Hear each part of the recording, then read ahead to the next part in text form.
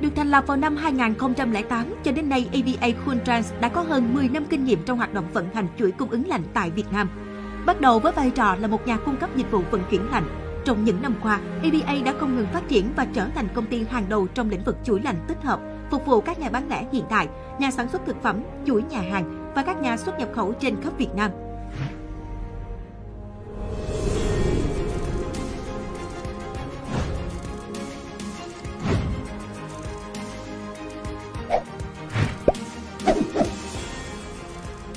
Trong tương lai, chúng tôi sẽ tiếp tục nghiên cứu mở thêm các trung tâm phân phối ở những vùng trung tâm, nơi có dân cư đông, hàng hóa lưu thông lớn như thành phố Hồ Chí Minh, Đà Nẵng hay Hà Nội. Việc mở rộng quy mô là nằm trong chiến lược 2023 của ABA, trở thành nhà cung cấp dịch vụ chuỗi cung ứng lạnh chủ đạo tốt nhất tại Việt Nam. Vì vậy, chúng tôi sẽ tiếp tục đồng hành cùng với khách hàng để cùng nhau mở rộng thị trường, cùng nhau đưa ra các giải pháp dịch vụ mới đa dạng, tạo thêm giá trị cho khách hàng. Cho đến năm 2020, ABA đã sở hữu hệ thống quản lý kho được thiết kế theo nhu cầu của từng khách hàng, hệ thống kho lạnh với các phòng kho ở nhiệt độ khác nhau, các dịch vụ giá trị gia tăng, khu vực cross docking. Tất cả những dịch vụ đều được tối ưu hóa liên tục để đáp ứng các nhu cầu khác nhau từ nguồn khách hàng đa dạng. Hướng tới tầm nhìn năm 2023, ABA đã phát triển hoạt động kinh doanh bằng việc sáp nhập với một đơn vị kho lạnh lớn nhất tại khu công nghiệp Quang Minh, Hà Nội vào năm 2016.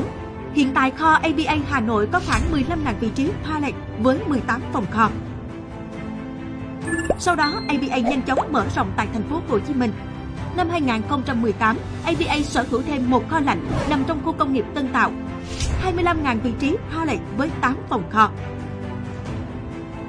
Ngoài ra, ngày 1 tháng 9 năm 2020, ABA đã chính thức khai trương trung tâm phân phối mới tại khu chế xuất Linh Trung 2, quận Thủ Đức, nâng tổng diện tích các trung tâm phân phối lạnh hiện có lên thêm khoảng 5.000 m2. Với vị trí chiến lược, nơi đây được kỳ vọng sẽ đáp ứng nhu cầu mở rộng về lưu trữ, phân phối, giao nhận thực phẩm tươi sống, đông lạnh, v.v.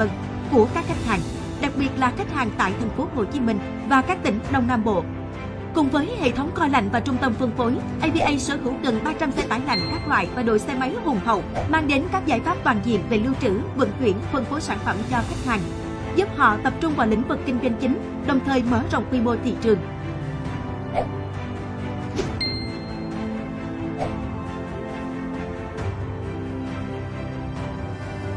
Song song đó, với sự gia tăng mức sống ở Việt Nam, nhu cầu về thực phẩm chất lượng cao ngày càng tăng nhanh. Để bảo toàn chất lượng sản phẩm, nhiệt độ phải được kiểm soát theo từng mặt hàng và được duy trì ổn định xuyên suốt quá trình lưu trữ và phân phối.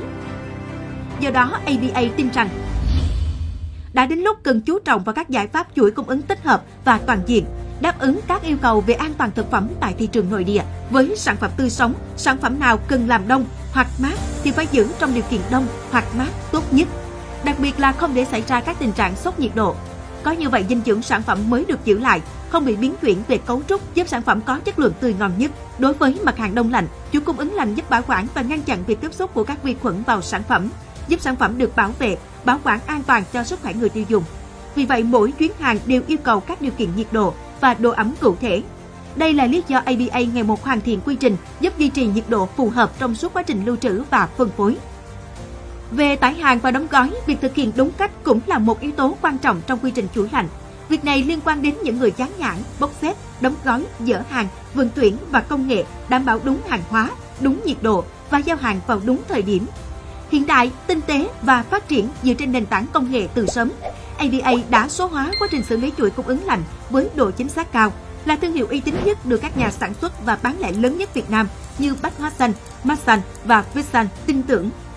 Ngoài việc đầu tư cơ sở vật chất, ABA tin tưởng vào việc không ngừng nâng cao kiến thức và kỹ năng cho đội ngũ. ABA hướng tới trở thành đối tác chiến lược, đồng hành cùng khách hàng với những giải pháp về chuỗi cung ứng lạnh toàn diện, mang đến an toàn thực phẩm cho Việt Nam.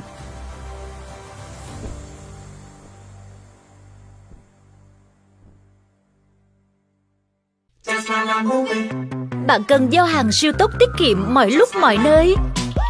Giao bằng xe máy cho đến xe tải. Giao bằng bán tải luôn cả xe van. Giao đến tận nơi dù xa hay gần.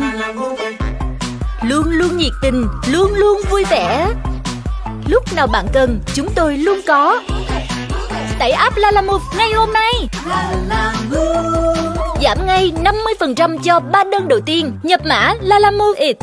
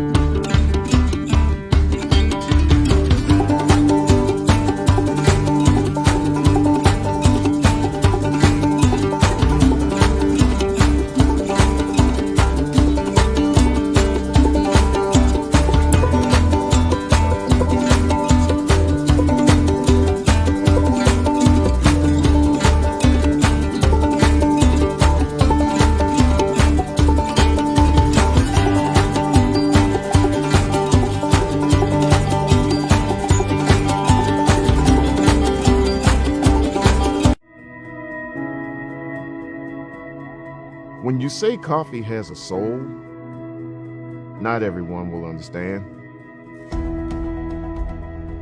When you explain local roasting, some people won't listen. When you tell the story of a single origin roast, some won't care. They don't get it. We make coffee for those who do. A cup of coffee isn't just about flavor or energy. It's about craftsmanship, the story of a skilled farmer working towards a better life. It's about being rooted, staying true to the spirit of New Orleans. It's about hospitality, treating each guest like a neighbor because they are one. It's the experience people gather around. It's what inspires us to do better each day. It's the warmth that goes into each cup.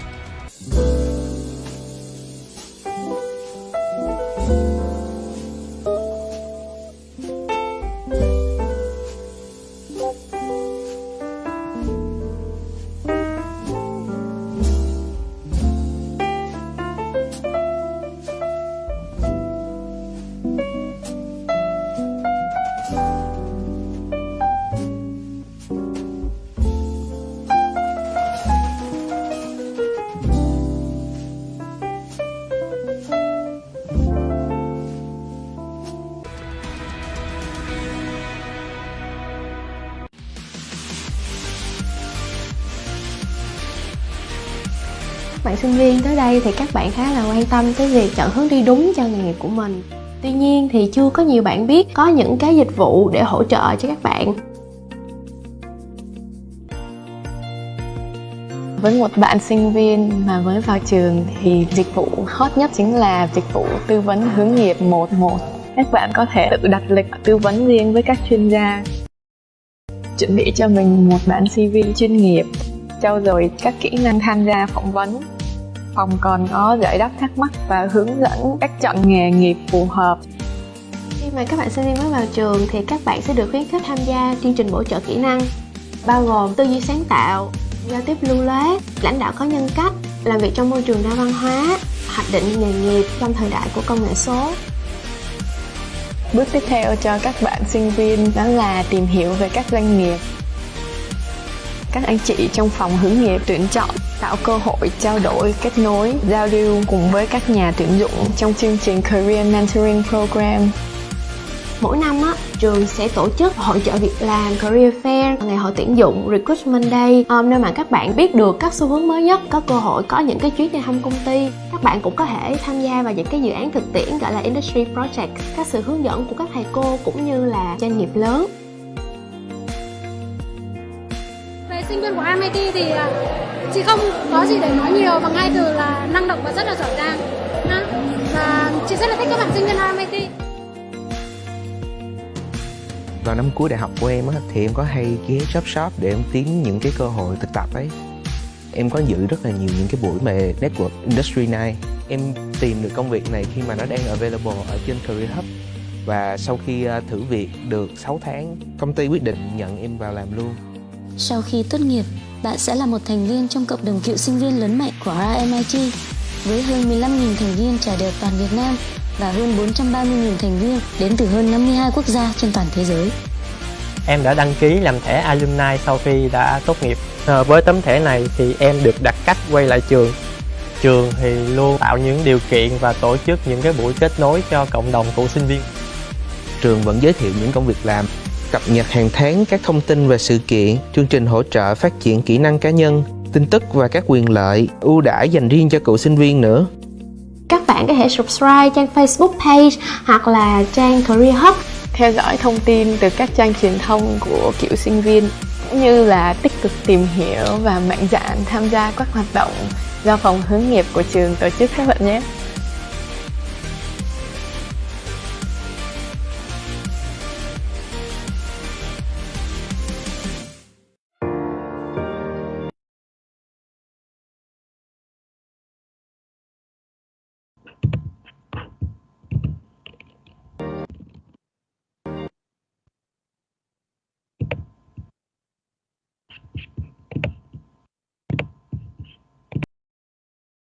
Everyone, I would like to inform that we only have 15 minutes left until the closing ceremony begins.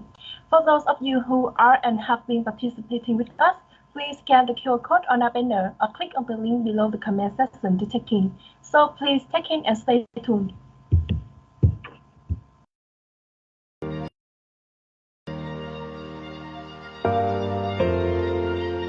Sonata's brand was inspired by close collaboration with the client team. The inspiration behind it was the location. And the name Sonatas basically means echoing these inspiring sounds. So it was this place that really could allow people to reflect their status, their pride of working here, achieve in terms of building something over the long term for their colleagues and their business, and then ultimately belong to this community that they could enjoy as well as working here.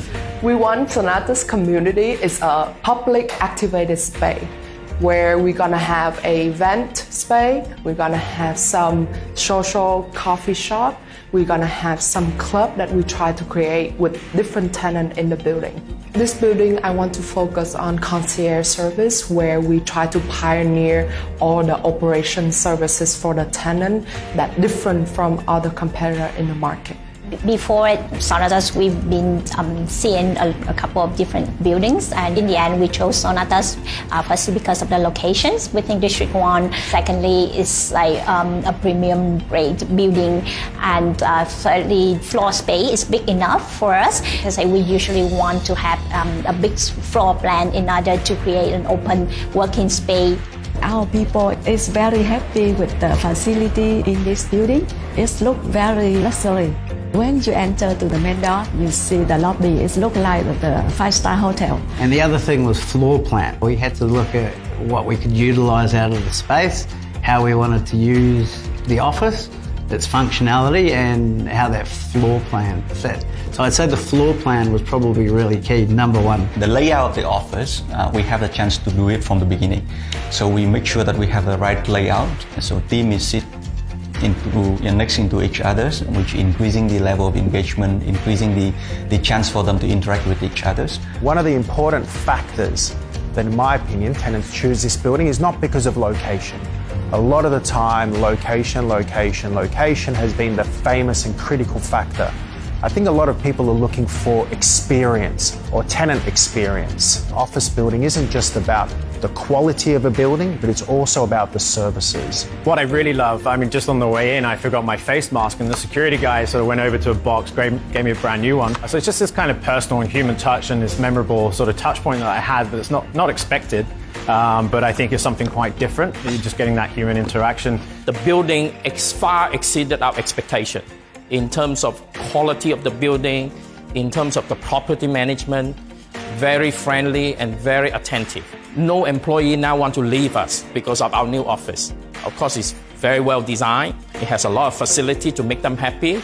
The Sonatas building management is fantastic. So people feel very welcome when they walk in, from the technology in access control to registration. They just give our clients and our candidates and all our visitors such a wonderful arrival experience. As we work, we open 24/7 for all members. We have a great Sonatas building management team, always be on site and always give us a great support.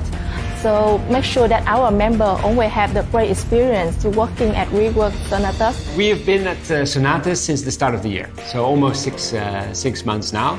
And so far it's been a fantastic experience for us. And also to have the opportunity to set up a new working environment for everyone.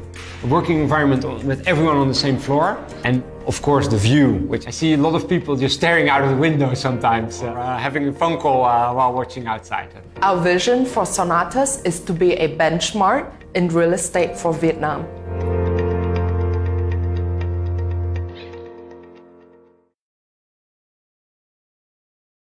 Hi, I'm 𝐂𝐋𝐎𝐈𝐒𝐍𝐆, a French student in industrial engineering at Grenoble INP, and I'm currently doing my end of studies internship here at 𝐶L Consulting, a company specialized in supply chain management. I choose to come here because I wanted to have a first experience in consulting and data analysis in order to know how to use data properly in supply chains. I also wanted to work abroad to know if I was able to adapt to a completely different environment. The level of expertise of 𝐶L members is excellent, and it really allows me to improve both my analysis and team working skills every day, speaking different languages at the office and taking advantage of all the concentrated knowledge and advanced technology. So my average day starts with a 15 minutes drive by motorbike to the office. Then I take place in 𝐶L open space, enjoy a nice orange juice or a cup of tea, and starts my day working in collaboration with consultants, data analysts, and other developers. The learning curve here is exponential, and I'm learning every day thanks to 𝐶L experience about supply chain all around the world, which is really motivating. For lunch, I usually enjoy one of the several restaurants we have right at the bottom of the building with my colleagues.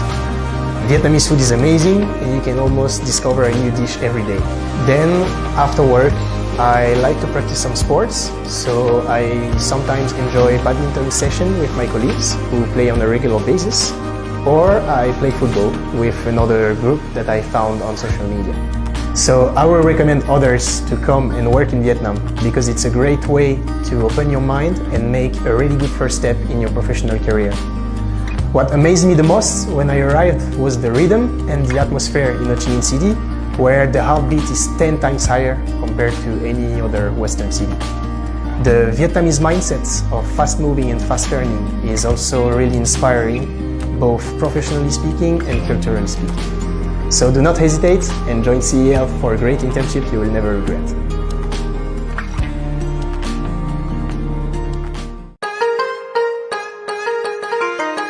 Hey you, 25 năm nè, tụi mình như hình với bóng, luôn bên nhau dạo đêm 2 ngày. I say hey you, I just wanna thank you. Từ tay tay chân sạch sẽ để mình khoe lên lên, dáng trắng đẹp, nụ cười tươi, thấy rất vui chẳng cần phải tư. Bữa ăn ngon, nhiều dinh dưỡng, thấy cuộc đời thật là sung sướng.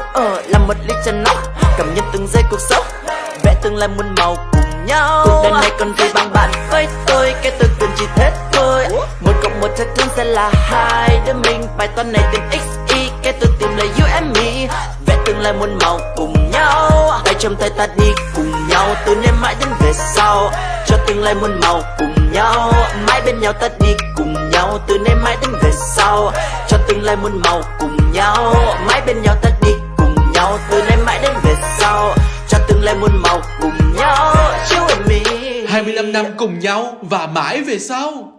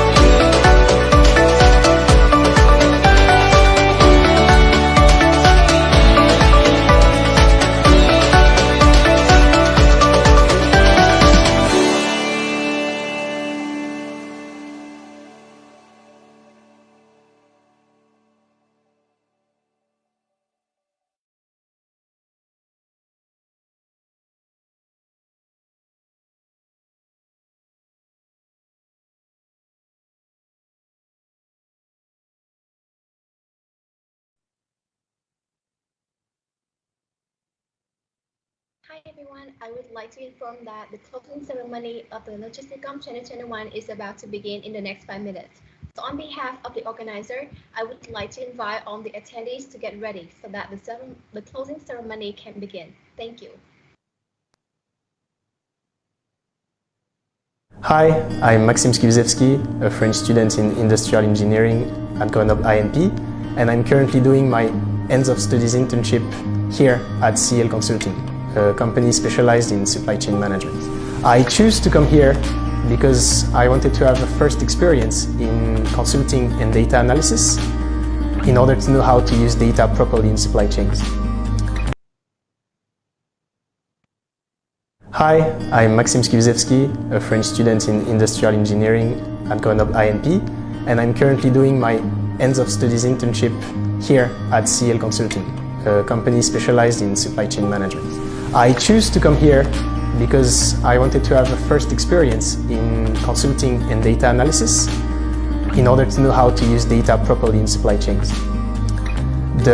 I also wanted to work abroad to know if I was able to adapt to a completely different environment. The level of expertise of 𝐶𝐿 members is excellent, and it really allows me to improve both my analysis and team working skills every day, speaking different languages at the office and taking advantage of all the concentrated knowledge and advanced technology. So my average day starts with a 15 minutes drive by motorbike to the office. Then I take place in 𝐶𝐿 open space, enjoy a nice orange juice or a cup of tea, and starts my day working in collaboration with consultants, data analysts, and other developers. The learning curve here is exponential, and I'm learning every day thanks to 𝐶𝐿 experience about supply chain all around the world, which is really motivating. For lunch, I usually enjoy one of the several restaurants we have right at the bottom of the building with my colleagues. Vietnamese food is amazing, and you can almost discover a new dish every day. Then, after work, I like to practice some sports, so I sometimes enjoy badminton session with my colleagues who play on a regular basis, or I play football with another group that I found on social media. So I will recommend others to come and work in Vietnam because it's a great way to open your mind and make a really good first step in your professional career. What amazed me the most when I arrived was the rhythm and the atmosphere in Ho Chi Minh City, where the heartbeat is 10 times higher compared to any other Western city. The Vietnamese mindset of fast moving and fast learning is also really inspiring, both professionally speaking and culturally speaking. So do not hesitate and join 𝐶𝐿 for a great internship you will never regret.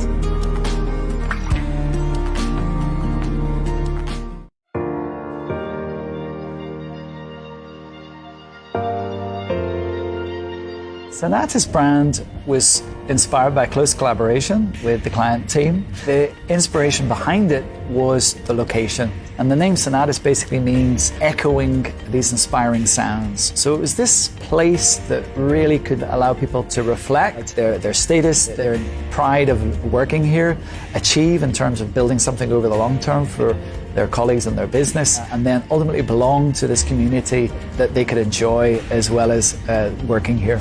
We want Sonatas community is a public activated space where we're gonna have a event space, we're gonna have some social coffee shop, we're gonna have some club that we try to create with different tenants in the building.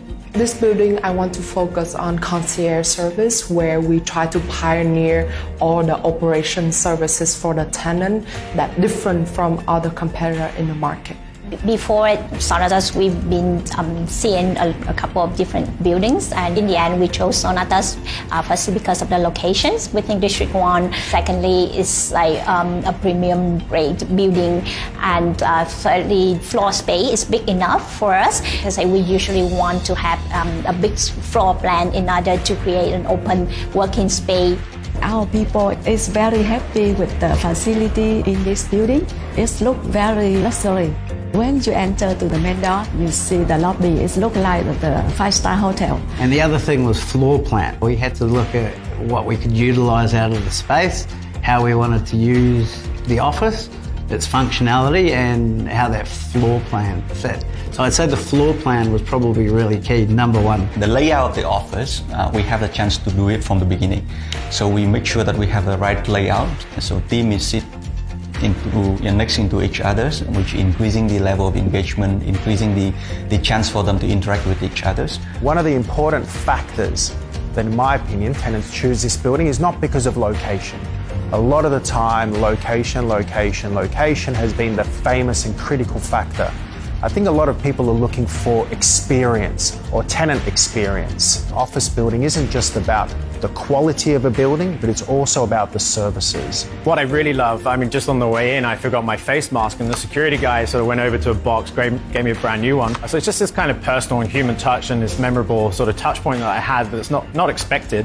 But I think it's something quite different. You're just getting that human interaction. The building far exceeded our expectation in terms of quality of the building, in terms of the property management, very friendly and very attentive.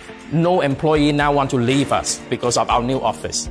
Of course, it's very well designed. It has a lot of facility to make them happy. The Sonatas building management is fantastic. So people feel very welcome when they walk in, from the technology in access control to registration. They just give our clients and our candidates and all our visitors such a wonderful arrival experience. As we work, we open 24/7 for all members. We have a great Sonatas building management team, always be on site and always give us a great support. So make sure that our member always have the great experience to working at WeWork Sonatas. We have been at Sonatas since the start of the year, so almost six months now.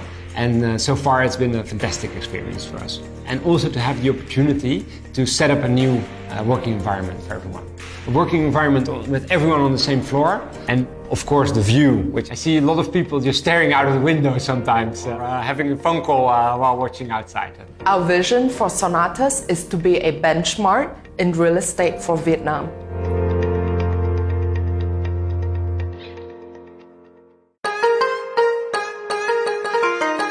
Hey, you, 25 năm nè, tụi mình như hình với bóng, luôn bên nhau dạo đêm 2 ngày. I say hey, you, I just wanna thank you.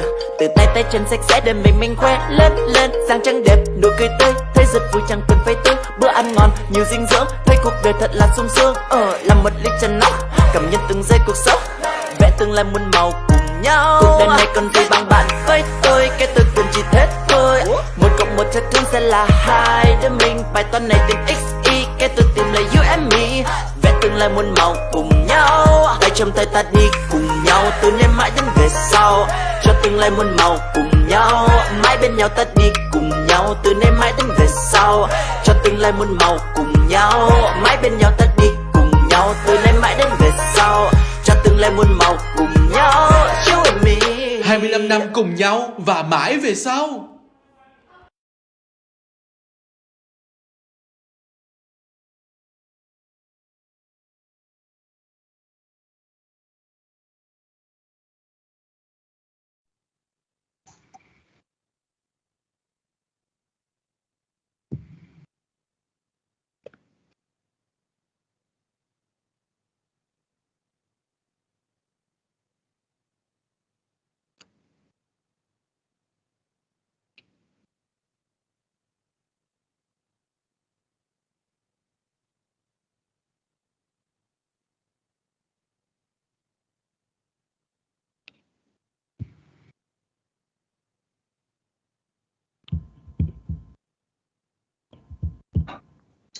Good evening, ladies and gentlemen. My name is Nguyên. My name is Thảo. And it is my pleasure to be the host of this closing ceremony tonight. Hello, everyone, and welcoming all top 4 teams from university across Vietnam who are joining the closing ceremony of the Logisticom Season 6 2021. And this is a competition organized by RMIT Vietnam Business Club.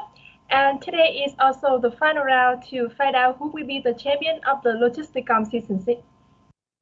Good luck with your performance and the happiness of our beloved contestant. Now, on behalf of all organizers of the Logisticom Season 6, I would like to express our profound gratitude to our business partner for the great support and assistance through all the events. We are very much appreciated for receiving their trust and investment in our competition. So firstly, please welcome strategic sponsor, CEL Demand Supply Alignment. Please welcome Dynamite sponsor, Lalamove Giao hàng tiết kiệm. Please welcome Gold sponsor from Unilever. Welcome Gold and Content sponsor from The Century. Please welcome silver and content sponsor from ABA Kunchans, carry at the right temperature. Please welcome bronze and content sponsor, BJ's Coffee of New Orleans. Please welcome Inca sponsor, Everyday Nation and the Training Club. Please welcome companion partner, RMIT Career Mentoring Asia and RMIT Person at Saigon Campus. And finally, please welcome media sponsor, Whitebox BN Internship, Ready for Your Career, Advertising Việt Nam, Diễn đàn Kinh tế Việt, and finally, Trường Khởi Điểm. And now, we warmly to introduce the representative of our partnership company. The first one, please welcome Lola Move, giao hàng tiết kiệm, Mr. Đăng Nguyễn, Marketing Manager, Ms. Trúc Nguyễn, Managing Director, and finally, Ms. Nhung Nguyễn. From CEO, Demand Supply Alignment, please welcome Mr. Andrew Tretti, Supply Chain Director, Mr. Julian Brun, Founder and Managing Partner, Ms. Nguyễn Dạ Quyên, Director, and finally, Ms. Trịnh Võ Anh Thư, Marketing Executive. From the Century Vietnam, please welcome Mr. Greg Ohan, CEO and co-pioneer, and finally, Ms. Thùy Hoàng, co-founder and COO. From Unilever Vietnam, please welcome Mr. Trương Công Trung, HRBP Employer Branding Lead, and Ms. Đỗ Hương Ly, Employer Branding in Human Resources. From ABA Kun Trans, carry at the right temperature, please welcome Mr. Nguyễn Hoàng Hải, COO, and Ms. Lê Bảo Ngân, Executive Assistant to Chairman.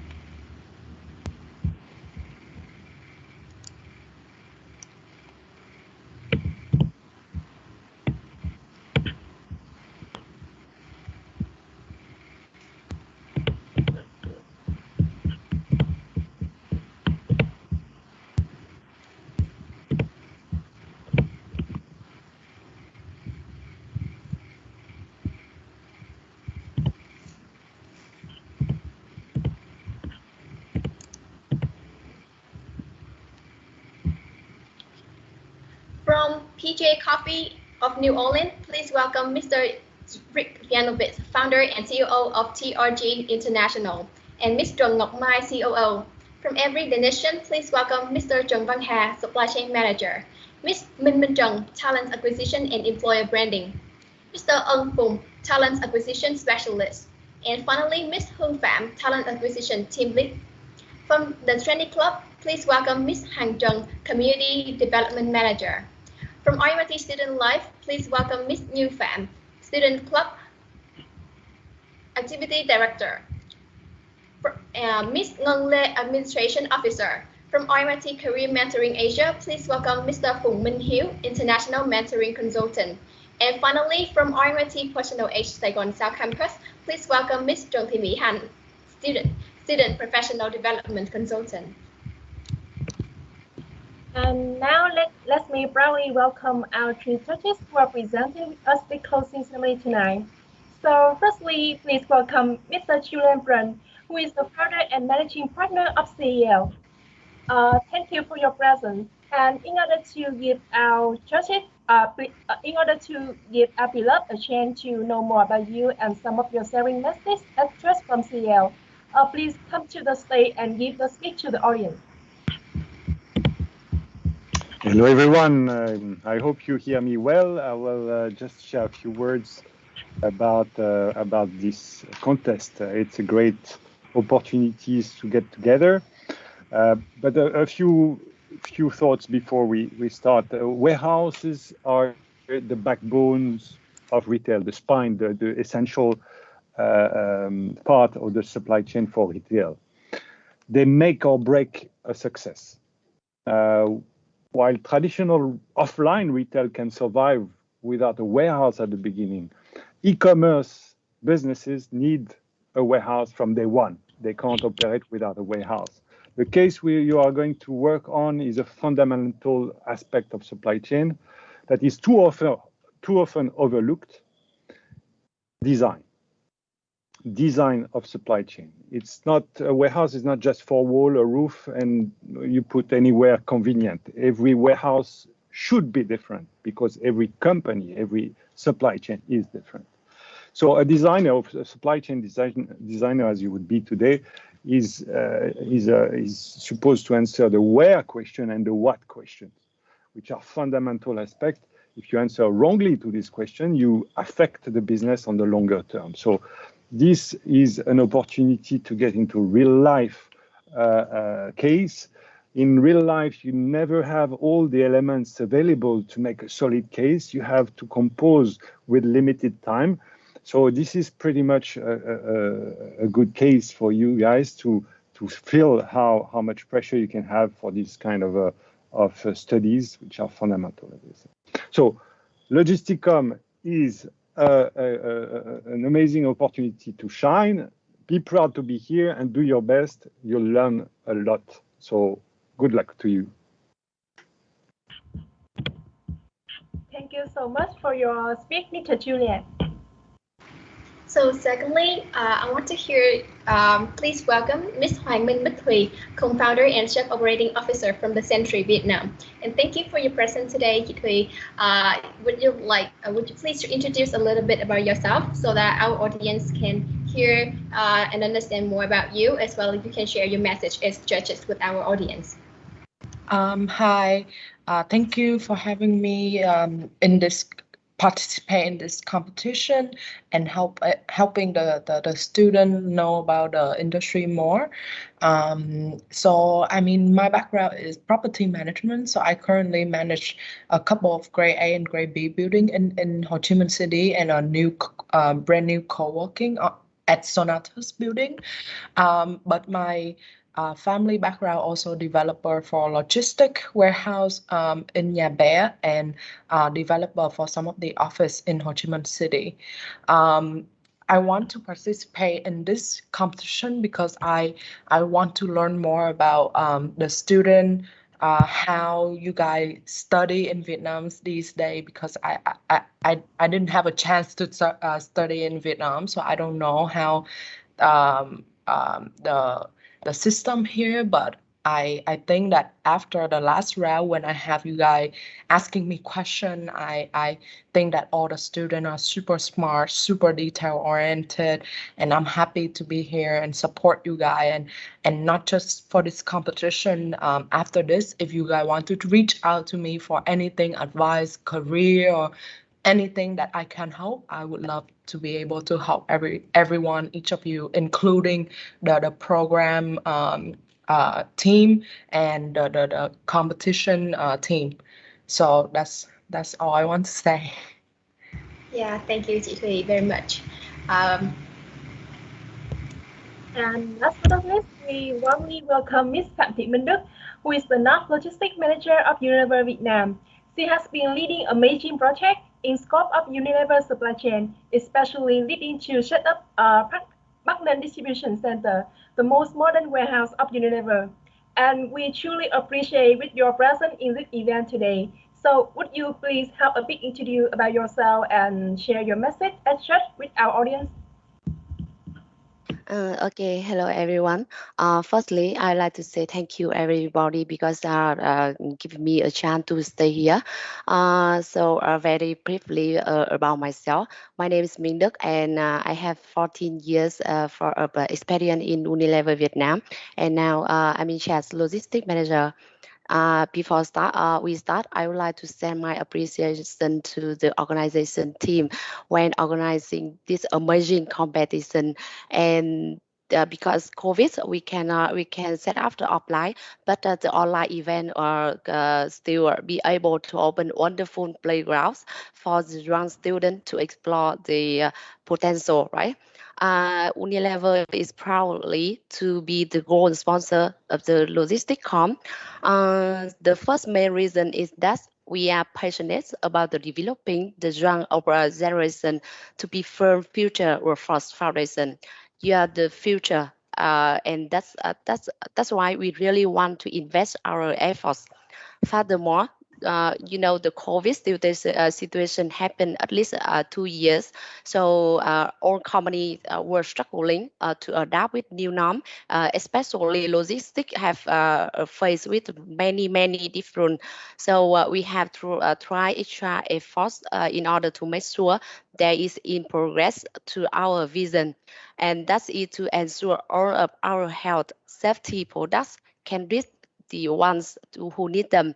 So it is real case. That's me, my team, supply chain and logistics function in Unilever to find solution in the fastest time to deliver Unilever product to the consumer. So I think in the session we really hope to say it to you to have you have the better present the preparation in the future career.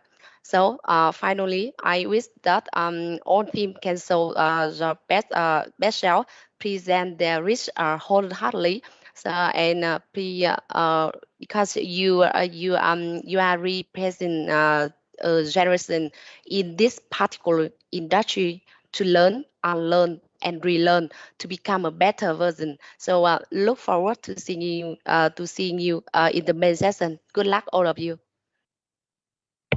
Thank you so much for your sharing, chị Đức. So, and we hope that after listening to our just sharing, our contestant can be more motivated and get ready to showcase your best performance to our judges. And cannot any longer, we now move to the main part of tonight, the time for our contestant to present their work. And we would like to welcome the final top 4 of the Logisticom Season 6 2021. So first of all, please welcome team Happy Fit, and please open camera for us to see your team.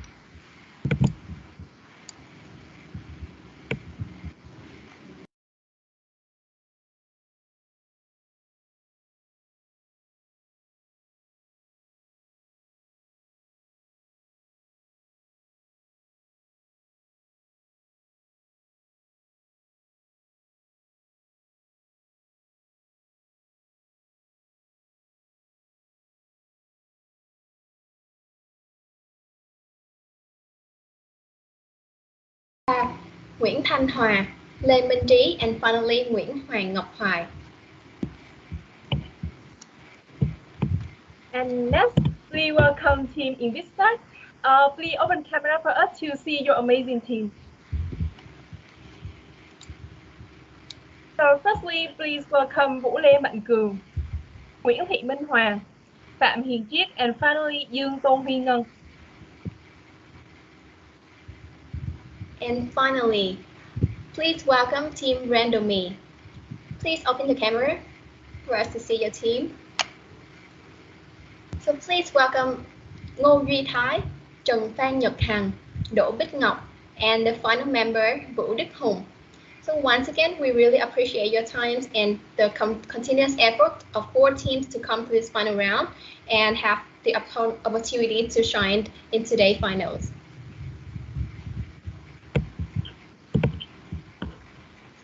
And now round 3 officially begins. Round 3 will have 2 sessions. The session 1 will account for 80% of total mark. And the session 2 for 20% of total mark. And we will first begin with session 1 now. Here is a brief about session 1 for our audience who is watching right now to easier keep up with the event. Each team will present the solution for the case study. And the case study will take place in the context of a company selling groceries mainly focused on e-commerce and is looking for a location to build a new warehouse. And e-commerce has been booming in recent years, and this is defined as a catalyst that attracts companies to invest in logistics assets such as warehouses and factories. And at the same time, business also have to consider the shortage of human resources and the safety of workers under the influence of COVID-19. So here are the instructions. Each team will have 15 minutes for presentations and 15 minutes for Q&A with judges. So please pay attention to the chat box because the organizer will notify the time to your team when you have 5 minutes left during the presentation. So when the time is up, MC will announce the end of the presentation and the Q&A sections. So please pay attention to the chat box. So the presentation among 4 teams in order will be the first one, Happy Fit, second one, Forever Sweet, the third one, Invictus, and finally, Random Me. So to ensure the best quality, each team should only open the camera and mics when it's your turn to present, okay? So the other, please turn off the mics and the camera to ensuring the quality as well. So I wish you all the best. The stage is yours. Good luck. And now please welcome the first team, which is Happy Fit. If you guys ready, please turn on the mic, the camera, and notify us when you are ready.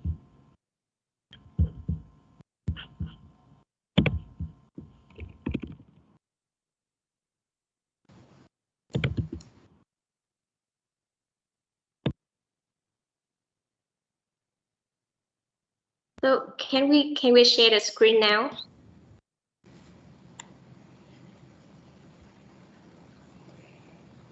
Excuse me, can we share the screen now? Yes, you guys can share the screen. Share the screen. Thank you.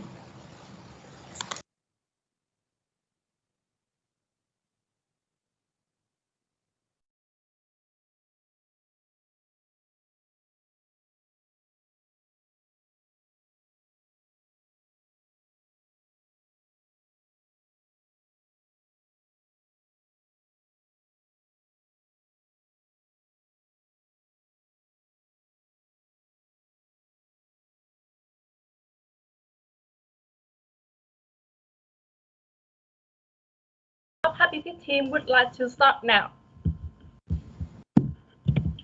Yeah. Good evening, member of the Board of Directors. Thank you for giving us an opportunity to present this project tonight. As a warehouse development team, we will present you a plan to build a new warehouse to satisfy the direct-to-home delivery market. My presentation will be divided into 5 main parts. And now let's start with background information. Our company serves the customer with 2 types of products, perishable and non-perishable, focusing on target customers who have a smartphone to order products. And we try to deliver fresh grocery to the customer house within 1 to 2 hours by truck and motorbike. In the current supply chain, we have 2 warehouses, one located in Long Hậu Industrial Zone for perishable product and another in Tân Bình Industrial Zone for non-perishable products. We assume the average preparation time, velocity, number of orders, and transit time per order of truck and motorbike are shown.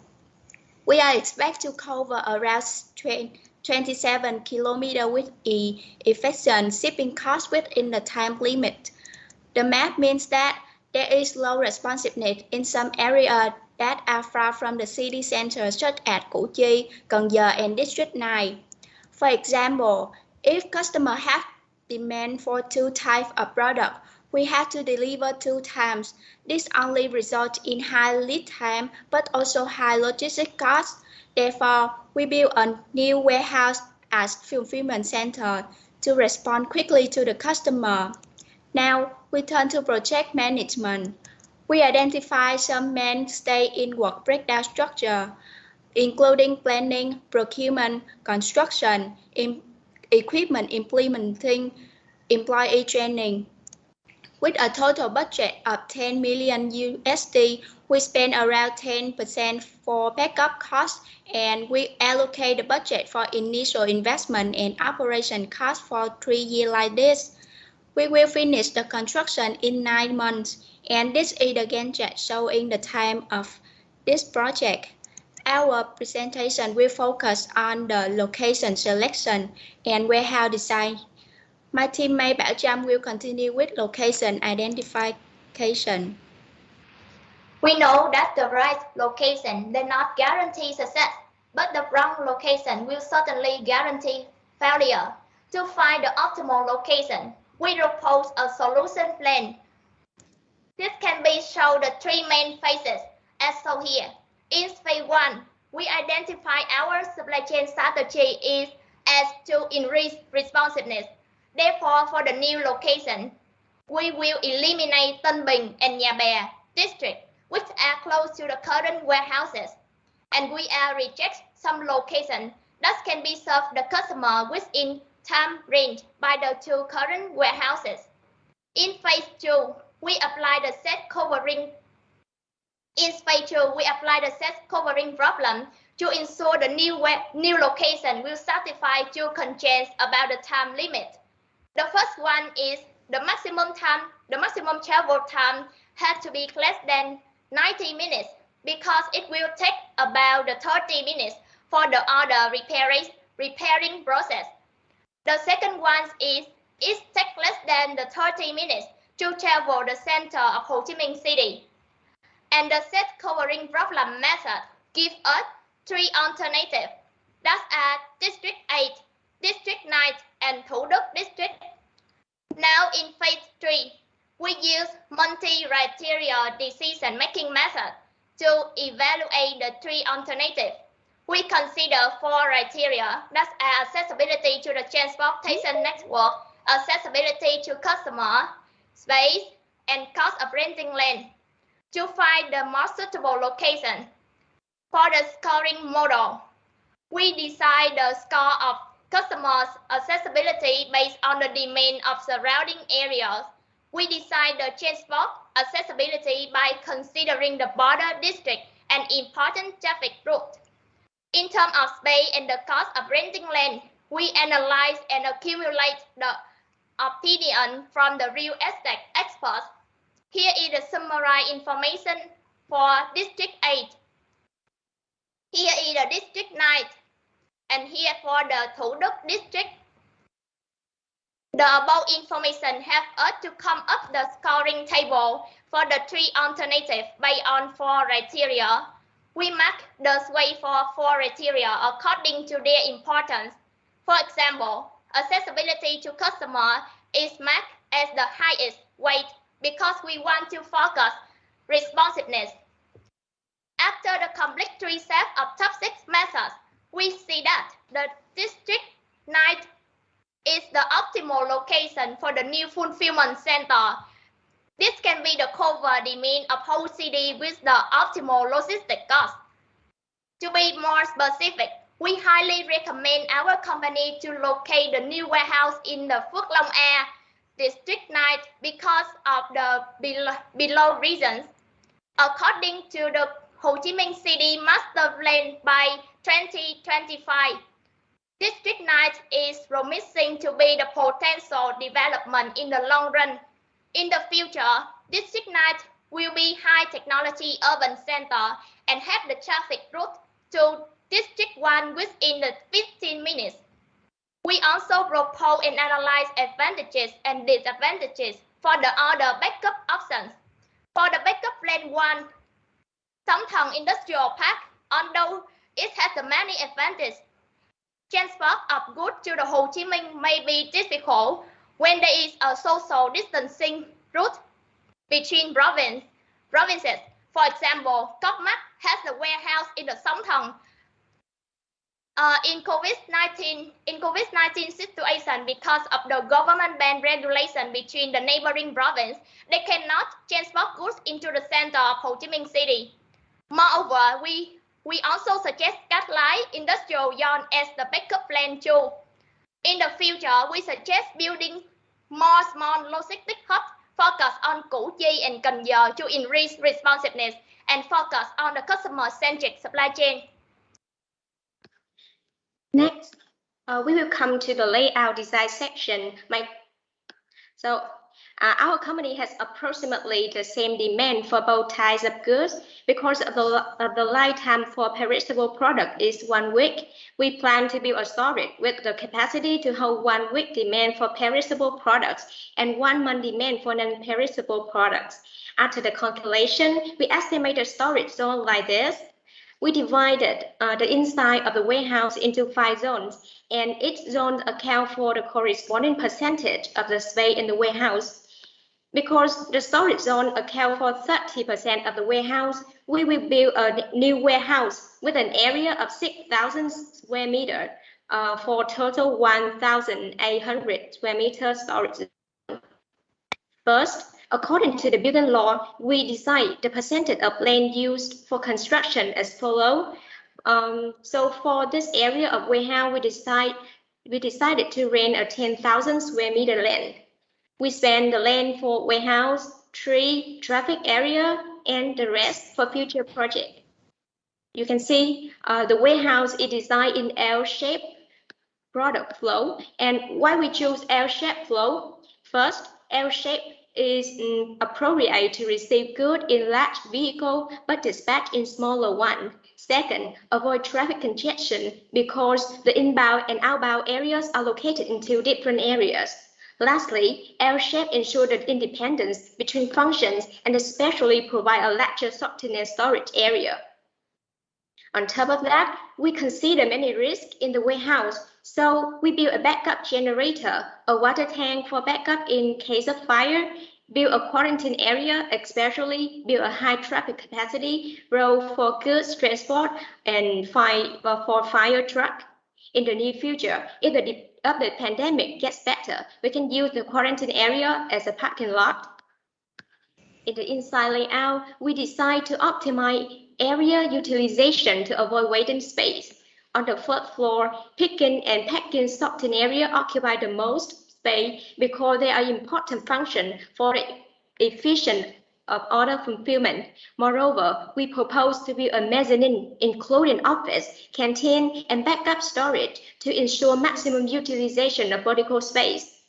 The canteen is served 24/7 and scheduled meal time to avoid crowd in COVID-19 pandemic. In addition, the backup storage area for light goods is designed in case of order volume increases to avoid stockout. This is the flow of goods in the new warehouse. The information of goods in and out will be strictly controlled by RFID, and we use the first X-Y, first out rule to manage the inventory. All information will be updated continuously in the WMS software. For more detail, in the beginning, product will be received in the area divided into two types of product returned from customer and product from two current warehouses and other supplier. In the return area, order is returned from the customer would be set reject, and if product do not meet the standard quality, we put them into the handling area. Otherwise, product will be loaded into cross-dock area for selling. In the storing area, product receiving from supplier will be under quality control and classified. If product have short shelf life, they would be put into the rack at cross-dock for consuming. Otherwise, product would be placed into storage, then moved to the temporary storage for replenishment. Goods at the temporary storage and cross-dock will be put on the conveyor belt and transferred to the shelves in the picking area. In the fulfillment area, to start the process, the staff at the order receipt area will receive the order from customer. After that, they label the order code and put the bins on the conveyor to carry out the picking process. On the conveyor, devices will scan the code on the bin to move it into the appropriate picking zone. Each zone is taken care by 1 to 2 employees that ensure the social distance and reduces congestion. Moreover, fast-moving goods will be arranged at the hot pick position to reduce order picking time and optimize order picking movement, so increase productivity. In this flow, non-perishable product will be picked before moving to the perishable picking zones to ensure the quality when orders are delivered to the customer. After finishing the picking process, bins will be transferred to the station picking area to control the quality again and check the order list. After all the product has been placed into the bin, they will be moved back, and pack station for packing. From there, the complete boxes will be moved into the sorting area to be divided by district with convenience for delivery to end-user customer. Yes, and HappyFit designs a 3D model for the inside layout, including all functions of the fulfillment center. And this is the 3D model for the second floor, including backup storage, office, and canteen. And the place of backup storage for non-perishable items is on the top of the normal storage. It's very convenient to transfer the goods. And we also give the solution and backup plan for unexpected risk in the warehouse like fire, COVID-19, power shortage, demand shock. And this slide brings me to the end of my presentation. And this is the key point you should focus on. And Here are the references used in the presentation. We would like to thank you, the Century Vietnam, the Logisticom, and other sponsors. Thank you so much for your listening, and if you have any questions, please feel free to ask us.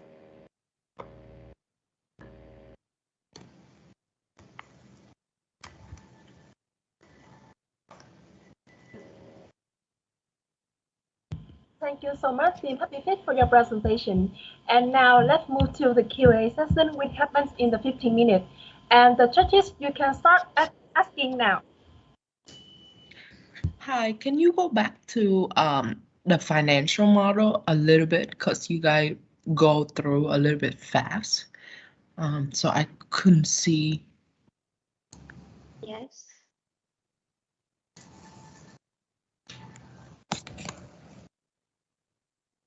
Okay, so can you go back to the 3D of the warehouse? The first floor.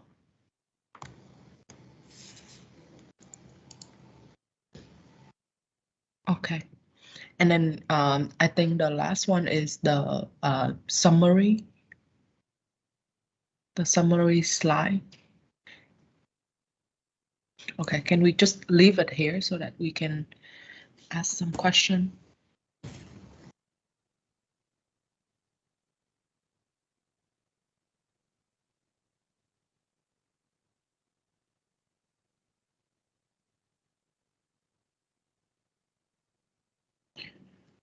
What is backup budget? Like what do you guys thinking in terms of that? Can you explain more? Yes.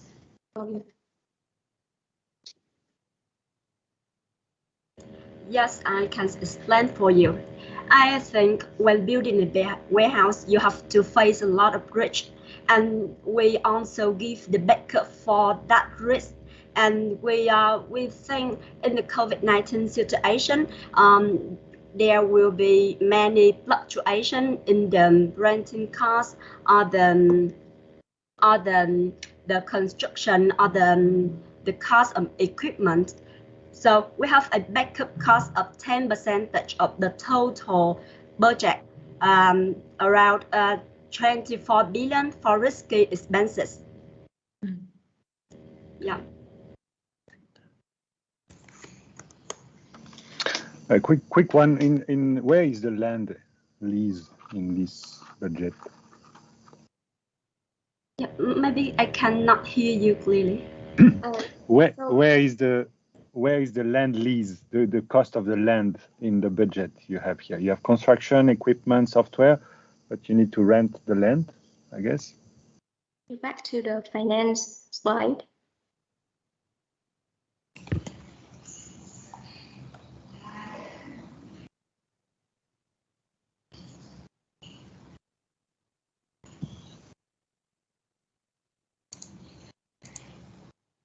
So it's the 39.6, right?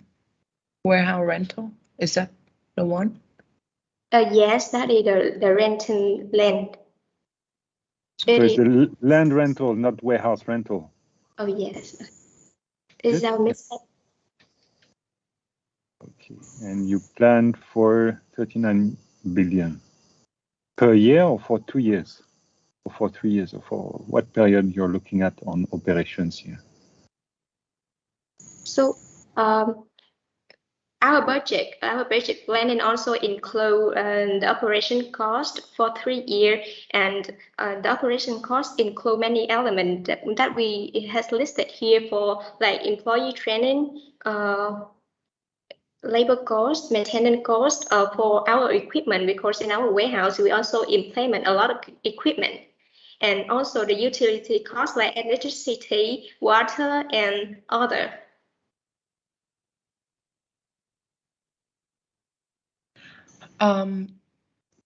So the land you were saying before is 10,000, and you only build 6,000. Is that what? Yes. Okay. Yeah. So Okay. Quick question. To jump on practical things. what kind of goods you're handling, the perishable ones and the non-perishable ones. Do we agree on that? There are two types of goods in your warehouse, correct? Yes, we handle two Okay. types. Perishable goods, are we storing them in a normal ambient temperature, or do we need a bit of a chilled temperature? And where did you consider temperature here? Oh, so there are some kind of product like fruit and vegetable, that's so that we can store in chill storage, and some kind of frozen product like meat, fish, or something like that, we can store in cold storage. So where is your cold storage here? The cold storage is in the dark blue. Yeah, dark blue area. Okay, can you show the area? So that's okay, that's a small box here. Okay, so you're running all the vegetable in this storage room. You're using some cold chain equipment to keep the temperature low, and we know in South Vietnam temperature can be very high outside, so you need some cooling equipment in this little house here.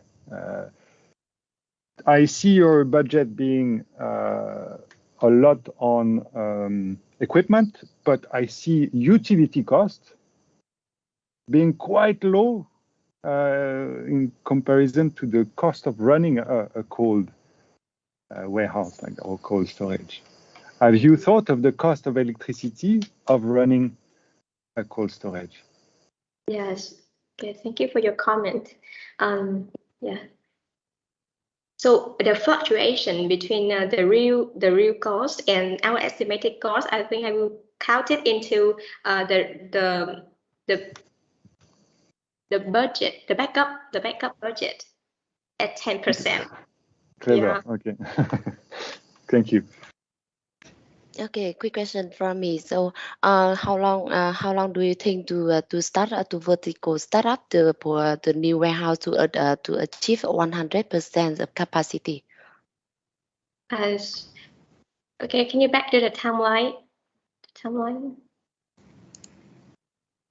So, can I confirm the question again that you asked about the timeline of our construction? No, not construction. I mean, since you finished the building, you finished training, everything finished. But how long since from you finished everything to achieve 100% of capacity? Because cannot with new warehouse you cannot achieve fully capacity at the first time. You need some time to start up. So what do you, yeah. We got your idea. Can we have some minutes for discussion before come to? Yes, thank you.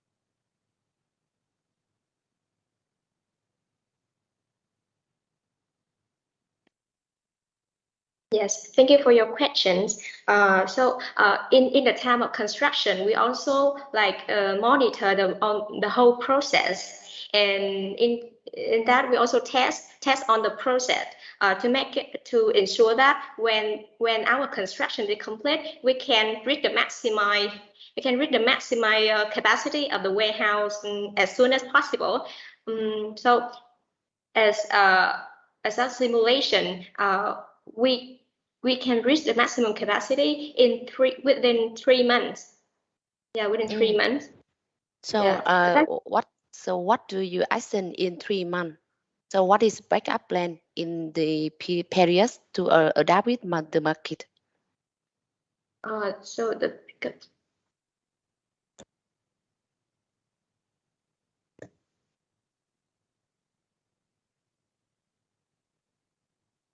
Yes. So now in the COVID-19 or we can consider the post-COVID-19 pandemic, the demand for e-commerce is increasing. So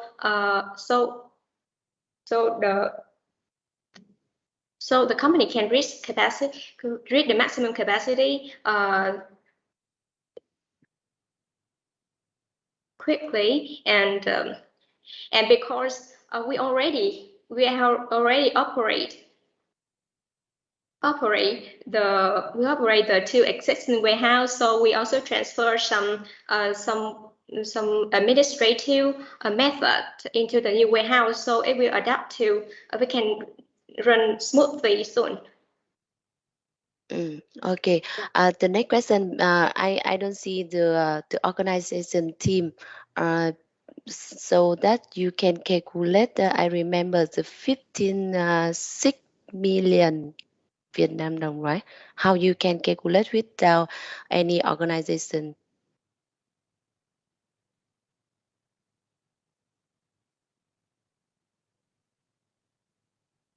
Yes. So for the construction, we've spent about 83 billion Vietnam dong, and we outsource the construction team outside, and also the equipment team. No, I mean the labor cost. Labor cost you calculate the 57, right? But how you can calculate the number? Based on what?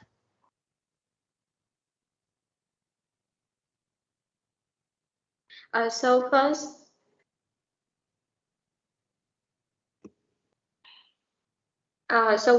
we estimate the number of labor, and then we come up with the salary, and other material for construction, and we also do some research on the website to get the outsourced price for our construction.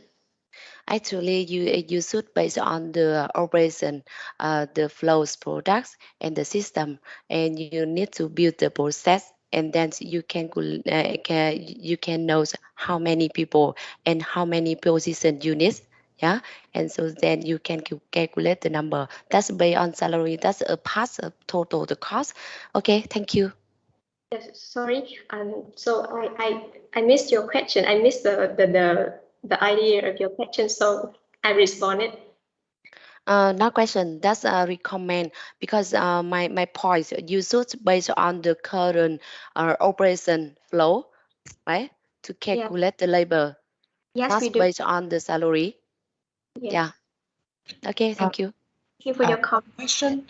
Can you explain again about the loading capacity of the two floor? Can you go back to that slide?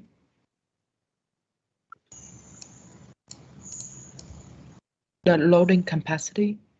Yeah, the 30 slide. Is that right? Yeah, loading, yep. Yeah. Yeah. So why is that? Oh, okay. So ground floor, you have two different type. You allocate two different type of product for ground floor, right? Yes. And 27. So can you explain a little bit about like how did you guys calculate the racking and the loading and stuff like that? Yeah. So I will because our demand is come from two type of products. So and we assume that 50% of product come from perishable product and 50% come from non-perishable product. And because the lead time of the perishable product is only 1 week, so we assume that we will build storage area to account for 1 week of perishable product and 1 month for non-perishable product. Yes. So if 1 week is 14,600 kilogram, so we have 1 month will be 58,400 kilogram. So we break the non-perishable product into two areas, one in the ground floor and one in the mezzanine floor. So we we have the total product that we need to store in the ground floor because our package, we pack our product in the carton box with the demands and with the dimension and the capacity of 15 kilograms. And our rack is 3 level, and each level can carry 12 cartons. Therefore, one rack can carry 36 cartons. And then we just continue. Sorry. Yes. And then with the weight of product, we need to store in the ground floor. We come up with 7 rack for perishable product and 54 rack for non-perishable product.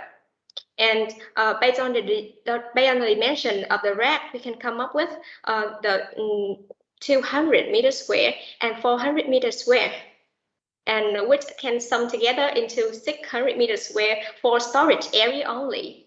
And but in the warehouse, we also have the side, the aisles, and the path for picking, and finally we sum all together into 1,800 meters square.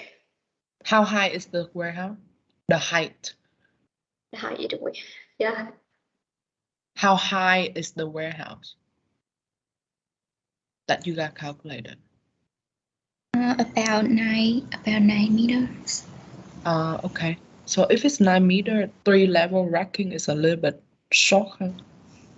It's just a comment. So. Yes, thank you. Thank you. Your comment.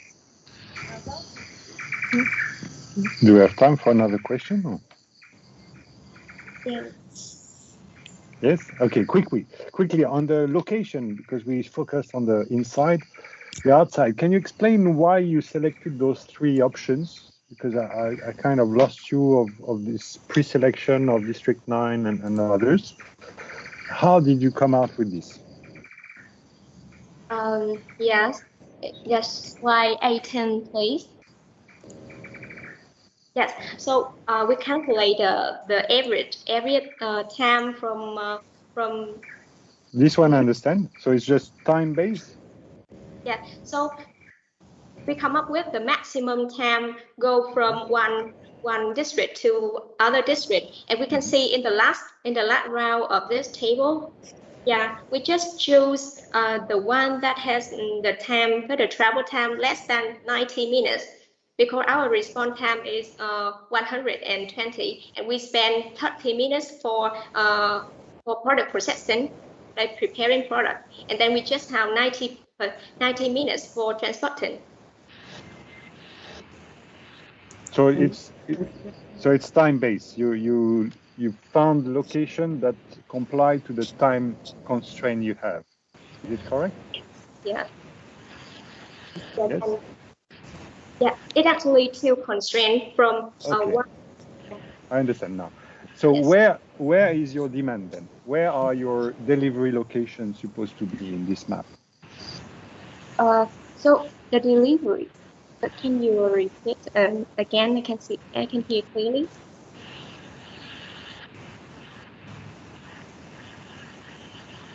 So you asked me something, sorry?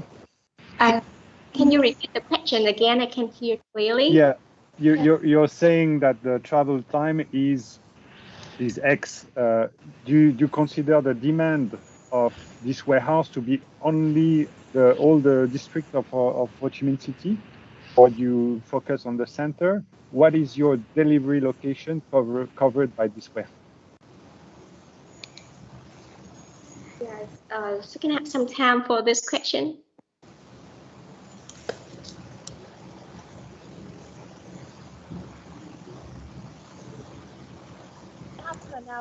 Yes. For the set covering problem, we have 2 constraints. First, we have to less than 90 minutes to transportation, and the second constraint, traveling to the center. It means District 1 less than 30 minutes, and we come up with 3 alternatives: District 8, District 9, and Thủ Đức District. So we apply the top 6 technique to consider 4 criteria: transportation ability, available space, customer accessibility, and land renting cost. And we take it into the account and mark the score and mark the weight. And finally, we come to the final result is District 9. And we also evaluate the development of District 9 in the long run. Okay, well, so we may discuss later on the cost of land, because setting a warehouse in Tuduk or in District 9 will cost you a lot of money today. So you're being ambitious, and that's good, but we have to be cautious. It's like very focused on people living there. There will not be much authorization to set, fulfillment center. So you've got the point. You answered my question. Thank you. I would question a little bit the estimation of cost of renting land. Excuse me, I'm so sorry, but the time is over. Yeah, so sorry for that. So that's the end of the Q&A sections for your team. So let's move to another team, Forever Suite. So team Forever Suite, are you ready? Please turn on your mics and the camera.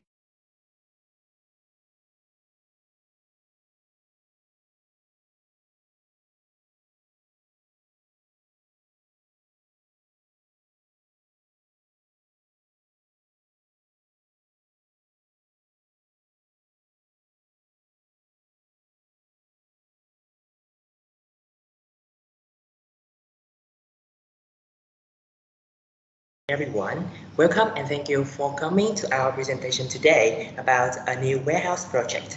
Are you curious now? Let's begin. Our presentation will cover 5 parts: executive summary, location, warehouse layout, project management, and operations. Now, let's come to the first part. About the location, our new warehouse will be located in Trong Export Processing Zone, District 7. Our warehouse area will be about 3,200 square meters, including cool and normal storage, with a capacity of roughly 10,500 bins. For the short-term operation, we will need to dedicate some space in the warehouse for testing COVID-19, and that space can turn to other functions when COVID-19 is over. The total cost of this project is roughly 7.2 million USD for 3 years. For this warehouse, instead of managing risk, we manage the core capability of the warehouse. Now, we come to the location decision for our new warehouse. As you can see in the slide, our warehouse will locate in Tân Thuận Export Processing Zone with a land area approximately 8,700 square meters. To determine the strategic location of new warehouse, we have to apply both quantitative and qualitative method. We use soft scoring model for qualitative method and consider numerous factors such as cost, travel time, traffic density, and so on. For quantitative method, we apply single facility where Euclidean minimum location problem to determine specific optimal warehouse location.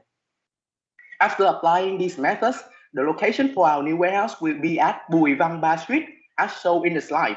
This location is in Tân Thuận Export Processing Zone with electricity and clean water available. Our warehouse has true street front for both truck and container can arrive. Nearby, we also have nursery school and Tân Thuận worker accommodation. You guys can notice that on the opposite side of the warehouse, we also have an available area if the company wants to expand some warehouse function in the future. Now, we take a look at the bigger picture of this strategic location.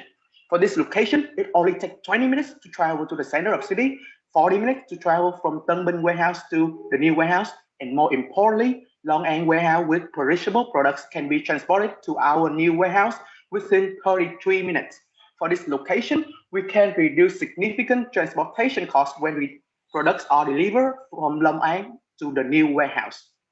This location is not only ideal for the connection of 2 current warehouses, but also improve the shipping network. As you can see in the slide, current warehouse cannot cover the demand in Thủ Đức City within 2 hours. But thanks to our new warehouse, with lower processing time in warehouse activities and prime location, we can fulfill the demand for customer within 2 hours.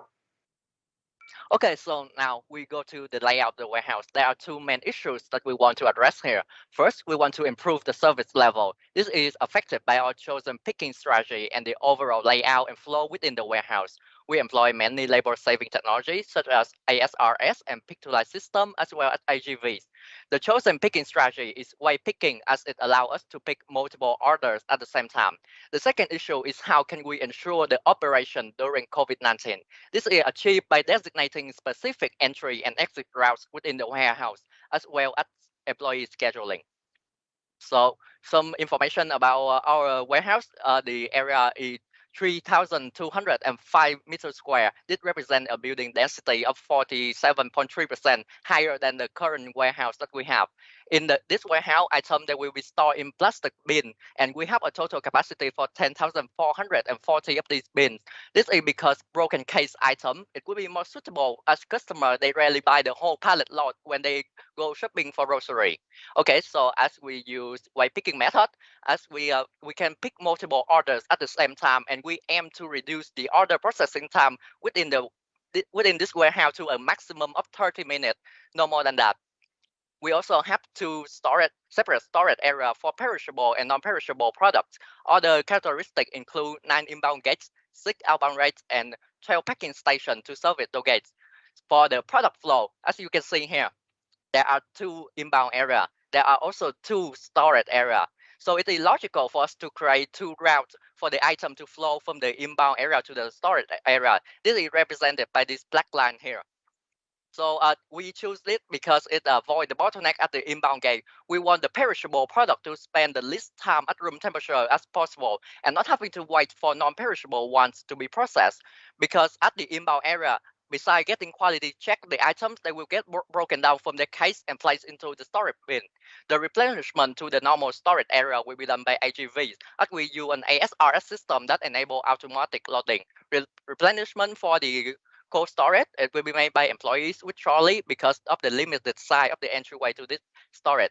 For picking, as stated, we use way picking where each zone will pick items for multiple orders. This is assisted by a pick-to-line system, help streamline the process.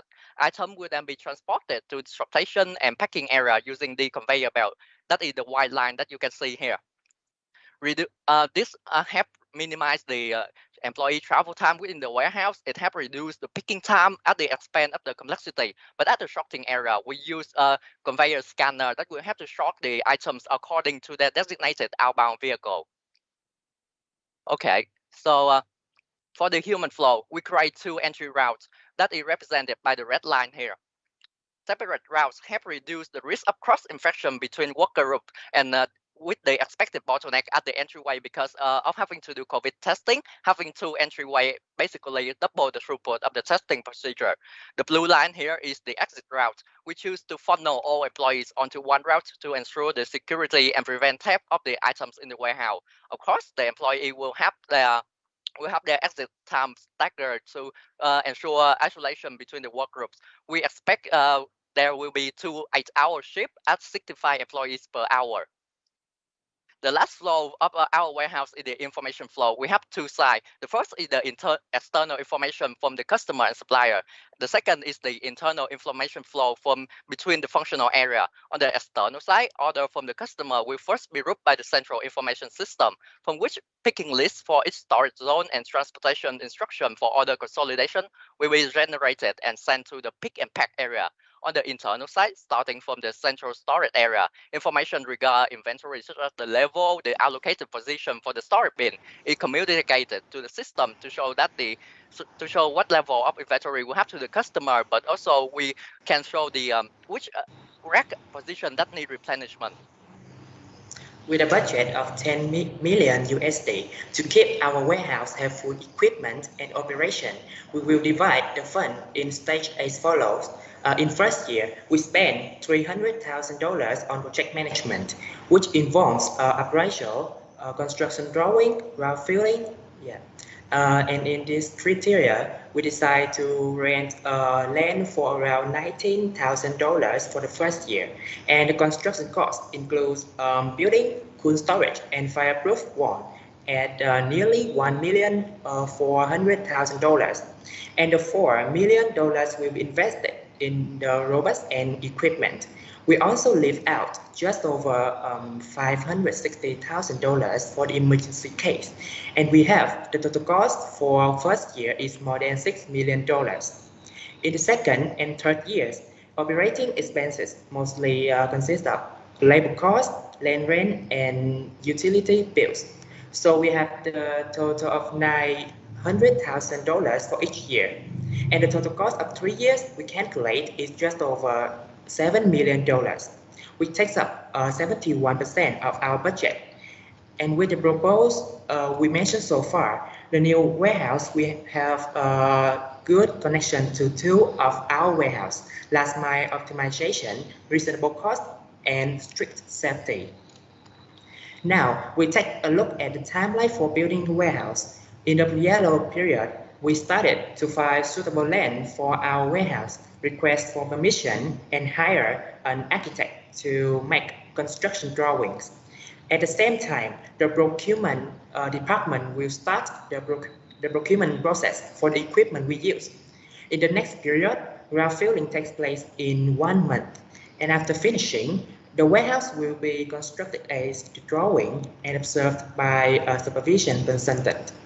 Equipment will be imported and delivered to our location when construction reaches over 50%. The electricity, water, fire prevention system, and equipment will be installed in around 2 months. And after that, we will test the whole building to make sure our operation goes on the right track within 10 months of construction. Okay, next, we will further discuss the operation of our warehouse in short term when we have to face with COVID-19 and long term when the situation gets better. To begin with, in the short term periods, based on the 3 on-site, we build a living area, or we can call it a quarantine and canteen area for 24/7 stay to ensure the safety of our worker. We build it in a small space on the other side of the road from the warehouse, like we can see here in the yellow circle. So in the long-term period, we can rebuild it into an employee parking lot, or we just return it following the term of the contract. Next, we will have the testing and isolation area. Like you can see 2 black circles here. At entry, worker will be temperature checked. Who failed this check will be temporary quarantined for further testing. So in the long-term period, we can remove this area and replace them with rack or with other function of the warehouse. Finally, shifts do not overlap now, but shifts will work alternatively in the long term, so more people at peak time, so that we can increase warehouse throughput. Okay, next, we will come to risk management. Here we will not manage the detailed risk, but we manage the core capacity. First is the human resource capacity. Because of the extreme pandemic situation in recent time, the number of cases can certainly increase, which leads to the shortage of workers. So to supplement vacant position, we should have a regular staff training plan to be able to hold multiple positions in emergency situation. Next, the asset capacity are our equipment, conveyor or robot. They can be damaged during work, so we have to stop them to take out immediately to replace the damaged one, so that we can ensure the processing time. Next is the distribution capacity. Product delivery to customer is damaged. So how can we deal with that? We have to refund cash to unused products so that we can increase customer service and also reduce costs, because of the cost for reverse logistics is much higher than the cost for refund grocery product. About communication capacity or difference of inventory. They make us face with shortage or lost sale. Again, we have to accept this risk and give away voucher to customer. Hence, we can increase customer service and boost sales for next time. Finally, is operation capacity. There may be some mistake in picking that lead to wrong product in order and bottleneck in packing area. We can solve this problem by bringing them to whole area for later replenishment and picking this order again to ensure processing time and accuracy. Okay, this is come to the end of our proposal. I would like to wrap up what we can achieve when we execute this project. First of all, the shipping time within 1 or 2 hours is possible because the location not only has good connection to a warehouse, but also close to the center of Ho Chi Minh City. And furthermore, the optimal layout and flow in the warehouse can make the maximum processing time just 30 minutes, no more. Second, we can prevent COVID-19 by isolated work area with protected screen between and separate route to entry and exit the warehouse. So that can limit contact of worker as much as possible. And we also have living area and COVID testing area are flexible in future. Next, we consider the cost with the use of almost 72% of the budget. So we have over 28% left to buffer in any situation and also have risk management to reduce the cost incurred. And finally, about workplace safety, we have underground clean water system to flame and explosion proof, and also the fire-proof barrier between cold storage and normal storage to minimize losses. Yes, again, we can achieve 4 criteria are shipping time, COVID-19 prevention, cost, and workplace safety. Thank you for listening, and we would like to answer any question you may have. Thank you for the presentations, and good luck with your Q&A sections. So now 15 minutes for Q&A section start now. Can you go back to the financial model, please? So how big is the land? I think you guys didn't mention that. You guys only say the warehouse is 3,205 square meter, but how big is the land? Okay, thank you for your question. Quad, please go to the slide. In location, we have, do you mention about the... So for the total area of the land will be 8,700 square meter. And so go back to the financial model, and the land rental is only 19,000. Is that the estimate correct? Like, I think you guys make a mistake there. And if you guys have the land estimation for the first year for the cost, it should also be for every year because you have to pay the rent, not just 1 year. Yes, I want to clarify that for the land rent cost is about 108 USD per meter per 50 year. So we divide that number for 50 year and we have the landing cost for each year. So this cost we research from Google. And the second one is our mistake to forget to calculate the land rent cost for the second year and the third year. However, it does not, it does not place too much on the total cost. So the invest budget also about 71%. So, but for the warehouse of the land, you don't pay yearly. You have to pay upfront. So first year, you need to estimate the cost for the land is 1.566 million, not 18,000, because the number on the financial model, you give the money right away. You don't pay in year, like that's not how it's work. So that's also you cannot split it every year. So it's just my comment, and I think next time if you do a financial model, I think you should have a detail in terms of, okay, utility is a big chunk of money, but then we don't know what is in it. And yeah, I mean, that's just it's a little bit simple for a big project.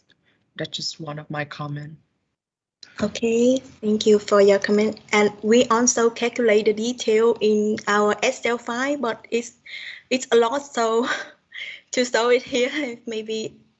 So we just show you the total of project. Yeah, so, but if so I give you that big of a money, I would want to know what in it, right? Yes, so, yeah. Yeah. So that's just my comment. Yes, thank you. Yes, Maybe thank to you. complement on that, I will follow up. I agree that there's a clear missing number of rent. It should be all along.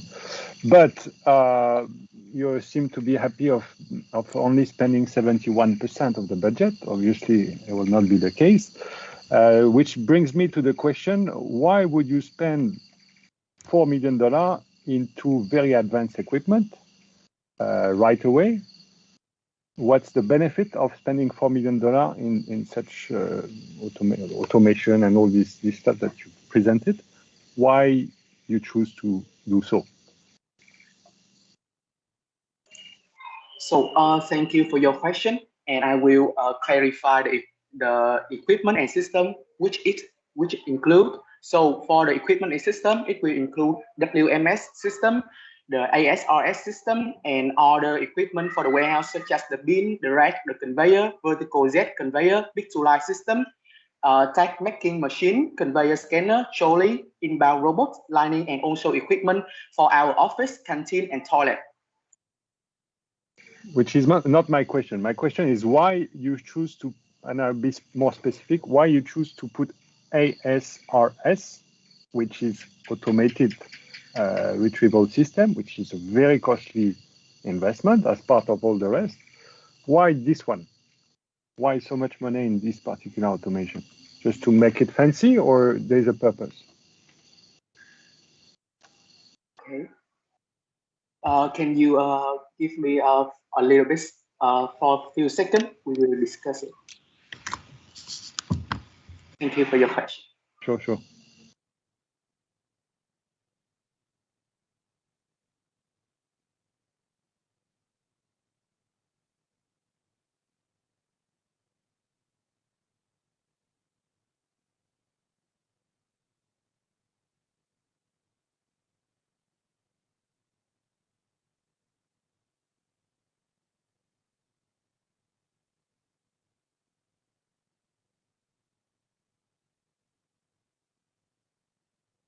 Okay, so the reason why we choose ASRS is that because for an e-commerce business, there is a lot of SKU that need to be picked and handled.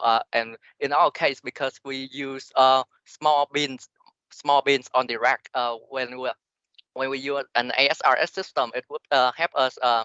It would help us increase the picking time and also the picking accuracy, because the employee, they don't have to travel throughout all the racks. They just need to stand at the console, they input the number, and the system automatically bring it to them. Okay, so that's one of the benefit. The second is that as we expect that will be COVID-20, COVID-30, COVID-50 in the future.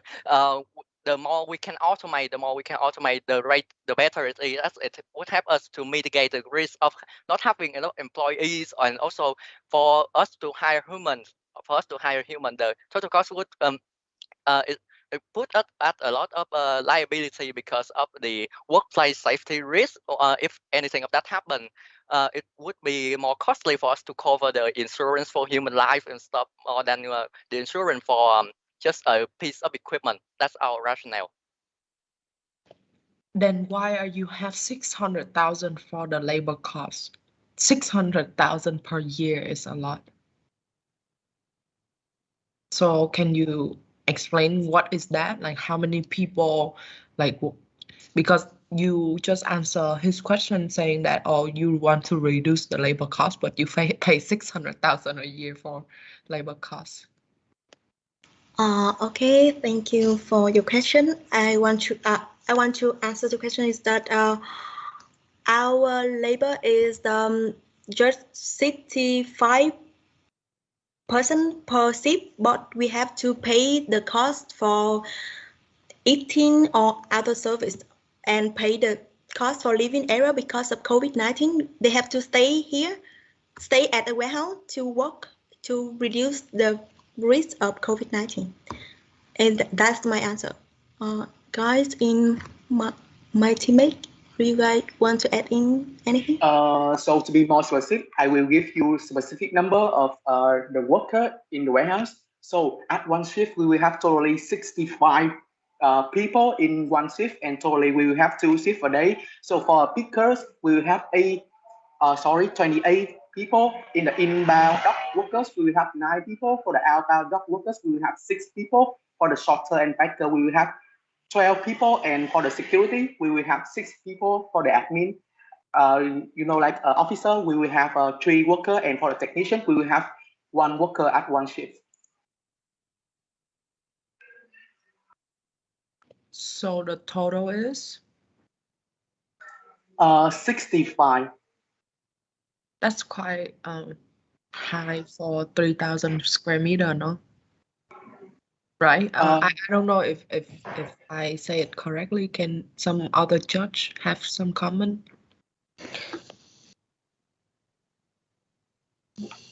Yeah, that could be quite a lot. Just maybe on the choice. Coming back to this technological choice of having ASRS. You're saying that it's much faster because you have bins.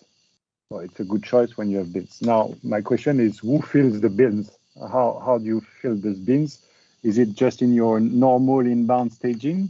Is it the cold, the perishable, and the two type of goods will be put in the bin at the inbound in staging?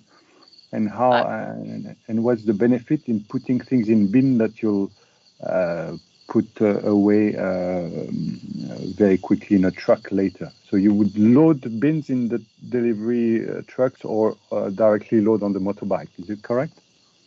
No, actually, so here is our process flow. First, when the cargo, they come into the inbound area, here at my mouse here, they will be broken from their whole pallet or their whole carton to be put into bin. This bin then will be carried into the area, the yellow line here, they are the shells. They are the shells, and down here is the ASRS system. Okay, so when the employee they pick the order, they pick individual item out of the bin. They don't carry the whole bin. They put it on the conveyor. The conveyor bring it out to the packing area. Out here, they will be sorted based on whatever algorithm that we choose. And they will be packed into individual carton boxes like the typical e-commerce box. And they will be loaded on the truck for outbound. Okay, so the cool storage is with people and the SRS is without people. Is it correct? Yes, because Got it. So what if I have an order of mixed cold product or perishable product and ambient ones? Yes, would I wait longer at the loading or the staging part to wait for the slow cool goods, while the ASRS goods, the dry goods, will be very fast? So you have different speed of output here. Is it something you thought of? Yes, actually, that's why we employ the way picking method. In way picking, if your order consists of 2 types of product in the same order, both of them will be picked simultaneously, and they will be transported by conveyor belt. And the speed on that conveyor belt, it will vary, so that both of the items arrive at the packing station at the same time. Okay, so you've designed a very fast ASRS system that you will slow down at the output to align with the cool flow. Well, for orders with both the items, if you only buy one type of them, it will be very fast. All right, but if it's mixed, maybe not. Yes, okay, thank you. Okay, so can you come back to the financial slide? Okay, so could you tell me what is the compensation and benefits, because the cost increase years by year, and I don't see you put the labor cost, warehouse cost, and can you let me know what which cost is variable and which cost is fixed cost you have to pay?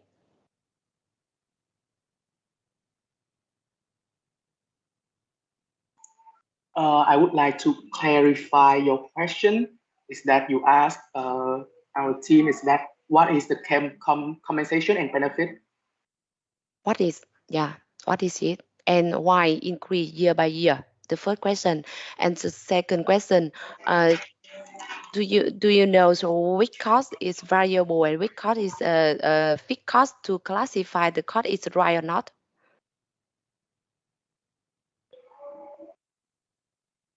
Okay, so I will answer the first question. For the compensation and benefits cost, it will be the salary of the workers and also the package of the worker, like the meal and the lunch, stuff like that is compensation and benefit. So for about the salary, you know that the salary is not stable year over year, but we have to increase the salary for workers year on year. So we have the increased number in the compensation and benefits. So how many percent? How many percent you put in this assumption? Okay, wait for a few minutes. I will check it. I assume that we will increase 5% year on year. Average 5%. Okay, the second question, please.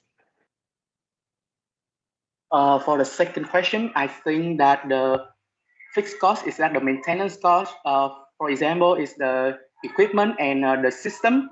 It will be a fixed cost, and variable cost it will be utilities like the electricity and water. It depend on how much you consume in for 1 year. So it will be a variable cost. Okay. So can you come back in the slide warehouse slide? Excuse me, I'm so sorry, but the time for Q&A sections is over. So thank you for the interesting question asked by the judge, and the Q&A sections also end here. Congratulations for Team Forever Sweet team for finishing your first section. Okay. Thank you very much.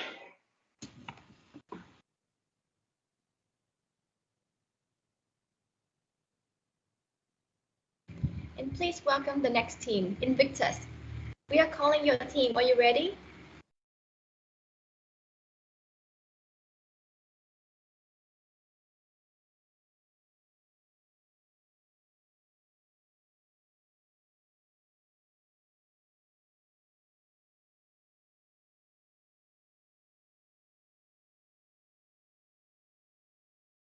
So, ladies and gentlemen, welcome to the Invictus show at the Logisticom Season 6 finale.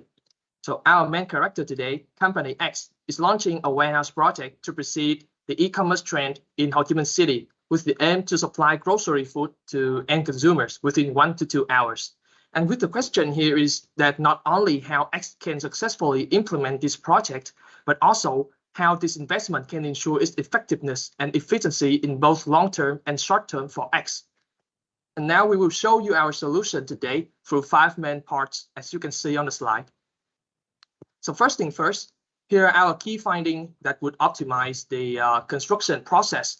With the volume from the 2 current warehouses, 10 million units per year, we calculated the peak of the daily orders are at around 2,700 orders, while that of the daily throughput is around 13.7 tons for the new warehouse.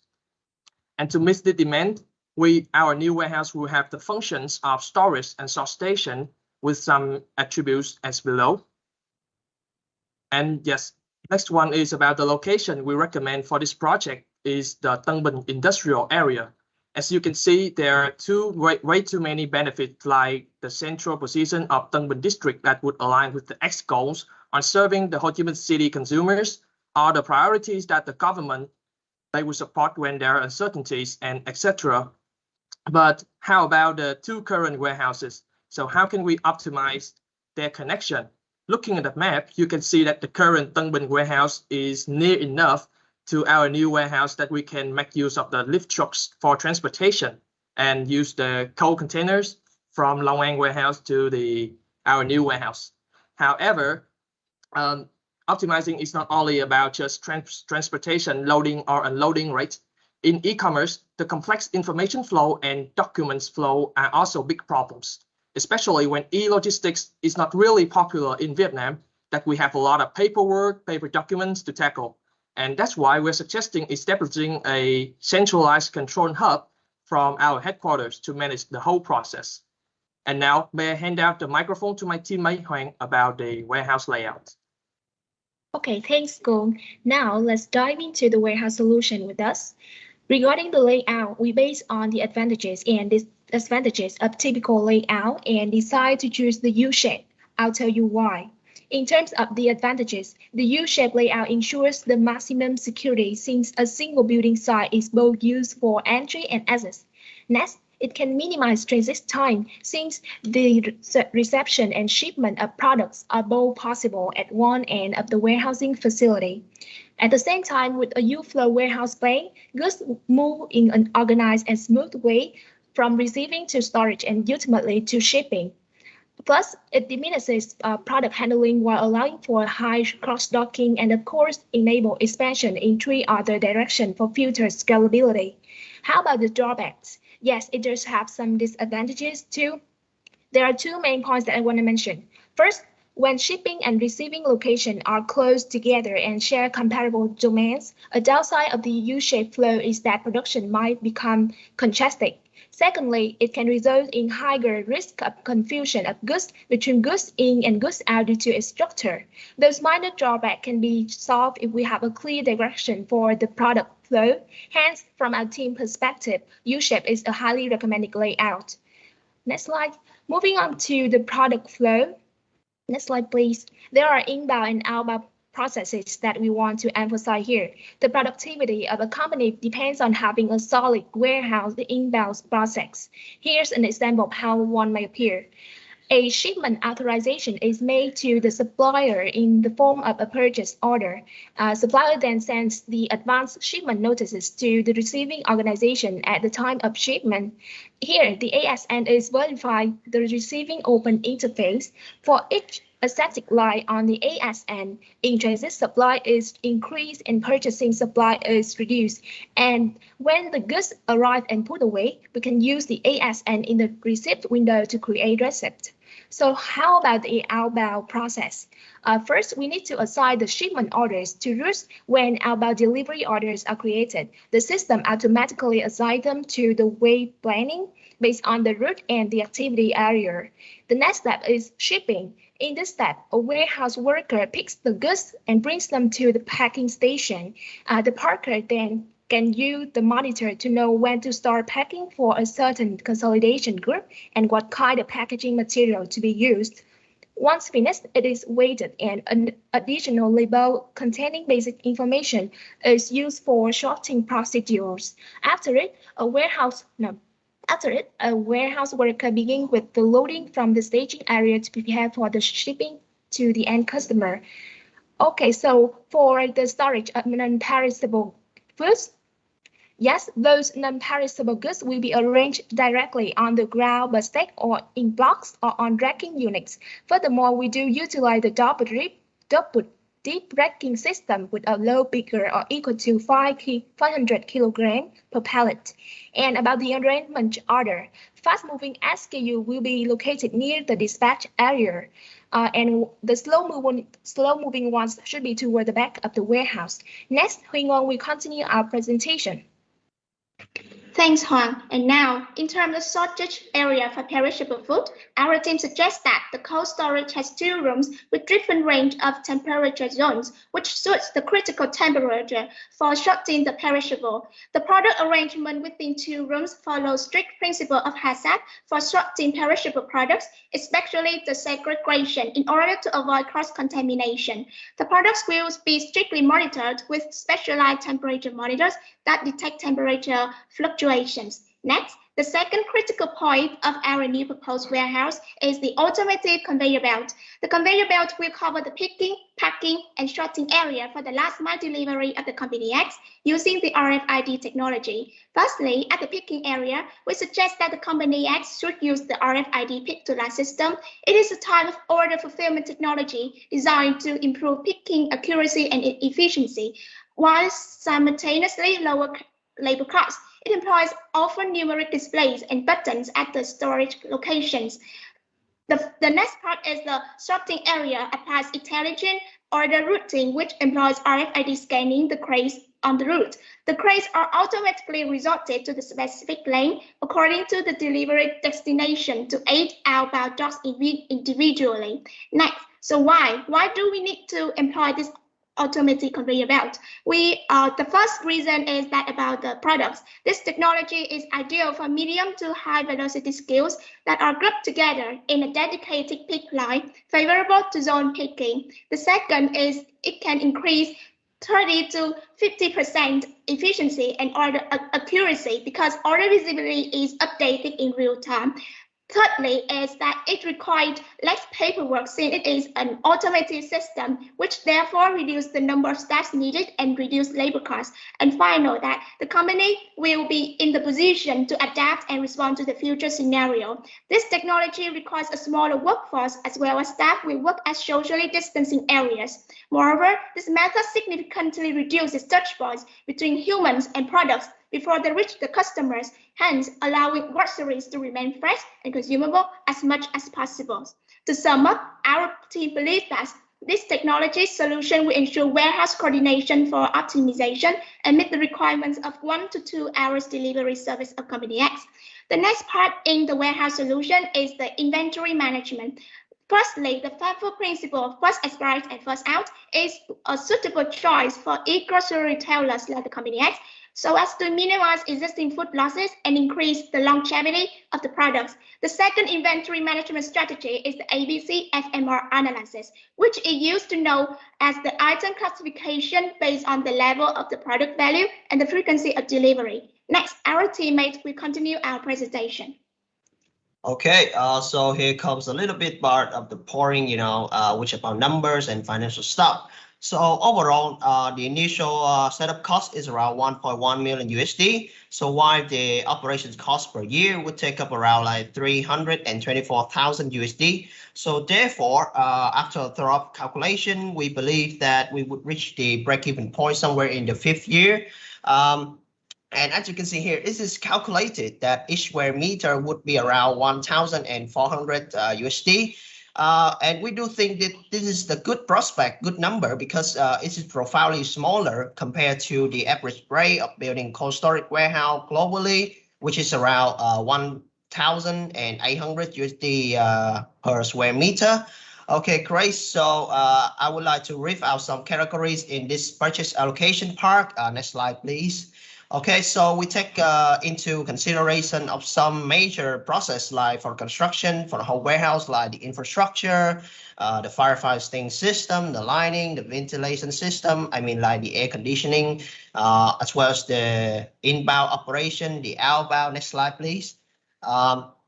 And besides, we also hire some third parties, mostly for the temporary labor services, such as the loading, the sorting, picking, and labeling, in order for us to focus more on the core business activities, which is the warehouse management. And again, it's still a big question from the beginning, whether or not we should hire a 3PL to carry out the end-to-end cold chain. So here I would like to bring out the comparison table between doing everything in-house and hiring the 3PLs to do everything for us. And of course, we would like, we should go for the first option of doing everything in-house. Okay, so, after researching a lot and like, for example, like pretending to be a company asking for quotation, I think we're happy to say that our price is much lower than renting 3PL. And regarding the operation, we do think that it is obvious for us that we could fully take control of our operation and support of our core business. And, in terms of expansion in the future, doing everything in-house would enable us to turn the warehouse into the food process one, like the model such some foreign players like the Fresh Direct or Amazon Fresh adopt. And on the other hand, in order to meet the customer demands in the future, we would require longer commitment with 3PL providers, because they have to invest in the time, invest in the capacity, as well as innovation, of course, which require lots of meeting of minds, So to conclude, we do believe that carrying out this warehouse construction and operation in-house will give us an advantage to adapt with the customer's demand, while currently I do see that very limited suppliers could fully handle this end-to-end cold chains. Okay, so that's the end of our part. Let's come to the conclusion and summary. Okay, so in the first, in the short-term vision now, we would do like everybody else does. We have the quarantine policy, like testing COVID-19 every 3 days. We have a social distance operation, like dividing the staff, team A, team B, doing work from home and doing it side. And we have the flexible quarantine area, which we would rent the office container to separate between the F0 cases and the normal people. And of course, it's a must for us to contract with the hospital, to meet with the COVID-19 emergency requirement under the number 8.095. Okay, so the next slide would be Hoàng. Okay, so we have conducted a survey to prepare for the long-term plan. As we collect the raw data, we realized that among the reasons that SCMC custom buy the food via e-commerce platform, the convenience account for the majority with 89.1%, and the unsatisfactory thing from participant pool is food quality concern with composed up to 69.6%. So what does it mean? Our group assumes that in the span of over 5 years, demand is likely to be stable and increase after the fourth wave of COVID-19 pandemic.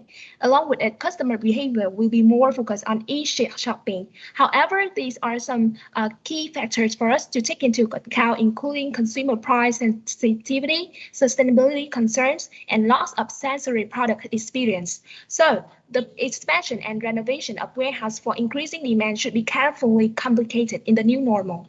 Yeah. So coming to the risk management, there are some risks that are inevitable, such as unfavorable policies from government or the construction disruption due to COVID-19, etc. And all these risks stand a high chance of occurrence with severe impacts on X operations that requires X to be well prepared for them. And last but not least, we may sum up our proposal to put an end to our present today. So thank you for your attention. Thank you so much for your presentation. And next, we will have 15 minutes to have a Q&A session with the judges. And the judges, you can start asking now.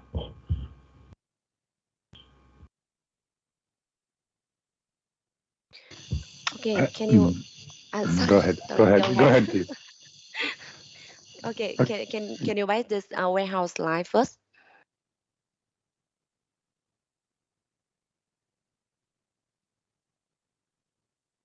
Okay, I saw you propose double dip, right? Why the square meter? Or how many square meter do you propose? The square meter for the double dip rack system, you mean that, right? Total warehouse. The total will account for around like 30 to 40%. I mean, it depends on the zone of the storage.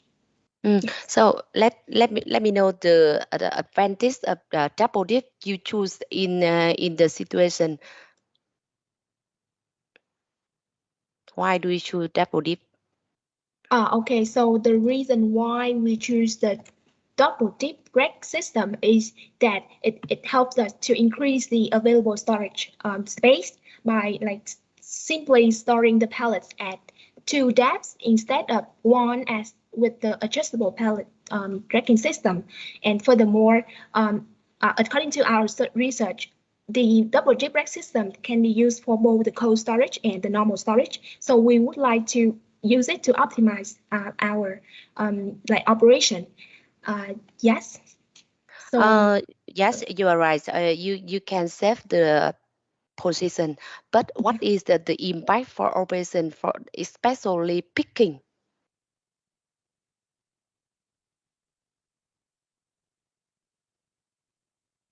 Okay, for the picking, can you give me around 10 seconds to sum up my point? Yeah. Thank you.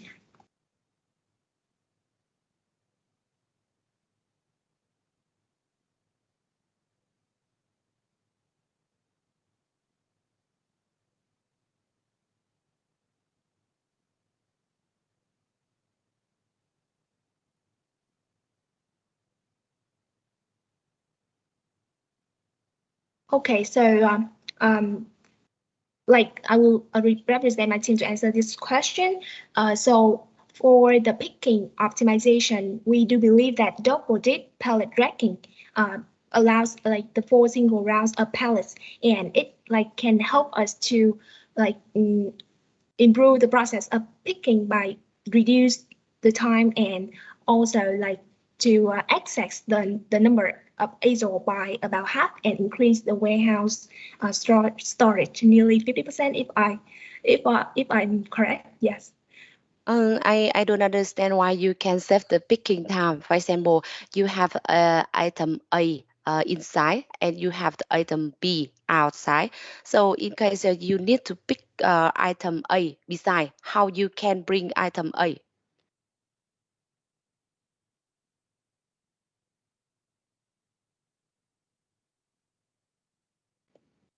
Do you understand her question, Em?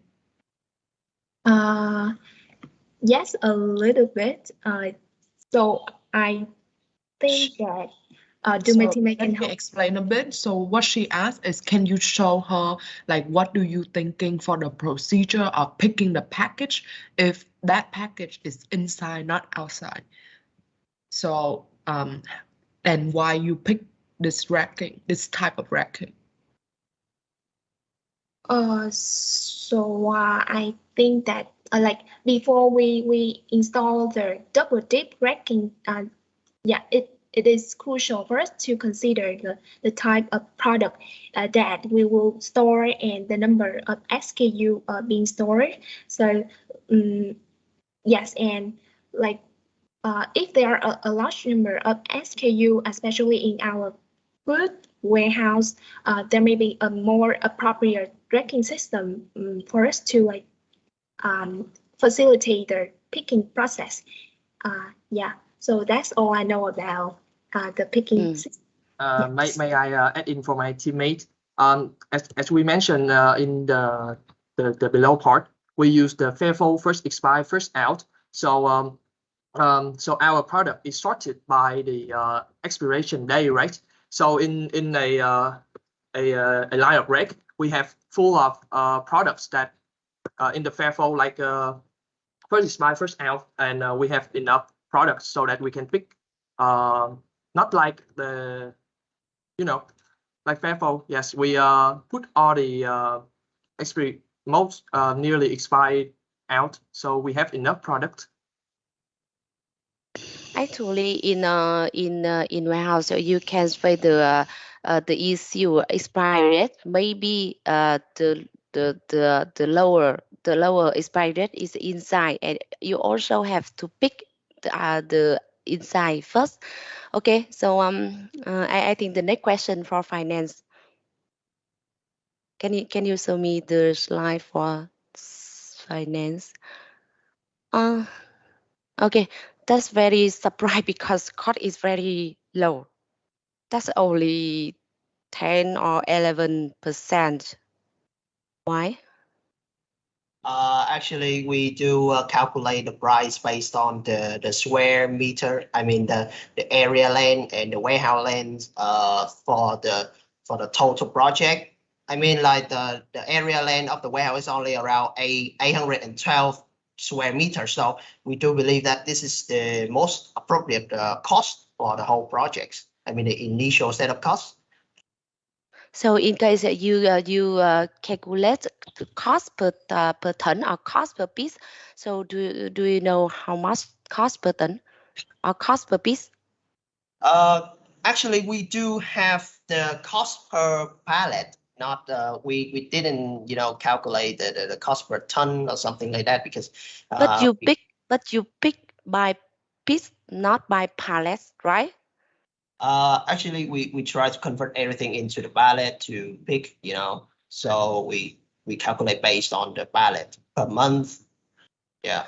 You can calculate the rental cost and the handling cost in warehouse. Yes, you can calculate by pallets, but for picking, you could not convert by pallets because you pick piece by piece, right?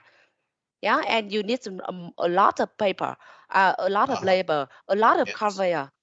Yeah, so that's very surprise to me because the cost is very low, but you cannot convert cost per piece because we can compare with the another third party option as you present as a slide. Yeah. Yeah. Actually, it's true that we haven't thought much about this the thing you said. So we will take it into account. when revise this presentation. I also want to piggyback on that idea. Can you go back to that slide 20? So the total project cost, meaning the land cost or the building construction cost, or what? Is this the land cost? No, actually not. Cường, can you please move to the next slide? So next slide, Cường. Yes, everything here. We try to we sum up the whole cost for each category. That so 1.1 million is the total number for the initial setup cost.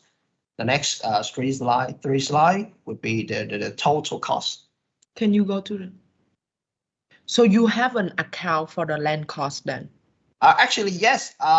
Can you move to the 22 slide? 20 seconds, sorry. Okay, here's the overhead cost. As you can see here, the land rental, the management fee, electricity, water supply, and WMS. No, that's a little bit low. That's not correct. Yeah. Yeah, I do think so, but we did try to validate the number, and we did do some research on the internet. And of course, actually the land rental fee, we do some research on the internet. We could see that the land rental fee is fixed by the government. It's only around like 98, 100,000 Vietnam dong per square meter per month. No, because you choose the land in the industrial park, so you have to get the price from that industrial park, not the government, because you don't deal with the government, you deal with the industrial park property or asset landlord. And again, similar to the group before you, the land or the land cost, you will pay upfront 50 years. So you cannot calculate per month or per year like this. Okay, I got it. Thank you. Quick one on my side. Why do you think your warehouse size, which is rather small, is 5-10 times smaller than the others, which are actually working on the exact same case? What happened? Is you being more conservative than them? Why so different? And second question, what do you call break-even point? Because it's not so clear what you call break-even point. Break-even is something specific, and I would like you to explain what you put there. Okay, so I want to clarify a little bit your question. The first one is that our cost is a little bit compared to other teams, right? Well, the size and the cost, obviously, but the size of the warehouse is so small compared to others. I'm not saying you're wrong. I'm saying why so different in your view. Actually, we calculate based on the demand from the demand of the market. Can you please go back to the first slide? Here's our throughput. I can see here the daily throughput is only about like 2,700 orders, and the daily peak throughput is only about like 13 tons per day. So I do think that the size of the warehouse is pretty much reasonable this time. Very good. Okay, so about the second questions, just on that, you mentioned before that you calculate everything in pallet. Here the demand is in order and tons. So I have a little issue here. But come back to the break-even point. Thanks. Yeah, okay, come back to the break-even point. It's actually a very good questions because we do, to be honest, me and my team put a lot of time into thinking about the break-even point. So currently we take into account of the operation cost, the initial setup cost, and we assume that each online order, the e-commerce order, the warehouse cost would be costing about like 50%. So we try to the costing of 50%, which means it's the revenue. We assume that which is the revenue of the warehouse, so that we try to make it become a revenue to make the break-even point somewhere in the 5th year.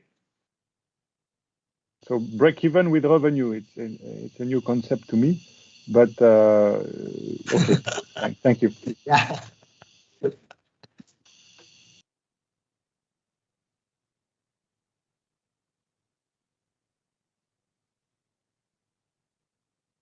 I think that's all for the question.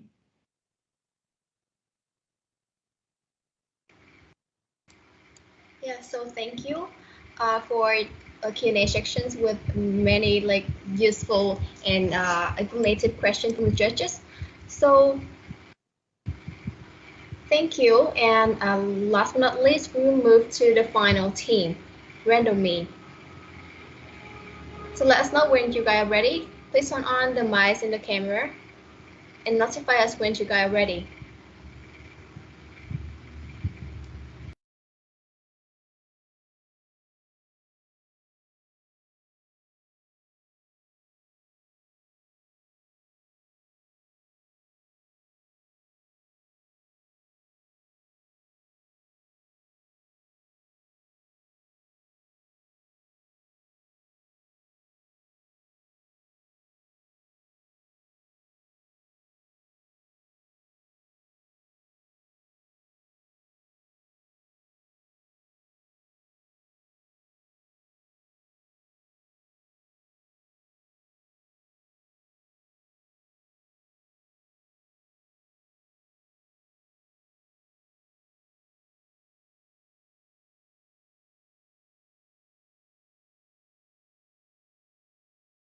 X is an e-commerce business focusing on the grocery, vegetable, and the food delivery service. And we have two main warehouses in Long An and Tân Bình. So we see that e-commerce and logistics company have changed their direction from large distribution center to multiple medium distribution channel to address some problems with the shortage. So we define the problem, and the question we need to solve is here we want to plan to build a new warehouse for company X to adapt for this new trend.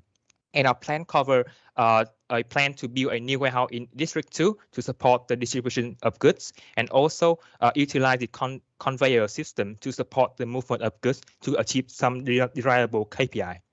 So moving, we have 5 main parts, and we start with the analysis situation.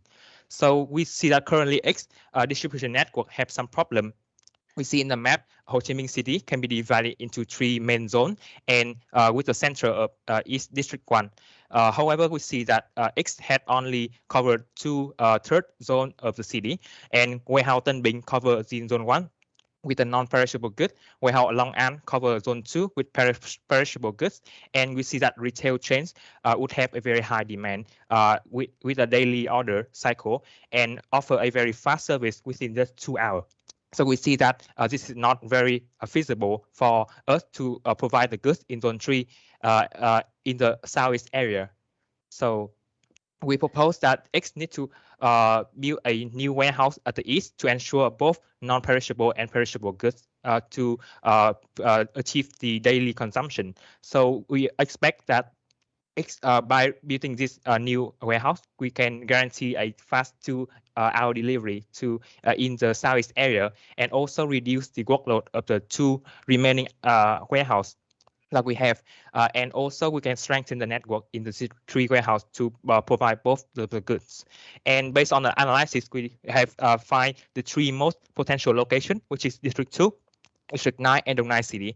And after comparing, we see that Dong Nai City is quite far from Ho Chi Minh and separated by the Dong Nai River, which is very hard for transportation. And the District 2 would be much closer to the center of the city. So we choose District 2 would be the option. And for a further detail of location, we see that Mai Chi Thọ Street and the 13th Street would be a 2 suitable option with the 4 main criteria. First, about they can meet the they are large enough, and the land is quite flat, square, and also flexible to design a layout for the warehouse. Second, is that the accessibility is quite suitable with the 2 main roads in the Ho Chi Minh City, and both leading to the center of the city. And regarding the transportation, we see that we can make sure the delivery time within 13 minutes, and also the price is quite reasonable. It's around 2.9 million USD. So next is the warehouse design we're going to deliver. Okay, so moving to the warehouse design part, generally, the new warehouse would include 4 main areas to maintain the 3 on-site. the warehouse, the dining area, the resting place, and the quarantine area. This design can ensure workers can live temporarily at the warehouse if the pandemic breaks out again. Besides, it can continue utilizing the current fleet of the two current warehouses. In order to speed up the movement of the goods, the warehouse will be designed on the basis of the I-shaped model. We see that the goods inward vehicles and the dispatch vehicle are different, as there are differences in the platform of height and the nature of the unit load. So the separation of the two streams of in and out goods will ensure the efficient circulation of goods without obstructing each other. In more detail, the warehouse will have enough standard part. The warehouse will have 4 large areas via inbound, storage, packing, and outbound. Due to the difference in storage condition, the storage and inbound areas will be divided into 2 hives, the normal storage and the cold storage, minimizing the interaction between the workers. In the packing and outbound area, the product line will be merged into one to quickly collect the orders. In addition, in the new warehouse, we'll also have other items to ensure the safety and the working condition, like the fire prevention system, the fan system, the exit doors, or the office area. The inbound area will be designed to optimize the receipt of the goods. The inbound will take on 3 main jobs: receiving, checking, and labeling goods. The goods will enter the warehouse by truck through the 8 inbound dock doors, and these gates will be designed higher than the ground for the truck to directly drop the container in. Before being put away, all the goods must be labeled and updated on the information system. Moving into the storage area, it is always a hotspot for all the e-commerce warehouses. Due to the nature of the goods sold to the end consumer, at the FMCG or fresh goods, the volume of one order will not be large, but it can span many items. So, picking work in e-commerce warehouse will be very complicated and difficult to do by machine, and obviously is a bottleneck of the whole chain. There is also a problem related to the distance, limiting the interaction between the workers, where they have to move constantly to pick. Therefore, an automatic conveyor system is the key to solve the above problem. Conveyor will be designed to run along 2 sides of the warehouse. Each warehouse will have 1 conveyor and the perpendicular to the racks running straight to the outlets in the packing area. These conveyors will be equipped with a QR code scanning system and have the ability to redirect in order to support the transportation and the flow of goods in the warehouse. So the workers will move less and the goods will be moved at a faster speed. In the warehouse, the selective rack is selected to fit these layouts. The warehouse will have many racks, with each rack being in charge of 2 operators, and they are separated by 1.7 meters. Selective rack will be selected due to its quick pickup ability, suitable for excess business model. Each rack will only stock onto 2 categories to optimize the type of goods that the operators manage, and in each rack, goods will be arranged according to ABC model. The best-selling items will be placed at the top near the conveyor for easy circulation. Moreover, the warehouse needs to build in 1 more mezzanine to utilize the storage capacity. This mezzanine will be parallel to the racks in the lower floor to increase the volume of stockable goods. Moreover, the rack lines on the 2nd floor will be aligned with the rack lines on the 1st floor. And finally, the upper floor will be designed with 3 slides. The process is that workers, after picking goods from the mezzanine, will drop goods from the stop straight to the conveyor, hence saving more traveling time. In addition, the storage area of the cold storage warehouse would have some adjustment compared to the normal warehouse. Firstly, the refrigeration storage area is built into a closed area, ensuring that the temperature in the cold zone is always maintained from 10 to 20 degrees Celsius, so the conveyor will lie outside and run along the cold zone. The picking up process of the workers in the cold zone is when receiving orders, picker will pick the goods from the rack, then open some small gate in the cold zone, and then pull the goods out and put them on the conveyor. Finally, since the cold zone is separated from the conveyor by a protective wall, so the goods from mezzanine when going down to the 1st floor will be collected at the end of the slide instead of running straight out of the conveyor as normal warehouse. In the outbound area, a separate consolidation area would be built, as an order is picked from many racks separately, so we need to have an area to consolidate orders. 2 conveyors from 2 warehouses will be combined into a common line flowing to the outlet. The conveyor would be equipped with the code checking system. When passing the code checking, the goods will be distributed into each respective outlet. Each outlet will be a small packing area. The operator will aggregate orders. Once sorted, the goods will be shipped to the packing area before being transported. Based on the product characteristic, when non-perishable are fragile and each goods has different size, so packing tasks must be done manually. Each outlet will have at least 2 persons in charge of packing, one for perishable and one for non-perishable. The goods after the packing is completed will be transferred directly to the driver bags. There will be some regulations to ensure the effectiveness of order consolidation. First, backslide, please. First, basically, when the bag will reach the risk threshold of 10 kilograms, the driver delivering. And secondly, if it reaches 2 hours due, the driver will receive a notification to start the shipment immediately. Backslide.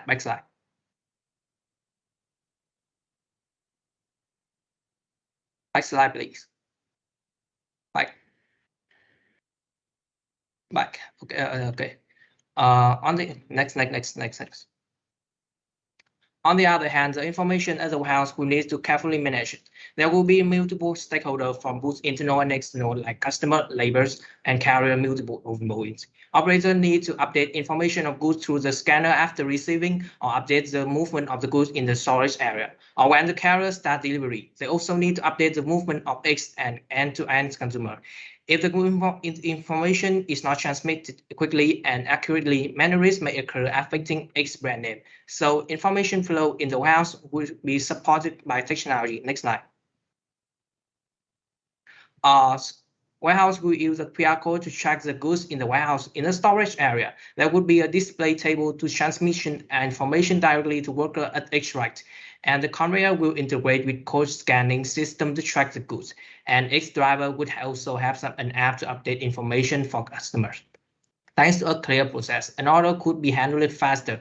Receiving information, the operator will pick the goods from the right which he is in charge, then put on the conveyors. The conveyor scans the QR code, drop goods down to the respective outlets, and each outlet will go straight to the packing areas and then go to the driver bags.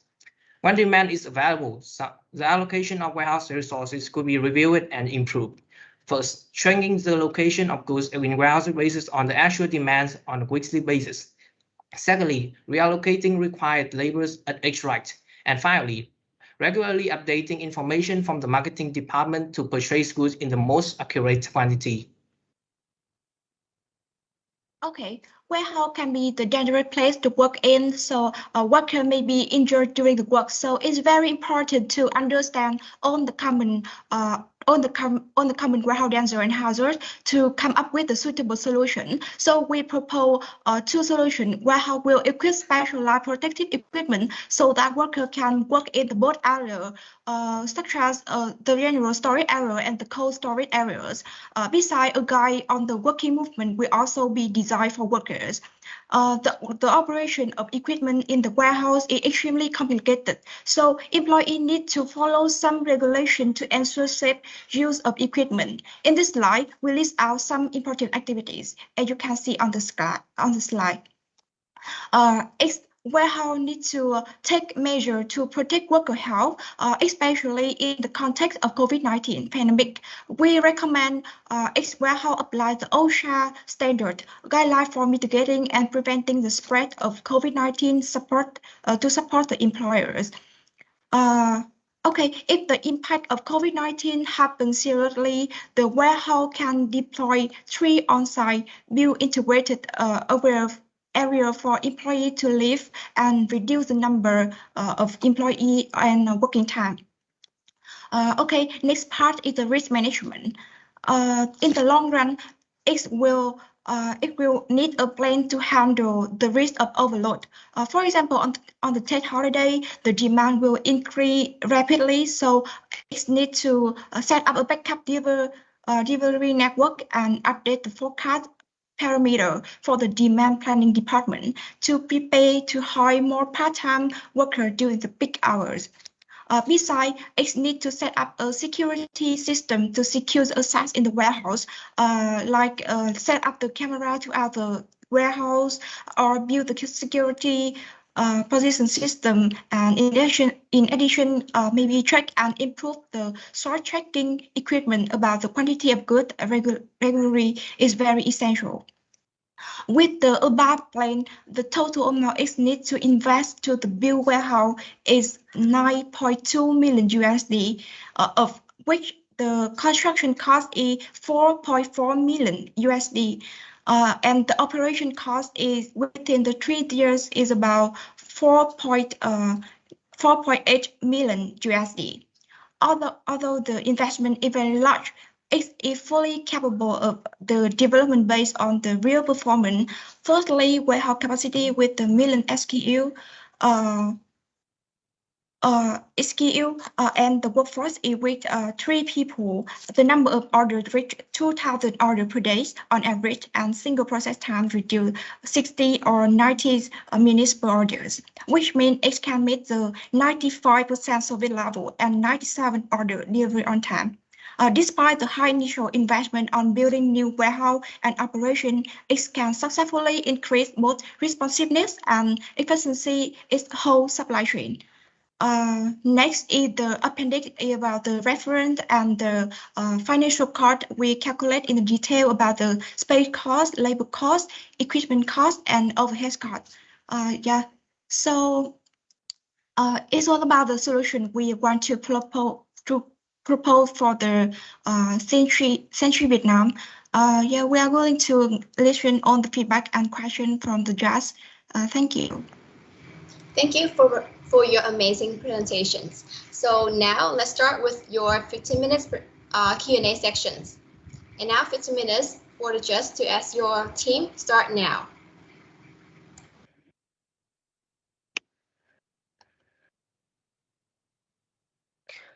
Okay, so how many square meter do you propose for the warehouse? Okay, maybe I be the person to answer this question for the warehouse. Only we propose a warehouse area of 4,900 square meters, and for the overall land, we will buy a land which has an area of nearly 9,000 square meters. 9,000 square meter, but the employee is 300 people, and you work 3 shifts, maybe a lot. Okay, so maybe can we explain more for you about our reason behind to have this statistic for the number of employees? Yes, my wonder, because 300 people is too high if you compare with square meter, and if you compare with the order, I think the same concern. So let me know how you can calculate 300 people you need. Okay, so whom can you help on behalf of our group to answer this question? Okay, 300 people in a day. So we have about 100 people for a shift.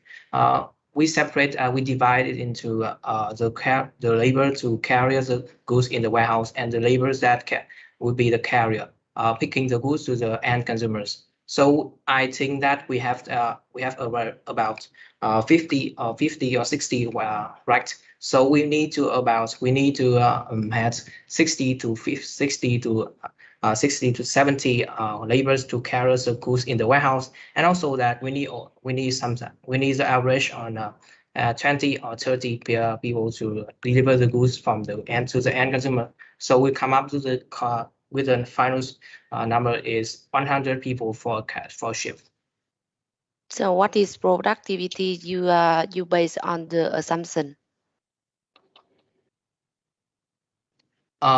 Actually, we do not have the actual sales for each category. As we mentioned it, that we divide the right, and each operator will be in charge for a right, and the right would only stock 1 or 2 category, and we didn't know the correct demand for right for some category. So we should set the average that extract needs an operator to pick up the goods from that right. Maybe just on that point, if I may, Ms. Minduk, why would you run on 3 shifts? Do you intend to deliver packages at 1 o'clock in the morning, or is it what's the intent?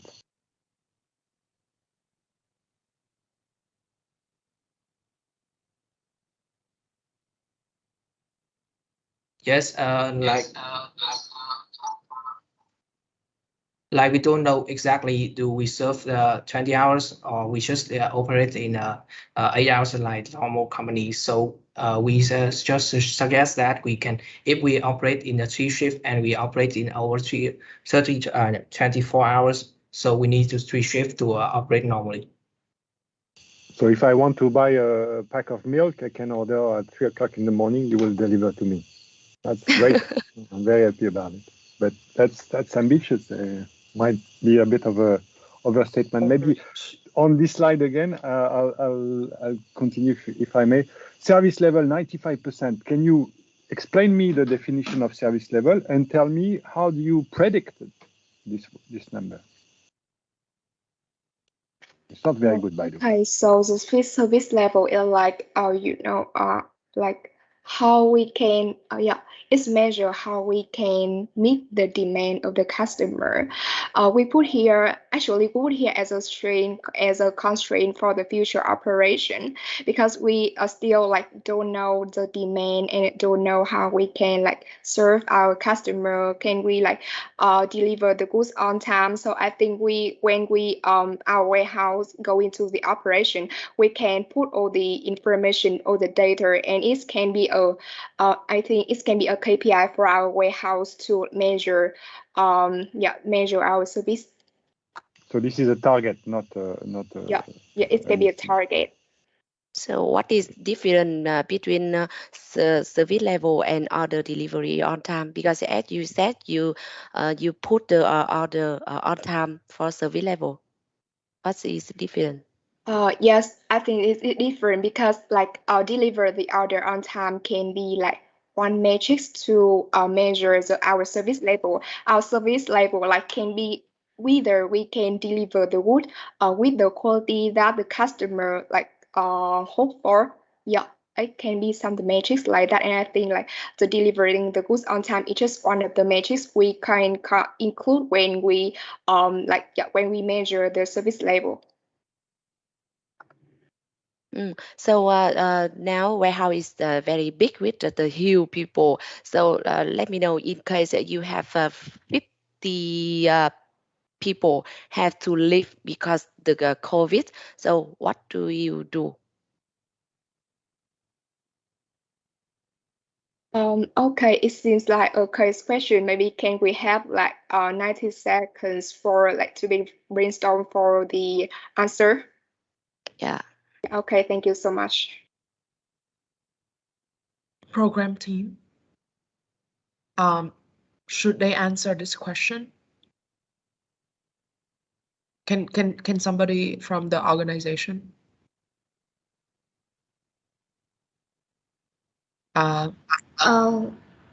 Should they answer this question? Did you hear the question?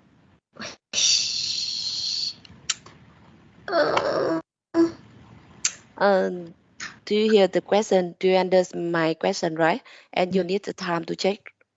Okay, sorry, my internet. Okay, can you repeat the question, please? She have a question about what if 50 people from the warehouse have COVID and have to leave. So I think they shouldn't answer this question because it's a little bit related to what we're gonna do next.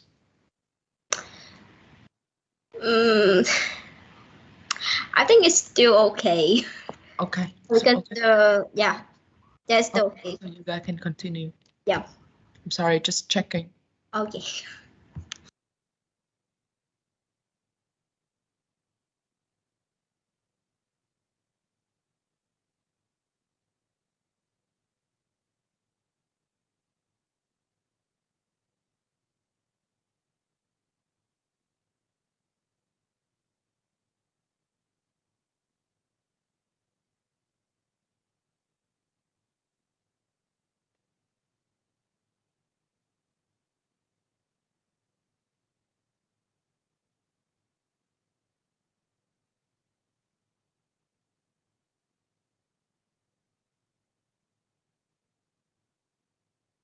Okay, so in the case that we have some COVID-19 in our warehouse, firstly we have to break down our warehouse immediately, and we must to test all our laborers to check how many negative, how many positive cases in our warehouse.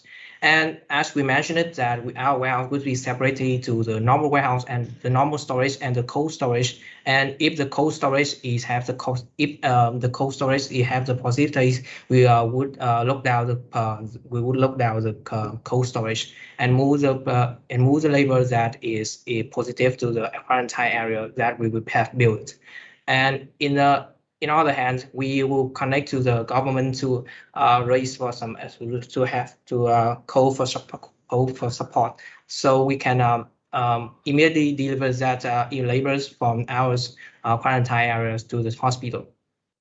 And for the long run, so after the time, we have to take some we have to set a service to clear our warehouse again, and we can restart our warehouse in a free on-site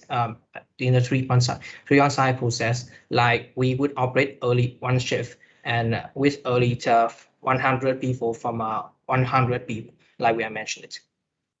Okay, following the answer, so meaning the capacity is not fulfilled as demand. So what do you do in case? Because you have to stop at least one shift, right? Yes, okay. Okay. So I would continue to answer this question. We also have 2 warehouses in this market, so we can inform our customer that we have some problem with COVID-19 in our warehouse. So the product which we shipped for the long runs from the other warehouses, and they might be not delivered in 2 hours, but we can ensure that our service would continue to deliver through our customer. Okay, thank you for the answer. Julian and chị Hằng, go ahead. Yeah. Quick one on location, maybe. You seem to have divided the market into 3, assuming that some of the people would receive from one warehouse or the other. What if I am in zone 2 or in the south, and I want non-perishable goods? I have to be delivered from 2 points. Is that your assumption here?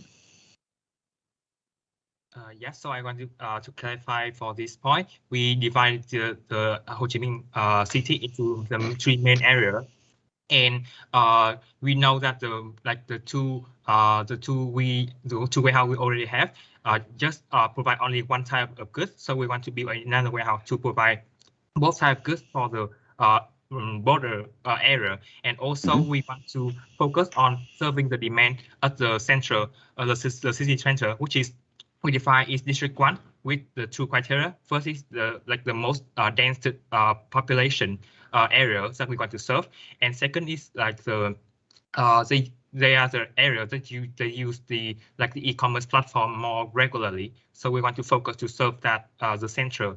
So yeah, that's why we divide into the 3 main zones like this. So you would not deliver in the north of Ho Chi Minh with this warehouse. You will leave that to warehouse 1. Is it correct? Sorry, can you clarify about this question? Just want to know what your new warehouse will cover. The whole city or just the little triangle we have here? So the main area we want to cover is the southeast area, which is the zone 3, and also provide timely with the central, district 1, which is the center of the map in here, and Okay. also other area is to support, to strengthen the network. Yeah. What do you mean? That if I live in 𝐿𝐶𝐻, which warehouse I will be delivered from? For example, like if the warehouse 1 and warehouse 2 have lack of the goods, so we can use the new warehouse, the warehouse 3, to provide. By default, if I am in 𝐿𝐶𝐻, I will be delivered from 2 warehouses first, and then if it doesn't work, you use the 3rd warehouse. But I just want to know what warehouse you use for Hockman people?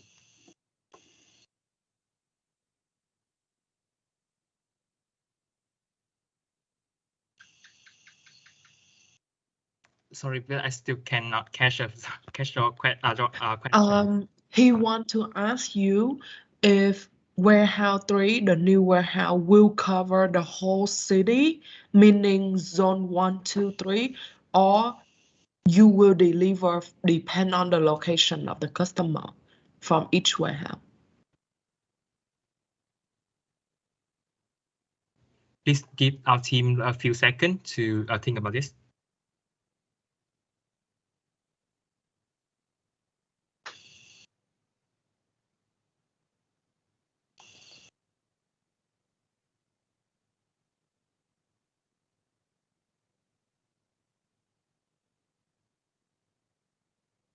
Okay, so we want to answer this question by in zone 3, we are in for the new warehouse, we only serve for mainly from the zone for the order in the zone 3 and the center of the area, and the other places we just to support other warehouse, not to deliver directly to the customer.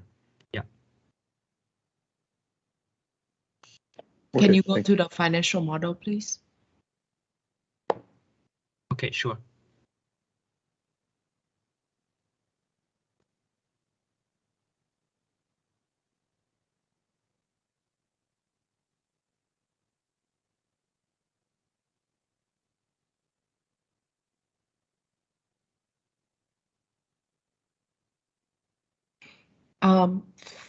For the cleaning service, why do you guys have cleaning service and not security?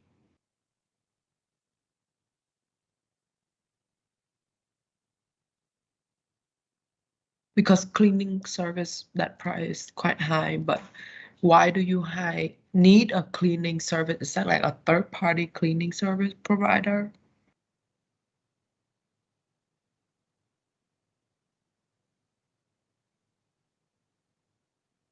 Okay, so sorry for the maybe because due to the lack of time, we make some mistake.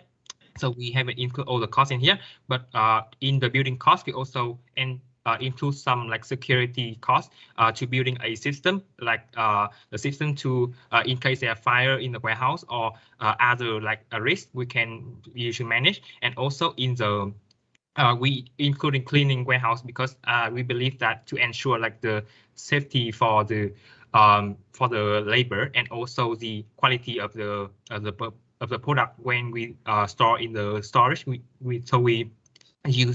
calculate the cleaning storage regularly in some circle of time to ensure the quality of the goods. Yeah. Okay. So just some little mistake, like you guys have a lot of spelling mistake. So next time, just check your work before you show it. Just one comment. Okay, thank you for your comment. Sorry, please. So thank you very much for Q&A sections, and your sections are also ended. So congratulations once again to all of the team for finishing your first sections.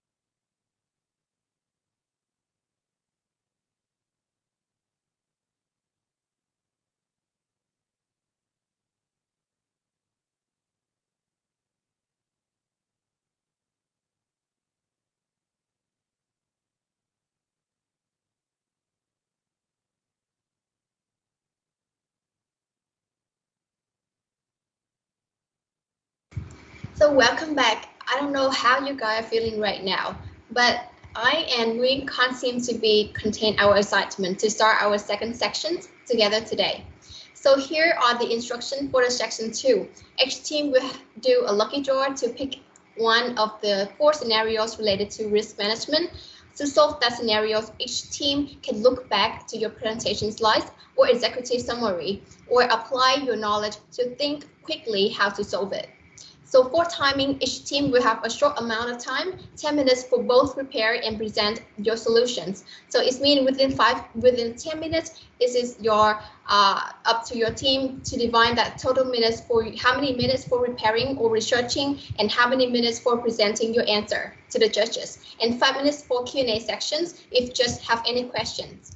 So are our contestants here clear about the instructions before we start? Yes. Okay, thank you. So in the section 2, the team will take turn drawing a random scenarios to improvise the situations. So in order of presentation is follow. So the first one is Happy Feet, the second one is Forever Sweet, the third one is Invictus, and finally is Randomly. So your team can automatically receive the last remaining scenario. So good luck to all of the team.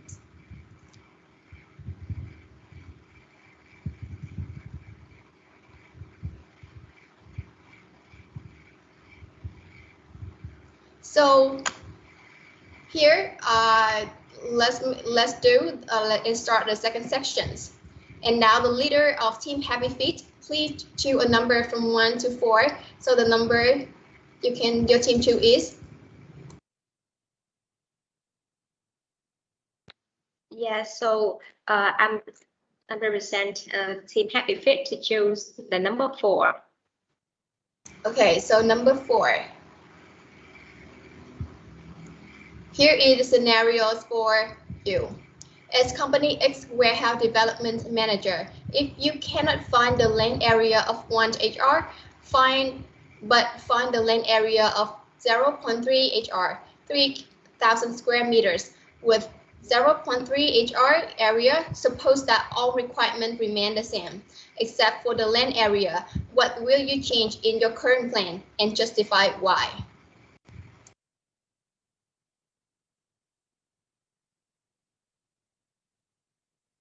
So please turn on the mics and notify when you guys are ready. So please give us some minutes for discussion. Team Happy Fit, let me clarify the rule again. So you guys will have a total of 10 minutes, and you guys can define that total time for preparation, which means you guys can discuss. And then when you guys are ready, you guys just turn on the mic and camera and present the answer for judges. We got it. Thank you. Okay, thank you.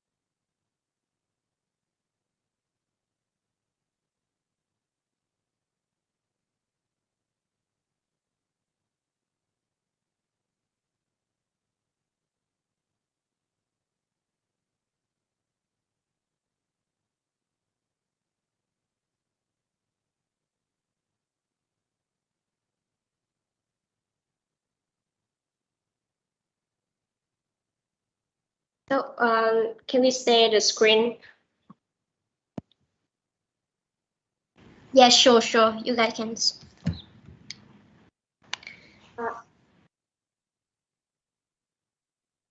So yeah. First, we keep. Sorry.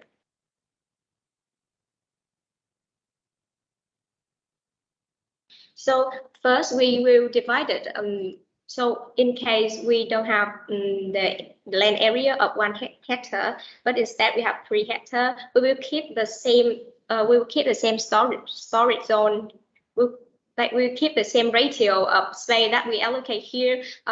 30% for storage zone, 10% for receiving zone, 30% for picking zone, and like the same. And so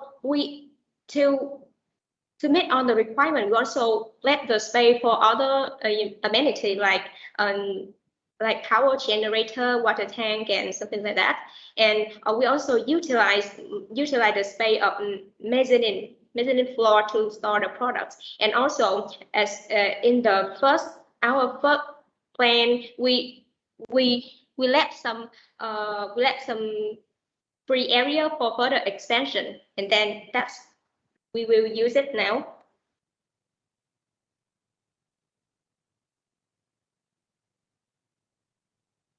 Yes, I want to add some information next to slide 3D models for outside layout. Model for outside layout. Yes,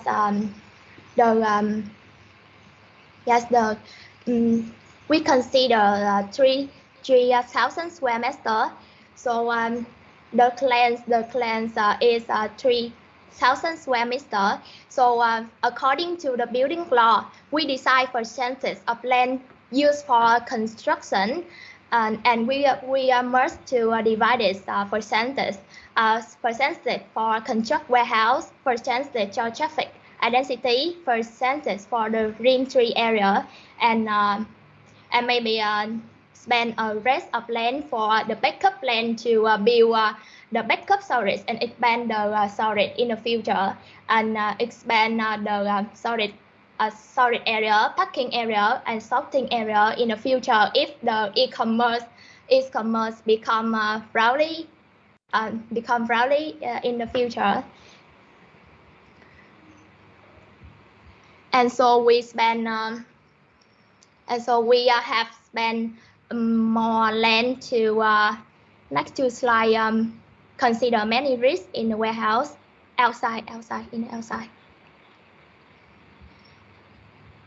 Yes, in the outside we spend the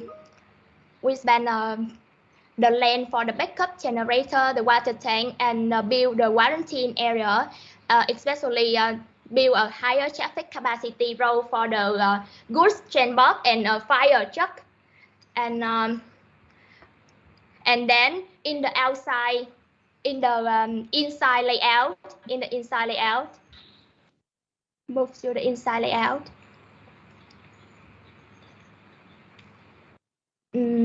Flow of goods in the inside layout.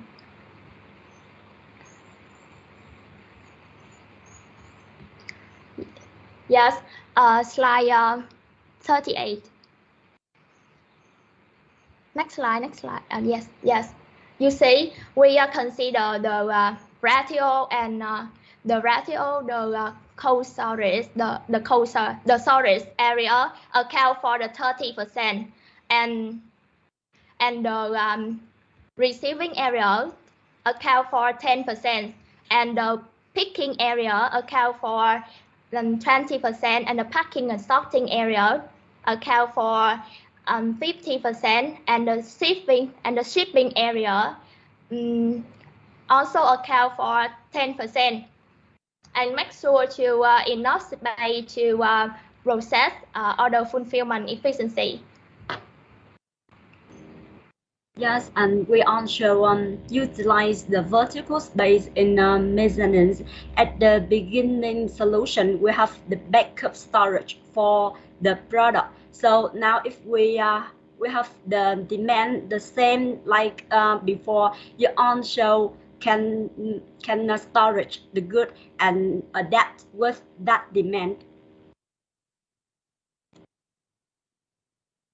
I just want to add in some more information that if you have a smaller land, you can lower the rent for the cost for renting land, so you have a more budget for invest more equipment that can automate in your warehouse, in the warehouse.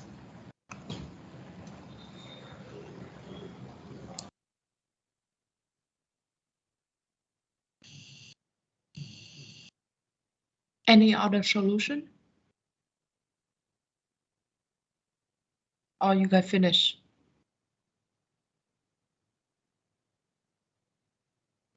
So that's all about our solution for this question.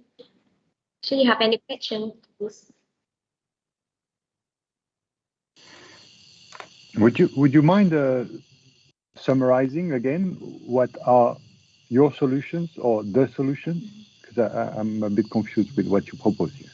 Yeah. So so I will summarize again. Our solution will keep on 3 main points. The first one is we also keep the same ratio of space that we proposed in our first plan. Yeah, and the second one is that we will utilize the vertical space as in the first plan that we build a mezzanine floor. Yeah, and now we can use it for storage, for live storage of dry products, and also we will when we have the narrower lane, we will keep we will use the renting cost, invest more on the equipment to make it more automation, and so we can optimize the space, a small area but high capacity. Yeah. Okay, so a mezzanine and more automation. Is that your 2 aspects? Yes, and in the outside layout, we also have a free area for further expansion, and now we will use it for our warehouse. Basically, in their original plan, they have area that's free that they have, later for expansion. So now if they don't have that land anymore, they just don't have that space. That's what they say. Yeah, thank you for your story. Yeah. So I'm not clear about the solution to set up the mezzanine. So what which operation will do on the mezzanine? So Jam, can you present about the mezzanine floor?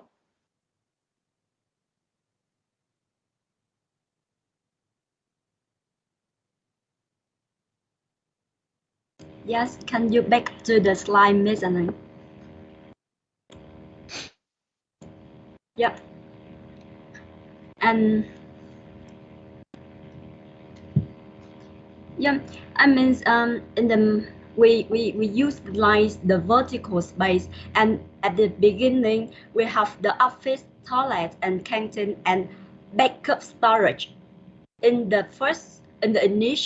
our initial solution. So if now we have the narrow land and narrow warehouse where we will utilize the vertical space and use the backup storage in this situation. Yeah, and utilize for all the cold chains and the normal product. No, the backup storage just for the non-perishable and for the light product, and on the heavy product we will storage in the first floor, and the cold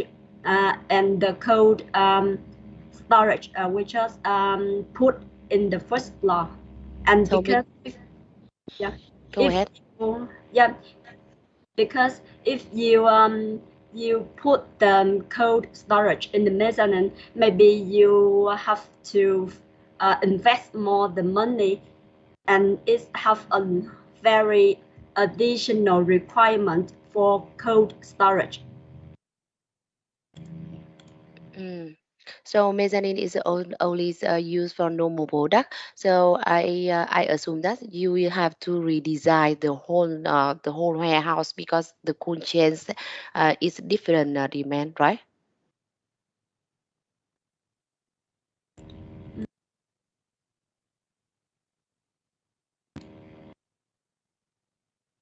Yeah, and I think we will redesign a little bit, but it's according to the initial ratio we put before, and now maybe we have the more money to invest on the vertical. Maybe we have the second floor for our mezzanine.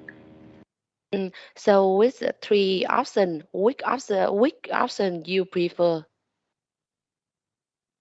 1, 2, or 3?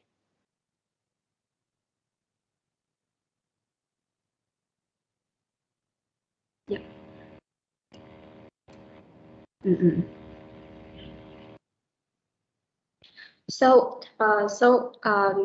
I think we think that the investment on mezzanine floor is the most efficient because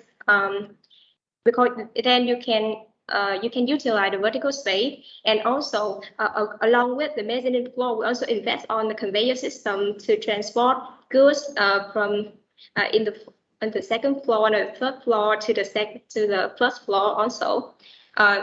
So mezzanine floor go with the equipment and automation investment is our solution. Okay, thank you. Yes. So the team, do you have any adding point, or you finished your presentation?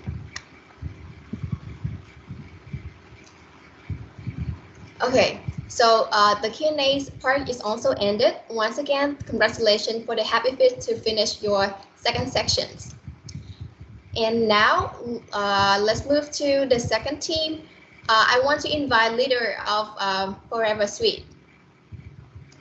Can you wait a little bit and choose the number? Sure, I represent my team to choose number 3. Okay, can you guys just wait a little bit and then we can show the scenarios.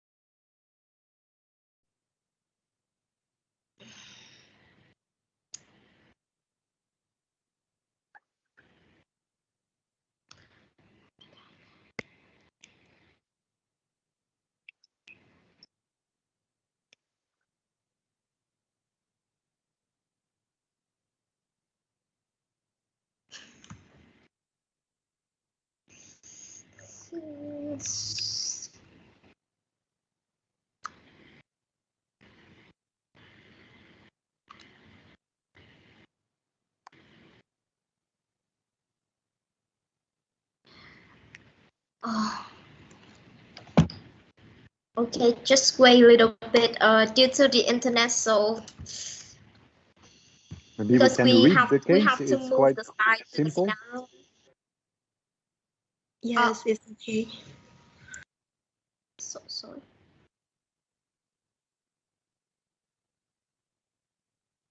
I think Mr. Julian has something to say. Yeah, can we just read the case? Okay. Yep, thank you. Cool. And text them the case on the chat, maybe? Yeah, that. Oh, okay, well. Okay, it's here.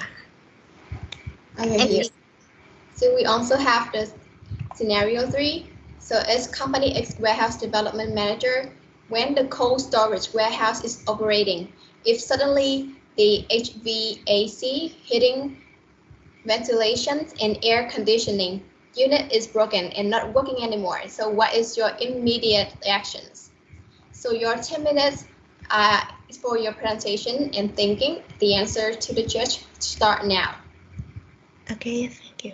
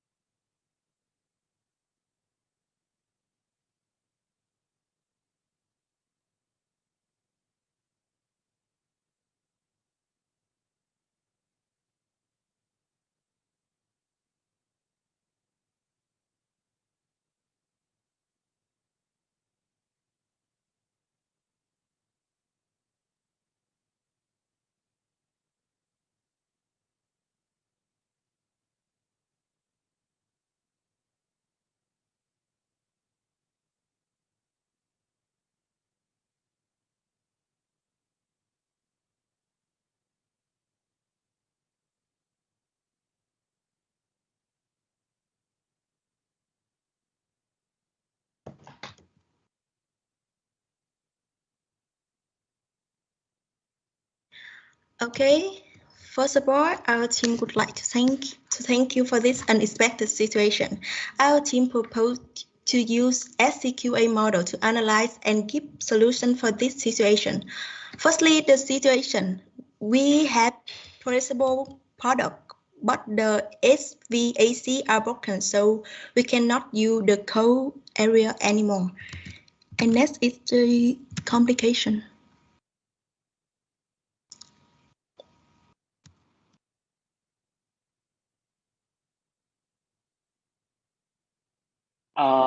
This one, you forget to turn on the mic. Okay, I'm sorry about it. Our problem is heat loss and the food can be spoilage. So our solution may have to solve this. And we want to focus that the price of the ice tray is 27,000 Vietnam đồng because it's cheap for this emergency. Okay, now move to the next. So for the question here is how to respond immediately to this situation effectively and reduce the cost. So Khoa, can you answer this question? Okay, first of all, we need to maintain the capacity for the storage to stay cool. Then we need alternative material that can keep the storage cool. We suggest buying ice or even dry ice to put in the storage to maintain the temperature. Alternatively, if during that period there is a demand spike or there are inbound shipments that need to go into the cold storage, we would need to rent reefer containers or reefer trucks to play in the apron area so that we can use them instead of our own cold storage. And in the long term, we would to prevent this, we would need to have spare part on hand of the HVAC system so that we can react immediately to this situation. So short term, buy ice. If it continue, rent reefer containers or reefer truck and park them there, use them as storage. I don't care. So, and for the long term, have spare part, have technician on hand, and also remember to contact your HVAC supplier to complain about that. Yeah. I want to add in one more for the answer part about the long term. We have mentioned this on the risk management part. About Khoa, can you share the slide in the risk management part like I mentioned before? Yeah. Yes, okay. In the access capacity, I have mentioned with you the equipment, it may be damaged during work, so we have a stock of that, and in our warehouse we also have the space to stock it, to store it in that, so we can replace it immediately when we need, and we also ensure the processing time by this. Yes. Okay, it's our answer. Okay, want to add in for me? So this is the end of our solution for the unexpected challenge. So just one practical question. You buy ice. What do you do with the ice? You put it in on the tomatoes, on the salads, on everything, or what do you do? Okay, so let me turn to the drawing of our warehouse. Here, this is our cold storage right here. It's a 2-level. Between them, there are conveyor belts, so we intend to put the dry ice in this area. And also on top of the shelves, we don't use the shelf that the pole height, they are only just average human height, so that the employee, they can reach it. So we can put the ice on top of the shelf to keep the whole storage cool.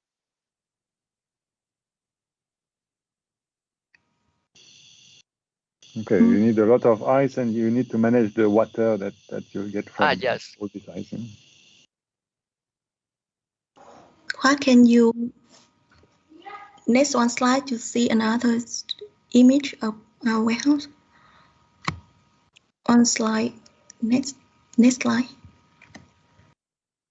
Here you can see the blue area, HEV charging station and maintaining part storage. Yeah, we store the stock of equipment there to use when we need it. Yes. Okay, but the case is you may run out of the spare part you need and you can't operate. So the point of ICE is interesting, maybe unpractical, but I understood that you have a second warehouse that runs on cold or cool storage. Why not using that? Because if we do that, we have to ship the whole inventory at this warehouse back to that place, which is about like 30 minutes away. And by doing so, we lose the capacity for this warehouse to fulfill the orders of perishable product in the near vicinity area, because we built this warehouse to make that capacity happen. So if it's broken, well, if it's broken, we have to try to maintain the capacity for this warehouse to continue distribute the perishable products to the surrounding location, and transporting it back to the other warehouse would not be viable because it would necessitate like a lot of coordination. What if the other warehouse is like at 99% capacity or something? We would not be able to do that. Okay, thank you. Thank you for your question. Okay. So you talk about you rent the trucks and container and right to Yes. store the cold chain product. So let me know how many trucks and container you need and how long you expect the trucks or container available to store. So you are asking me how many containers I'm going to rent and how long are they going to be available for us, right? Yes. Okay, for the number of container, we because our cold storage is 2 level, it have a lot of heat capacity in it, because after we heat it, there are 2 level of cool air in here. So we only need enough container to store the upper level, to store the items in the upper level. And regarding the availability of them, let us have like a few minutes to look up on this issue. Yeah. Okay. Thank you.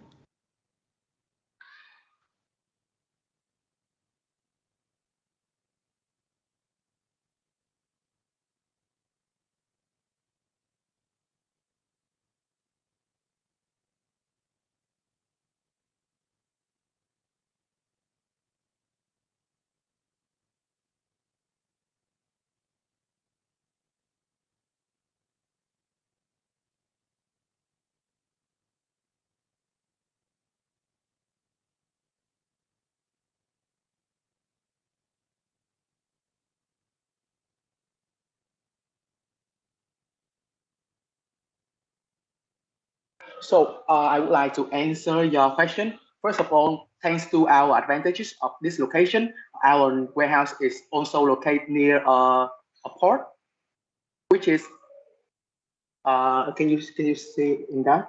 Yes, there's a port. So we assume that it will available for refer container for us to rent, and maybe it will take us about 2 to 3 hours to negotiate and have that container delivered to our warehouse. So for the period, so how many days or how long will we rent it? We assume that we can rent it for about 5 to 7 days to completely fix the problem for HVAC. So sorry, 5 and 6 days you can complete the rental trust. So what is the quality of product when the hardware is still broken?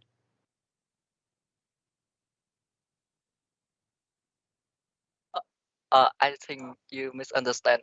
We said that we can get the reverse container within 2 or 3 hours, and we have them for the duration of 6 to 7 days on our side for 6 to 7 days. Okay, meaning you can provide in 1 or 2 hours. Yes, because we are located next to Saigon Newport. There's a lot of warehouses right there. But you have the trucks with the cold chains. I mean the cold condition is very rare in the markets, and you have to difficult to find. So that's my concern. How you can get 1 and 2 hours to be available the trucks. So I think that's my experience. You can take spare parts from the another warehouse. You can support, or you can investigate, or you can have a technician to support how long you can fix, right? So if the timing technician could not fix in the short time, yes, I think the rental warehouse is a good option, but not the immediate action. Yes, thank you for your comment. Yeah, I understand. Thank you. You got the point? You get my point, right? Yes. Yes. Yes. Yeah. So Okay. Thank you. yes.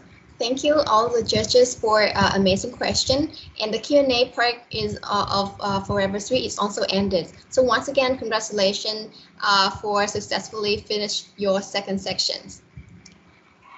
Thank you. So Thank you. yeah, Thank you so much. and now I want to invite leader of Team Invictus.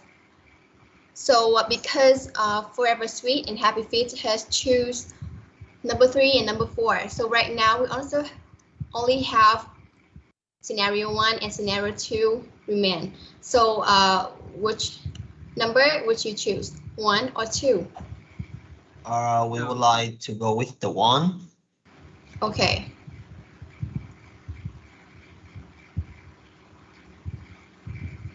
So here is scenario 1. So as company X warehouse development manager, so if one important business customer want to enter the warehouse to check good before signing a contract. However, due to the policy, when a visitor visits the warehouse, the person must test on site before going inside. So then if noticing that person is F0, what are your immediate actions? So your 10 minutes for your presentation and presenting the answer to judges start now.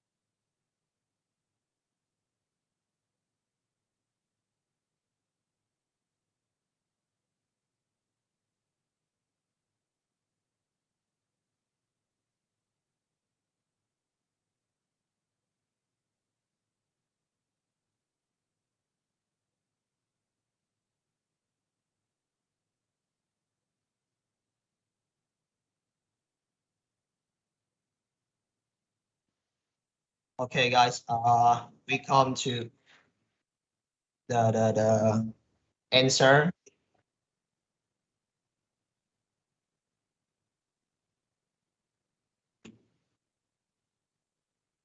Okay, so as you can see here on the slide, as we mentioned before, we have the contract with the hospital due to the letter number 8.95 of which is have to meet with the government regulation. So the context of that regulation is all about the COVID-19 reaction. I mean the requirement due to the policy of the government. So in the case that can you please move to the answer and move to the questions, please? So in the case that if the visitor got the F0 COVID-19, usually we have set up some kind of ambulance and reaction team at site when people have to, when people have to test the COVID-19 aside before they entering the warehouse. So usually there should be some kind of ambulance right there to to catch to get the patient, the F0 cases there to the hospital. So and we leave the hospital to do everything after then, and for the people who meet with that F0 case, meet with that the visitor, we usually we want that people, I mean the F1 or the F2 have to go back to home and self quarantine. So that is our answer. So you would send your important customer right to the hospital, and the others you send them home. Sorry, can you repeat the questions again? You seem to say that this important customer that you were supposed to receive, you actually not authorize him to go into the warehouse, but you send him to a hospital with the ambulance. Is it correct? Let me repeat my answer. First of all, we like I said in my case before, we have to meet with the government regulation, which is that's clear. Yeah, let's move ahead. Everyone follows regulation, but what practically you do with this important? It's an important person. He may bring you some business. So how do you handle the case? That's the question. Yeah, it's actually a very good question. We do believe that health, safety first, everything at the end of the day, safety first. So whether that patient is a very important customer to us, they have to put their health on the top priority. So we, like I said before, we have the hospital take care of them, and I guess that there would be some other person who gonna take care of the business. So that's the end. Any more questions? So you don't do anything specific here. You just send him to a hospital. Yes, I do think that usually we have like outsourced the third party. I mean, we outsource the hospital. We outsource the hospital to taking care of everything for us. So I don't think that there's any kind of important specific action to really to get really considered to. Okay, but here maybe the person is F0, but may not be needing to go to hospital. It's a bit of a harsh thing to send your important customer to hospital. No, I don't think that sending that important. Let's assume that F0 person is like the general or the managing director or a big company, something like that, right? So I do think let's talk about a little bit of the ethnicity right here. You see, when you send that person to the hospital, something like that, we do think that it's kind of like an act of of like we try to take care of them bit by bit. We take care of them by send them to a hospital, doing everything necessary to take care of their health. It's just not very nothing. I don't think that's any reason to worry about the action of sending them to the hospital. I think you can send him to the hospital in 3 months ago. But now the situation and the government requirement is very, very changed, right? Even now the F0, you can stay at home and you can work as normal, right? Yeah. Yeah, of course. That's why I think Mr. Julian was asking what specifically you gonna do. Step 1, step 2, that's what we're looking for. Because if you say you got called a hospital, everybody can do that, right? But we don't do that anymore. It's like the government push the responsibility to the company to take care of the guests and their employee. So you need to have step 1, step 2, step 3. So that's what we try to get from you, so that you can think about the answer later. Or I mean, if you can think of something now, then you can say. Okay, so let's take some time to revise the questions and the answer. But if we don't have time, then it's okay. I'm just saying that's what we try to get from you. Yeah, yeah, Take specific action. Yeah, I do understand that. And that's the important things. You have the business. You stay on the business, not a normal people. Yeah, you have to take care of people. The first, you have to take care of your business, because this is important. If he goes hospital, no one sign off and the project on business, you will have big problem.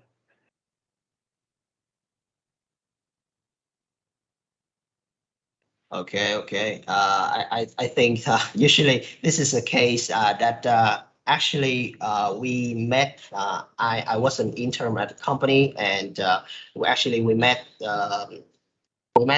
some similar case before, because we outsourced the hospital. So we have that hospital to take care everything for us, and that person is he's not a very important person, but he actually is some kind of like the vendor going to our company to evaluate the business. So, and we have to delay our process a little bit, and he got somebody else to take care of the business for him. So I have to be perfectly honest. I don't see any any specific step here to really point out. Okay, so in case the hospital don't receive him, what do you do? Oh yes. Yeah. Well, actually, this is our responsibility. This is our responsibility to take care of that person. So I'll say that. Okay. We will, So hold on here. You talk about the take care. So let me know how you can take care him. Um. 1 minute to think. Okay.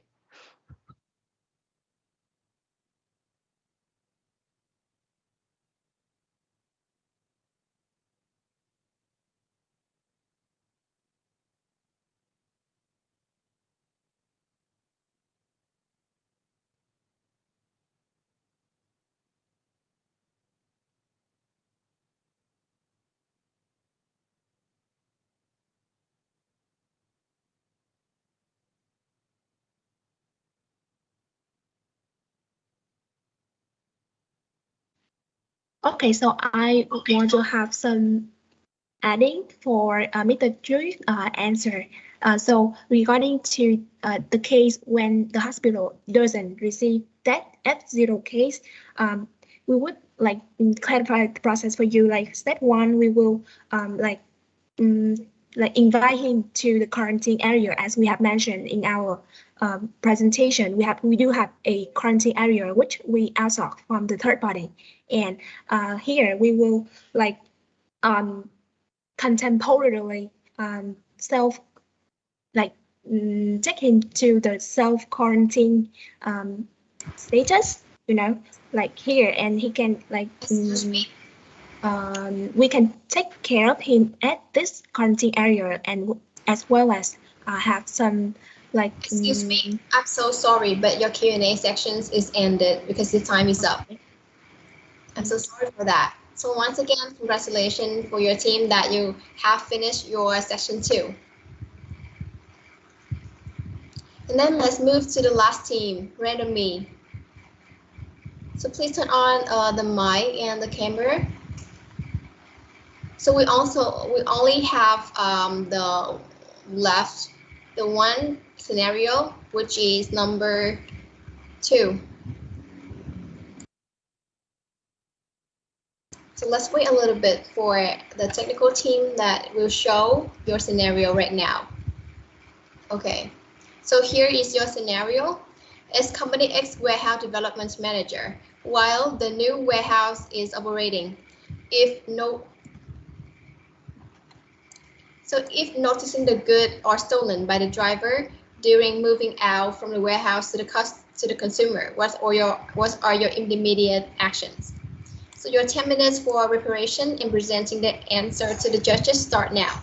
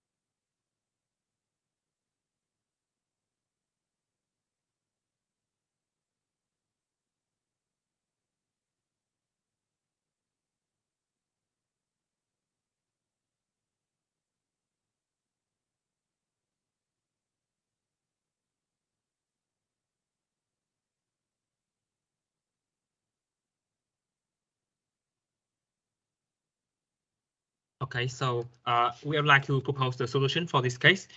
First of all, our first action when we immediately receive this information is that we're going to do two things. First is that we're going to care about the customer, because the customer maybe lost the goods from this order. So we need to confirm with the customer that if they lose the product from this order, and then we're gonna do the action to support them to provide the goods immediately on time for them, because we define that the product we order for, we gonna deliver to the customer would be usually like the glossary product, so it will be not cost too much time to like make up for this order. And second, we want to clarify about the info about the driver. Is there any problem with the process, or is that true that the driver is actually stolen the product? So if the case is that the driver do stolen the product, so we want to reconfirm about because when we work with the driver, there is must be some like contract term that we work with them. So we want to reconfirm about the contract term, and also like cancel the contract with them because of this case. And also for that is a short-term action for us, and in the long-term solution, we propose that we want to like to revise the tracking system in our warehouse to make sure that it would not be the case would be happening in the future. And for detail, because we have already proposed the already have the security solution, security system, right? So we can tracking like if there is a mistake in some process, and because we define that the problem from the shipper, from the driver to shipper, so we want to improve this by enhance the tracking system.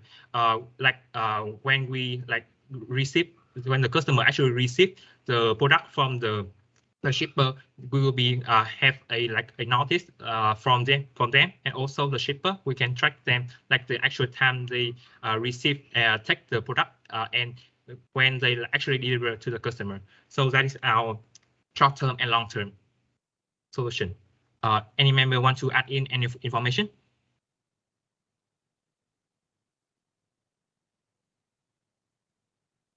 Okay, so so that is our answer for this case. Do you have any follow-up question?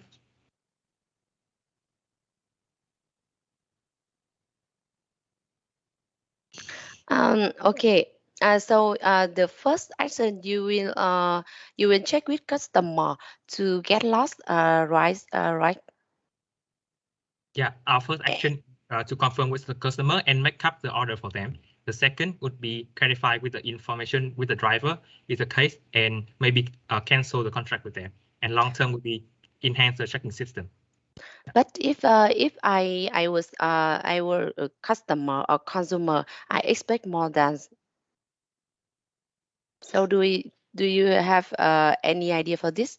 Because that's take action from the site. You get confirmation from customer, no any explain or no any action for them. Okay, I will answer this. And this was an add-on add-on point from my teammates. As we call for our customer not only for checking the information, or also for an apologize. Like if the feedback is right, it's all right. If we have to send back, we have to send another orders, we have to send another shift. Or if it's not isn't correct, we will also send another shift for them. Like we said, an order for grocery grocery foods, grocery goods is not very expensive. So an order comparing with the brand names of X is not something should be considerable. So we would send for this customer another orders and my some voucher to get discount for the next time, to ensure that we will not receive back some negative feedback from them. And that's all that I want to add on about. We would send him another shift, and we would send him some add-on service to ensure that he was satisfied with with our apologize.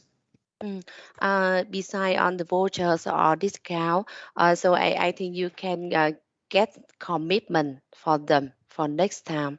Yeah, and the second, you because I remember your warehouse, your design warehouse, you set up a lot of camera. So what do you think about the camera system? Do you have to investigate?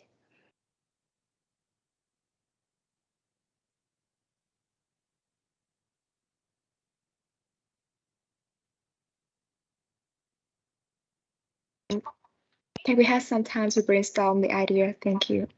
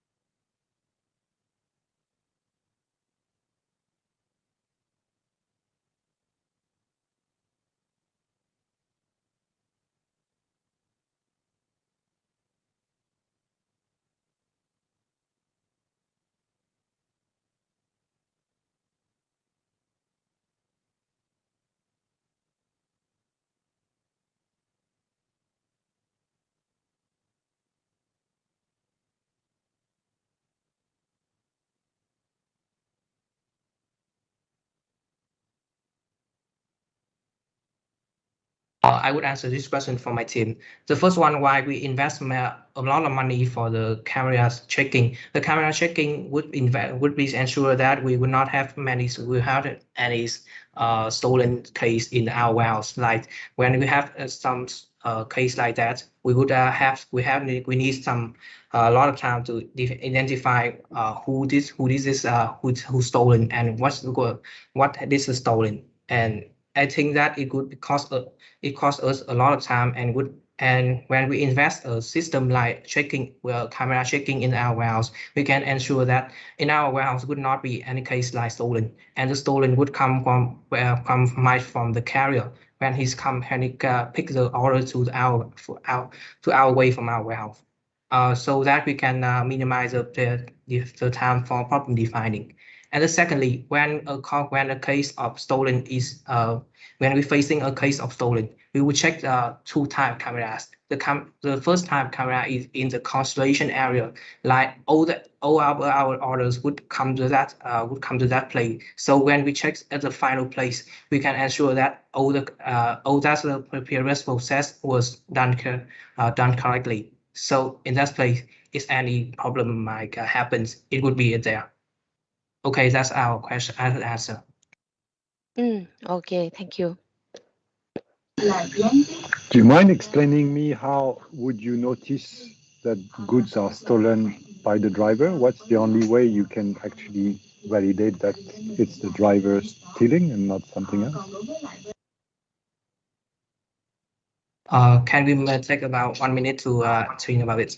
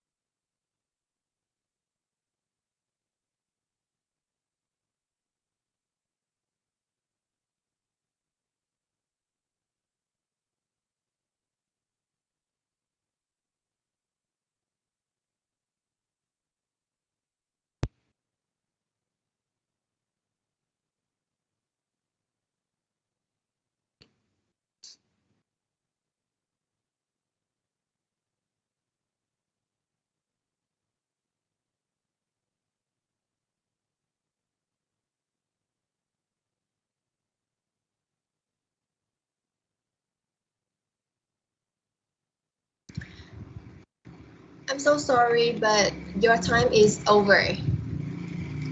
So once again, congratulations for Team Renomy for successfully finishing your section 2. So before coming to the interactions between MC and the 4 team members in here, so let's take a look at our sponsor video, and we will be back very soon.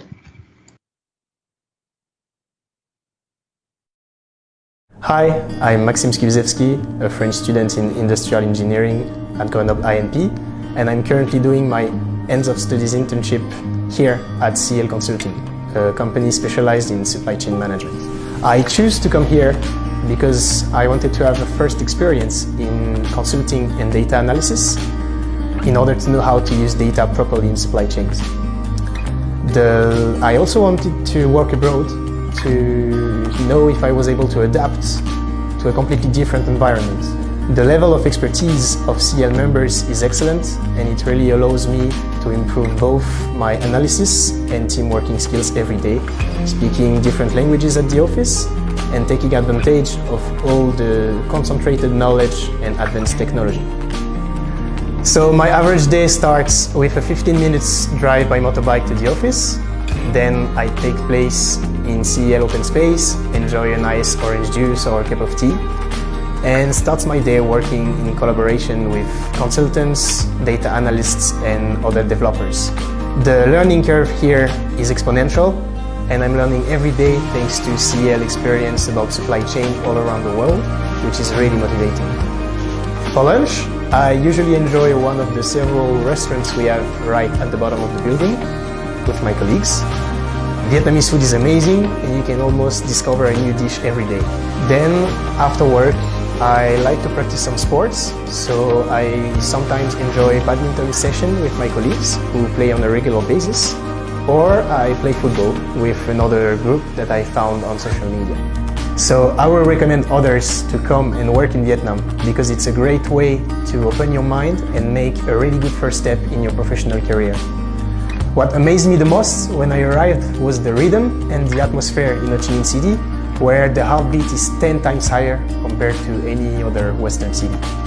The Vietnamese mindset of fast moving and fast learning is also really inspiring, both professionally speaking and culturally speaking. So do not hesitate and join 𝐶L for a great internship you will never regret.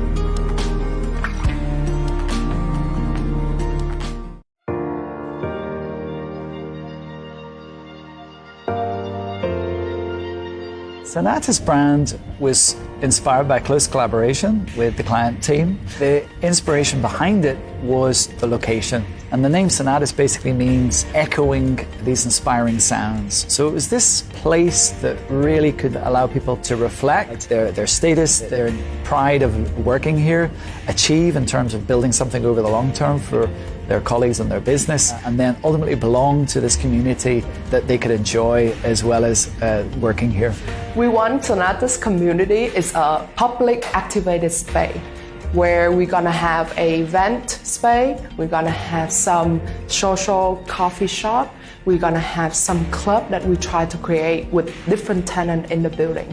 This building, I want to focus on concierge service, where we try to pioneer all the operation services for the tenant that different from other competitor in the market.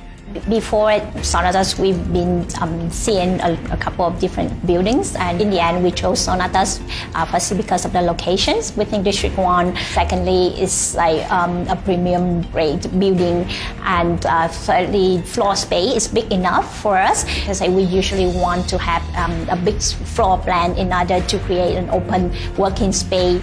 Our people is very happy with the facility in this building. It looks very luxury.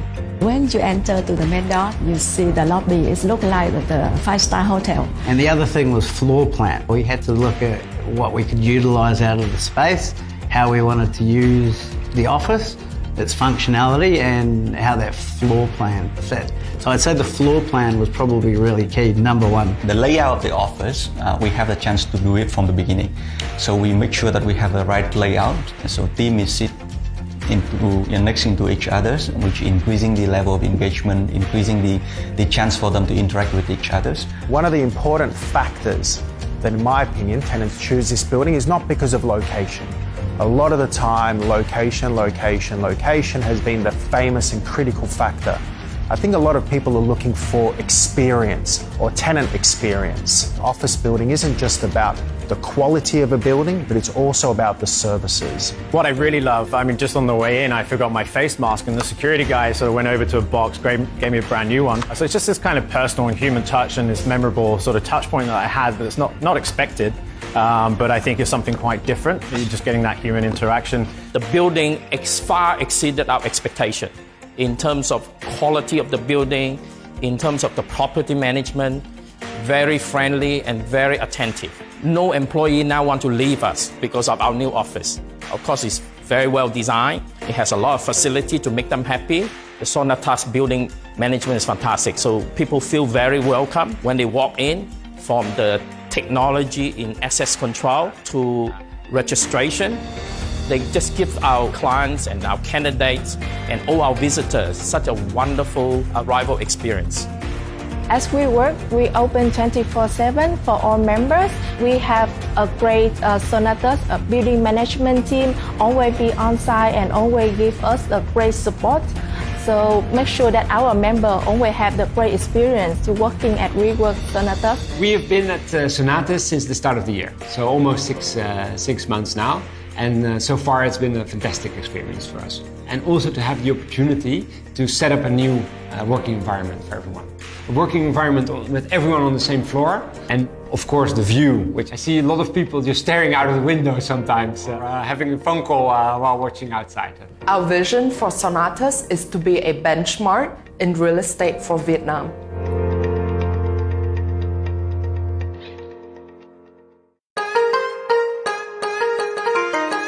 Hey, you, 25 năm nè, tụi mình như hình với bóng, luôn bên nhau giọt đêm 2 ngày. I say hey, you, I just wanna thank you.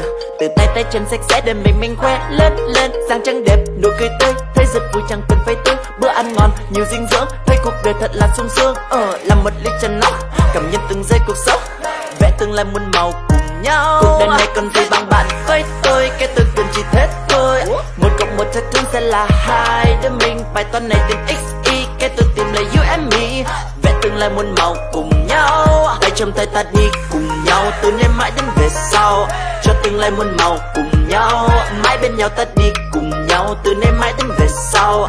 Cho tương lai muôn màu cùng nhau, mãi bên nhau ta đi cùng nhau, từ nay mãi đến về sau. Cho tương lai muôn màu cùng nhau. Hi.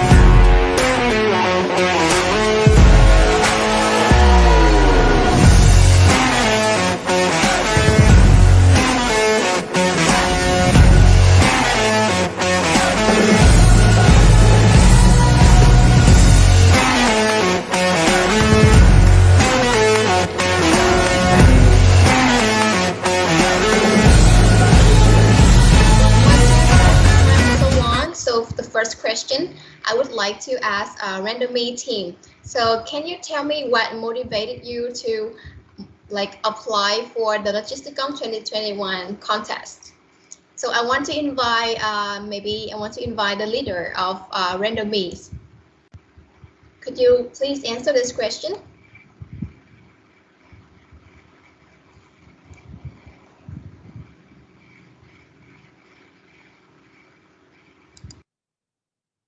Okay, so hi everyone. As for your question, I want to share that when we form a team for this competition, the Logisticom, we the 4% of the 4 members of our team is quite come from a random places. Yeah, we don't really know all of each other before, so it's quite random. And Yeah, the time when we prepare for this commission is not too long, so it was quite a hard time for us during this time with a lot of other things, personal things.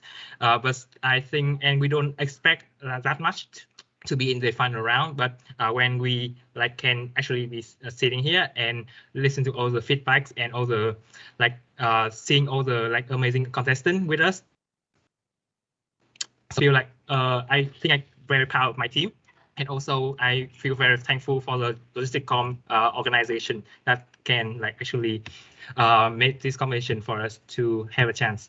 So yeah, that's our feelings.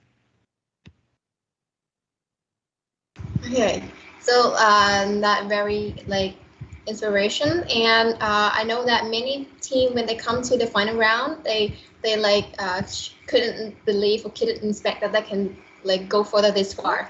So once again, congratulations for your team to be shining in the top 4. So next, I would like to represent the organizer to ask Forever Sweet team. Are you there? Okay. Yes, yeah. Yeah. So okay. So how do you feel about the 3 Remain team that their presentation today? I have no word to say. They are so great, and it is my pleasure to stay here with them today. And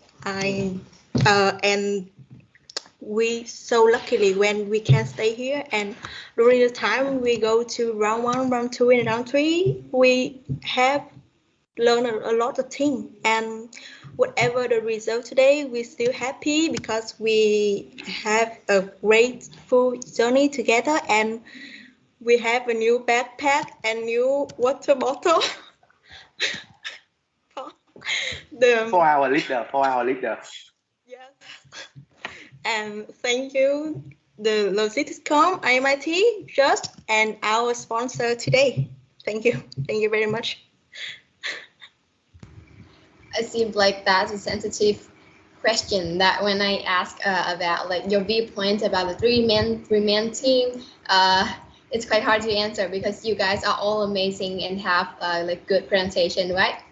So next, I would like to interview the Remain 2 team. So how you guys feel after completing your presentation as well as the Q&A section with the judges? So what do you feel about your emotion after finishing your presentations and receiving the question from the judge? So first, I want to invite Happy Feet. So how did you feel after going through all of the round?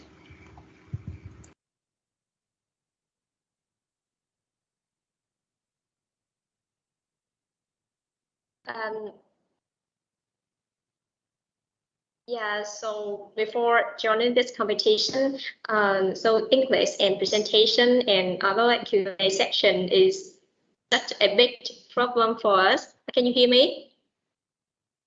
Yes, I can hear you well. Yeah. So I think we make it well. Try to that we focus on presentation, on preparation. Yes, and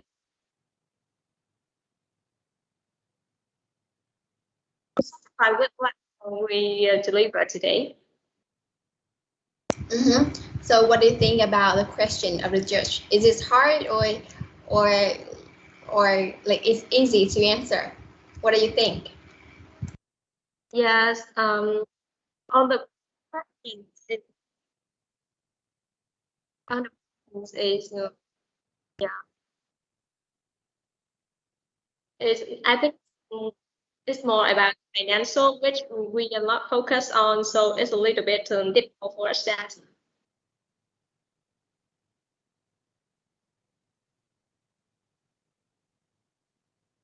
Okay, so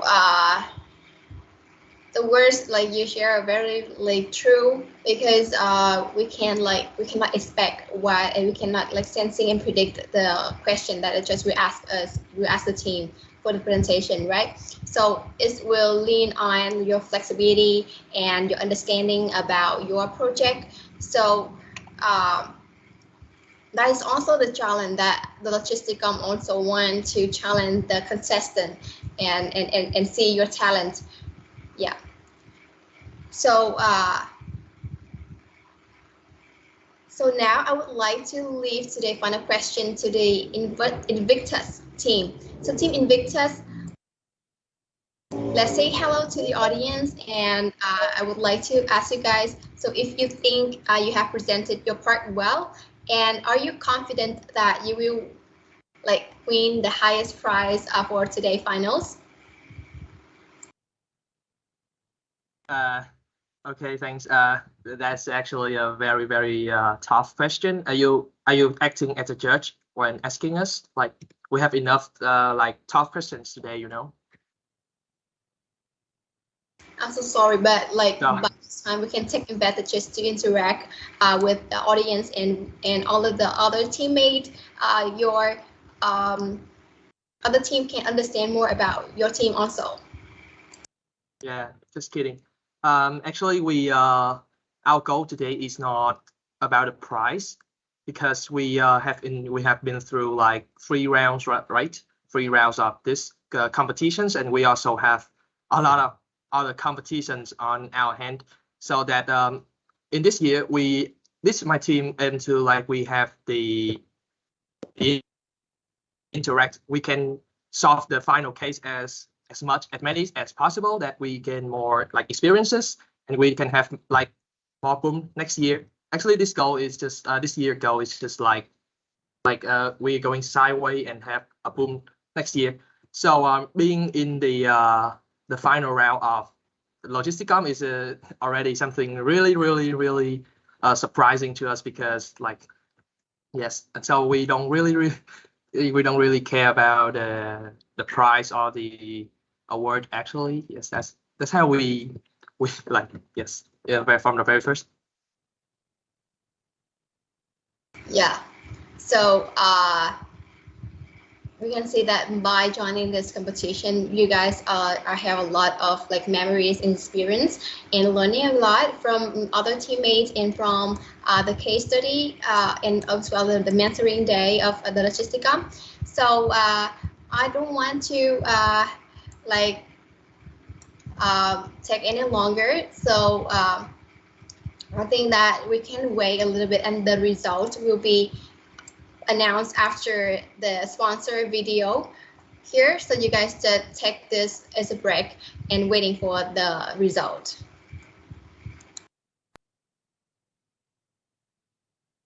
Hi, I'm 𝐂𝐿𝐹𝐿𝐒𝐋𝐎𝐈𝐿𝐒𝐍𝐆, a French student in industrial engineering at Grenoble INP, and I'm currently doing my end of studies internship here at 𝐶L Consulting, a company specialized in supply chain management. I choose to come here because I wanted to have a first experience in consulting and data analysis in order to know how to use data properly in supply chains. I also wanted to work abroad to know if I was able to adapt to a completely different environment. The level of expertise of 𝐶L members is excellent, and it really allows me to improve both my analysis and team working skills every day, speaking different languages at the office and taking advantage of all the concentrated knowledge and advanced technology.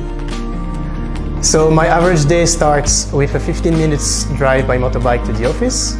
Then I take place in 𝐶L open space, enjoy a nice orange juice or a cup of tea, and starts my day working in collaboration with consultants, data analysts, and other developers.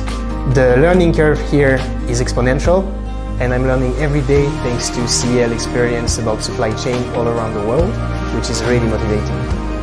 For lunch, I usually enjoy one of the several restaurants we have right at the bottom of the building with my colleagues. Vietnamese food is amazing, and you can almost discover a new dish every day. Then, after work, I like to practice some sports, so I sometimes enjoy badminton session with my colleagues who play on a regular basis. or I play football with another group that I found on social media. So I will recommend others to come and work in Vietnam because it's a great way to open your mind and make a really good first step in your professional career. What amazed me the most when I arrived was the rhythm and the atmosphere in Ho Chi Minh City, where the heartbeat is 10 times higher compared to any other Western city. The Vietnamese mindset of fast moving and fast learning is also really inspiring, both professionally speaking and culturally speaking. So do not hesitate and join CEL for a great internship you will never regret.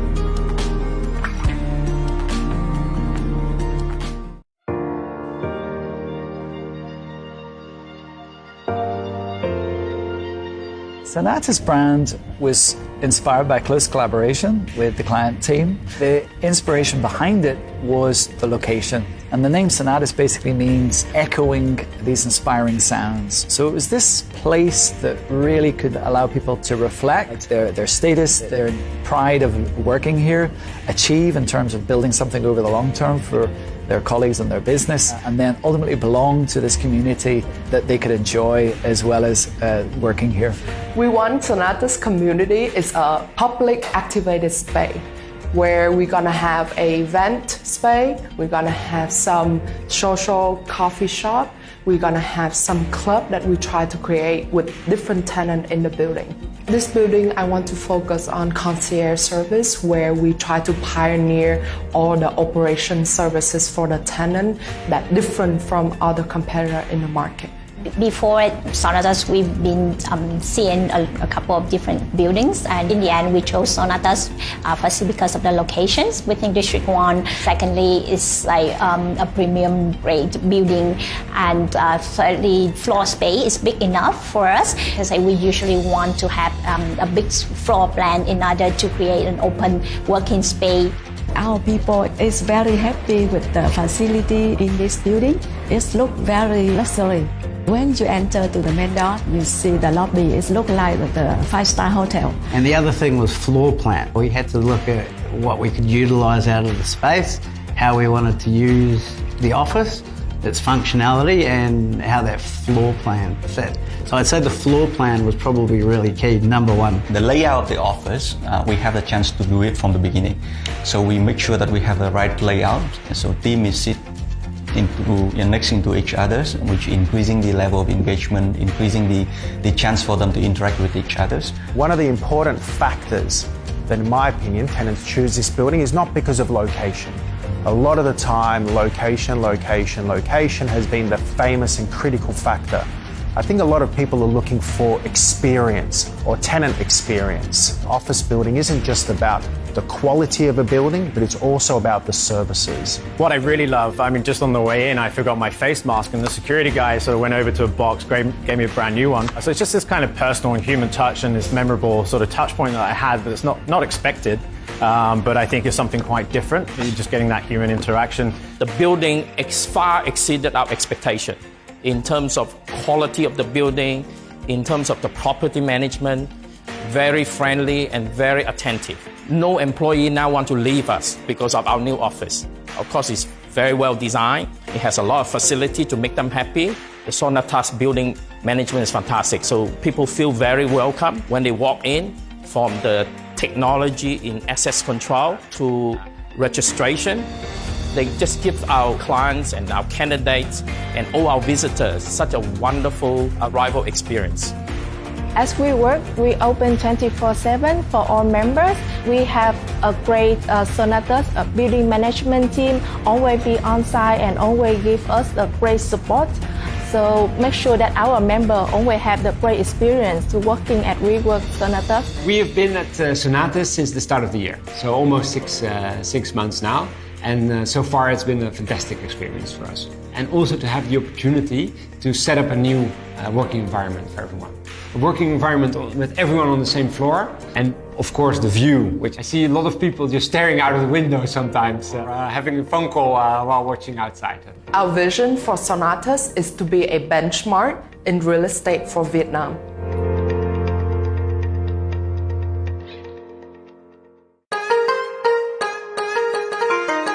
Hey, you, 25 năm nè, Tụi mình như hình với bóng, luôn bên nhau giọt đêm 2 ngày. I say hey you, I just wanna thank you. Từ tay tới chân sạch sẽ để mình khoe lên lên. Sáng trắng đẹp, nụ cười tươi, thấy rất vui chẳng cần phải tư. Bữa ăn ngon, nhiều dinh dưỡng, thấy cuộc đời thật là sung sướng. Làm một ly trà nóng, cảm nhận từng giây cuộc sống, vẽ tương lai muôn màu cùng nhau. Cuộc đời này còn gì bằng bạn với tôi, cái tôi cần chỉ thế thôi.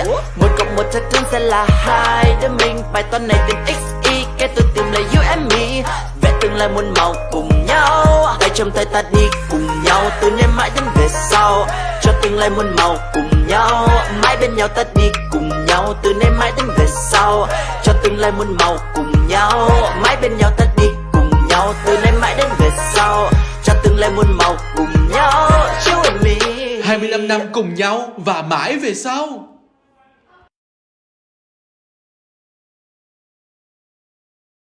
Hi.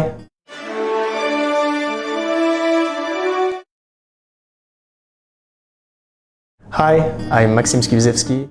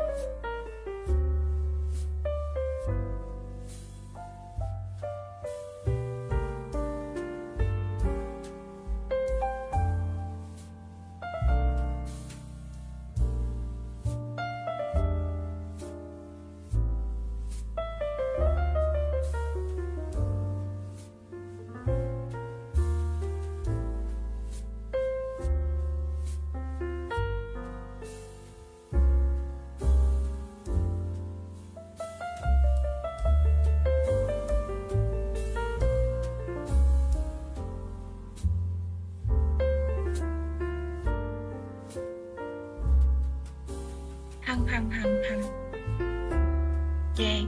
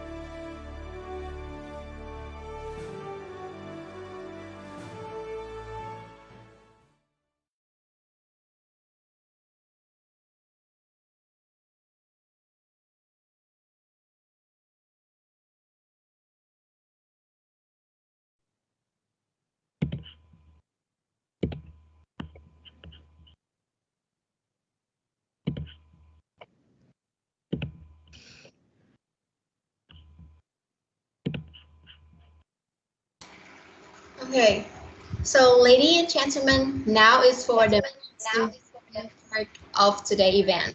We will find out the champions of the Logisticom Season 6. So dear all, we are very close to the announcement of the result. So first of all, I want to announce that the fourth position of tonight's presentation belongs to Invictus. So your team will rank 4.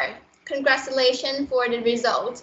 And for the 4-team prize, each member of the team will receive the first one certificate and trophy. Second one is 3-month exclusive mentoring program from 𝐂𝐋𝐻𝐈𝐒𝐿 Career Mentoring Asia. 40% free business problem solving courses from the training club and many exclusive items from our sponsor.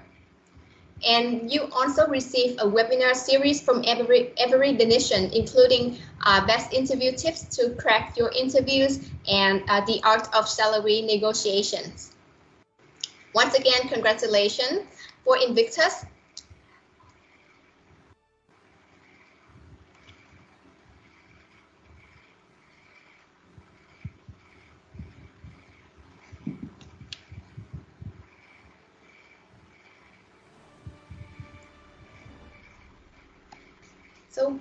So we just wait a little bit for the internet connection is stable, and then we can continue our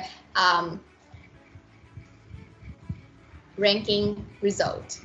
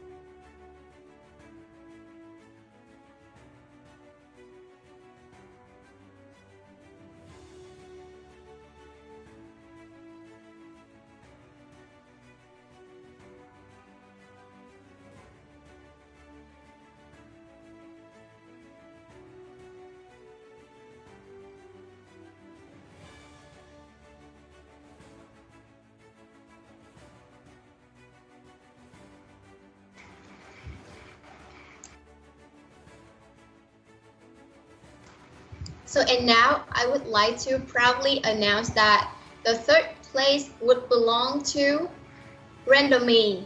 Your team will rank 3rd, and it means that you are the 2nd runner-up, and each member of the team will receive a certificate and trophy, 3-month exclusive mentoring program from 𝐂𝐋𝐻𝐈𝐒𝐿 Career Mentoring Asia, 50% free business problem solving courses from the training club, many exclusive items from our sponsor, and also webinar series from every donation, including the best interview tips to crack your interviews, and finally the art of salary negotiations. Once again, congratulations your team, Randomly, for ranking the 3rd one, the 2nd runner-up of tonight's event.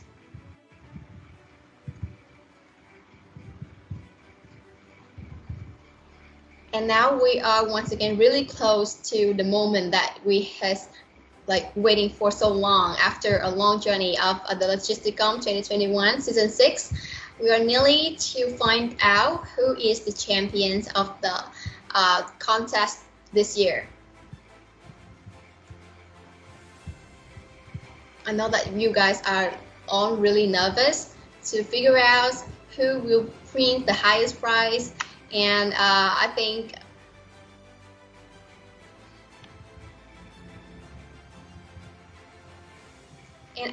now we have the 2 remaining team, which is Happy Feet and Forever Sweet. I know you guys are shaking, just waiting for a little bit to figure out who will be the champions of tonight's event.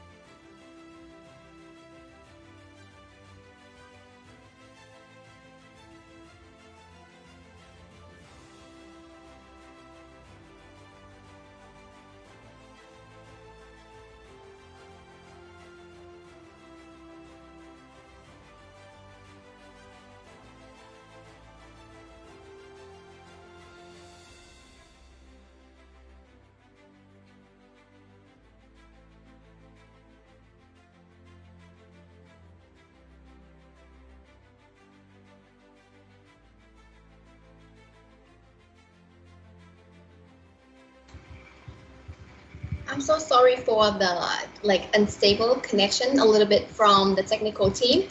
So could you guys just wait a little bit, and I promise that I won't let you guys wait any longer. When I have the result, we will move to the most important part immediately.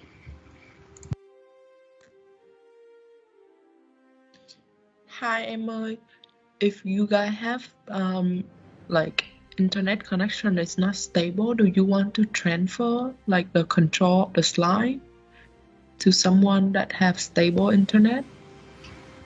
Yes, we are doing that. We are transferring the slide to and we are uploading the slide. Yeah.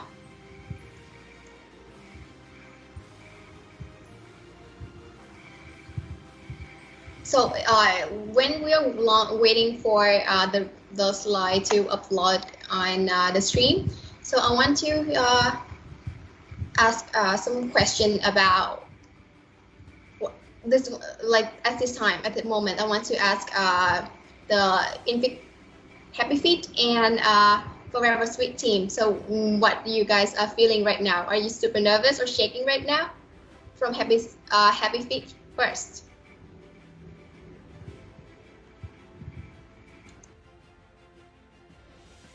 So it's very happy tonight, and this competition will be one of the most memorable experience in our 4 years of university.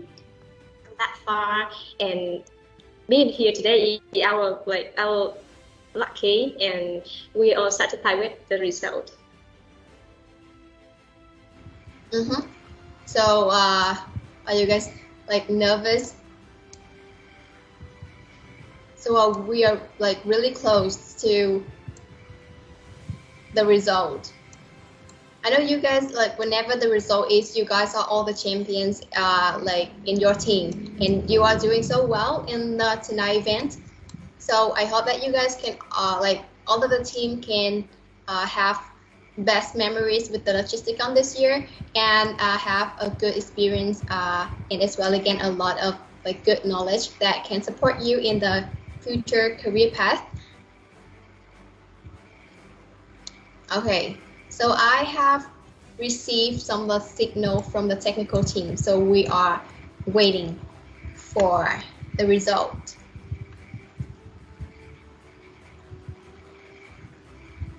Are you guys ready? We are really clear and really close. Okay, so the first runner up here is Forever Sweet. So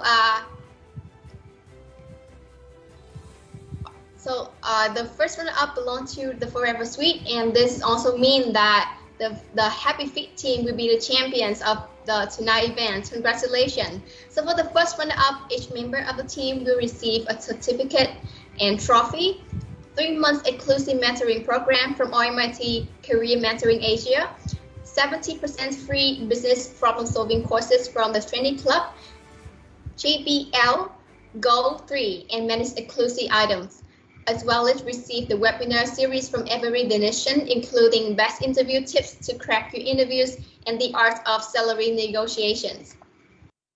And for the champions, each member of the team will receive a certificate and trophy as well for shortcuts into round 3 of the Unilever Future Leader Program 2022. So that I think that is really prestigious prize that you guys can receive as well. And next, you guys will receive a 3 months exclusive mentoring program from RMIT Career Mentoring Asia, 100% free business problem solving courses from the Training Club, Airport 2, and many exclusive items.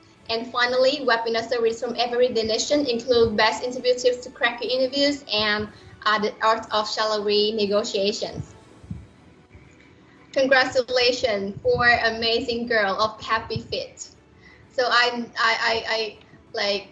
you guys are the winning and the winner of tonight events as well as champions. So I know you guys are really happy right now. So however, our champions, can you please open the camera and let the audience know your thought during the whole process, the whole experience with the Logisticom Season 6 this year?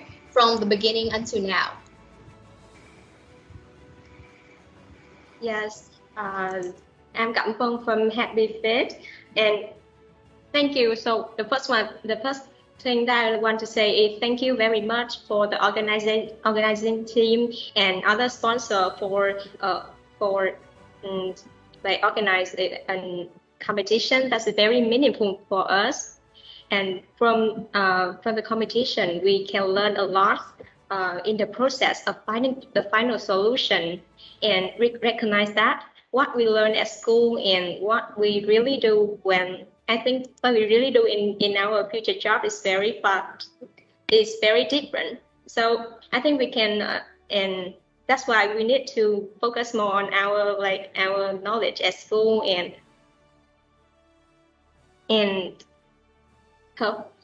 this competition will be one of our most memorable experience in our 4 years of university. In COVID-19 period, we are in 4 different provinces, work together in one competition, and we finally make some difference before leaving our university life. And we didn't expect that far, and we just say that we are so lucky. Thank you. Yeah. So once again, thank you and congratulations for team. We are really appreciate your effort, and as I said before, you guys are really amazing team. You guys overcome a lot of competitors and teams as well as in the previous round. So when you guys come up to this round, you guys are really have good performance. So once again, congratulations to all the 4 teams. So because our context is house is an online form, so the organizer will contact our winner as soon as possible to give you the valuable prizes. And once again, I would like to congratulate the top 4, wish you many success soon and keep your passion in the field of logistics and supply chain management.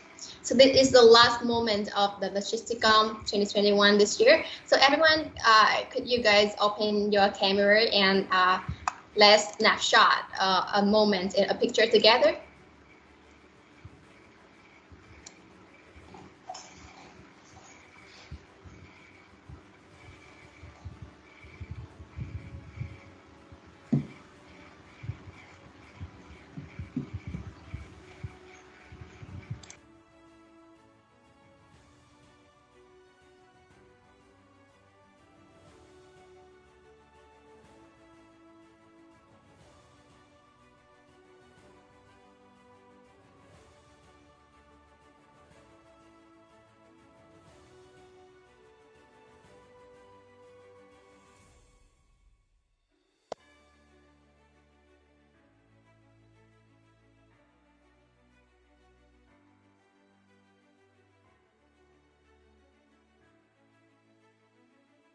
Can you guys just wait a little bit that our team can open their camera fully to snapshot the moment?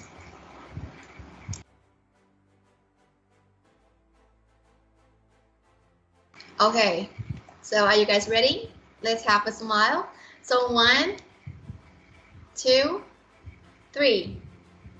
Okay, one more pick. 1, 2, 3. Thank you. Okay, so on behalf of the organizer, we would like to sincerely thank you your participation for all of the contestants and our sponsor, supporter, and all of the audience who have supported and followed the Logisticom this year. So it is you that made the Logisticom Season 6 can end successfully tonight. So we hope that you and your beloved will have a lot of health and stay safe during the pandemic. And don't forget to scan the QR code that to send the feedback and the link in the chat box so that the Logisticom can bring you more qualified and scale program in the next season. Thank you very much, best regards, and see you in the next season. Còn 10 chút em nóng thôi, xong rồi đó hiện đó. 10 chút xong rồi, chị biết là chấm đó.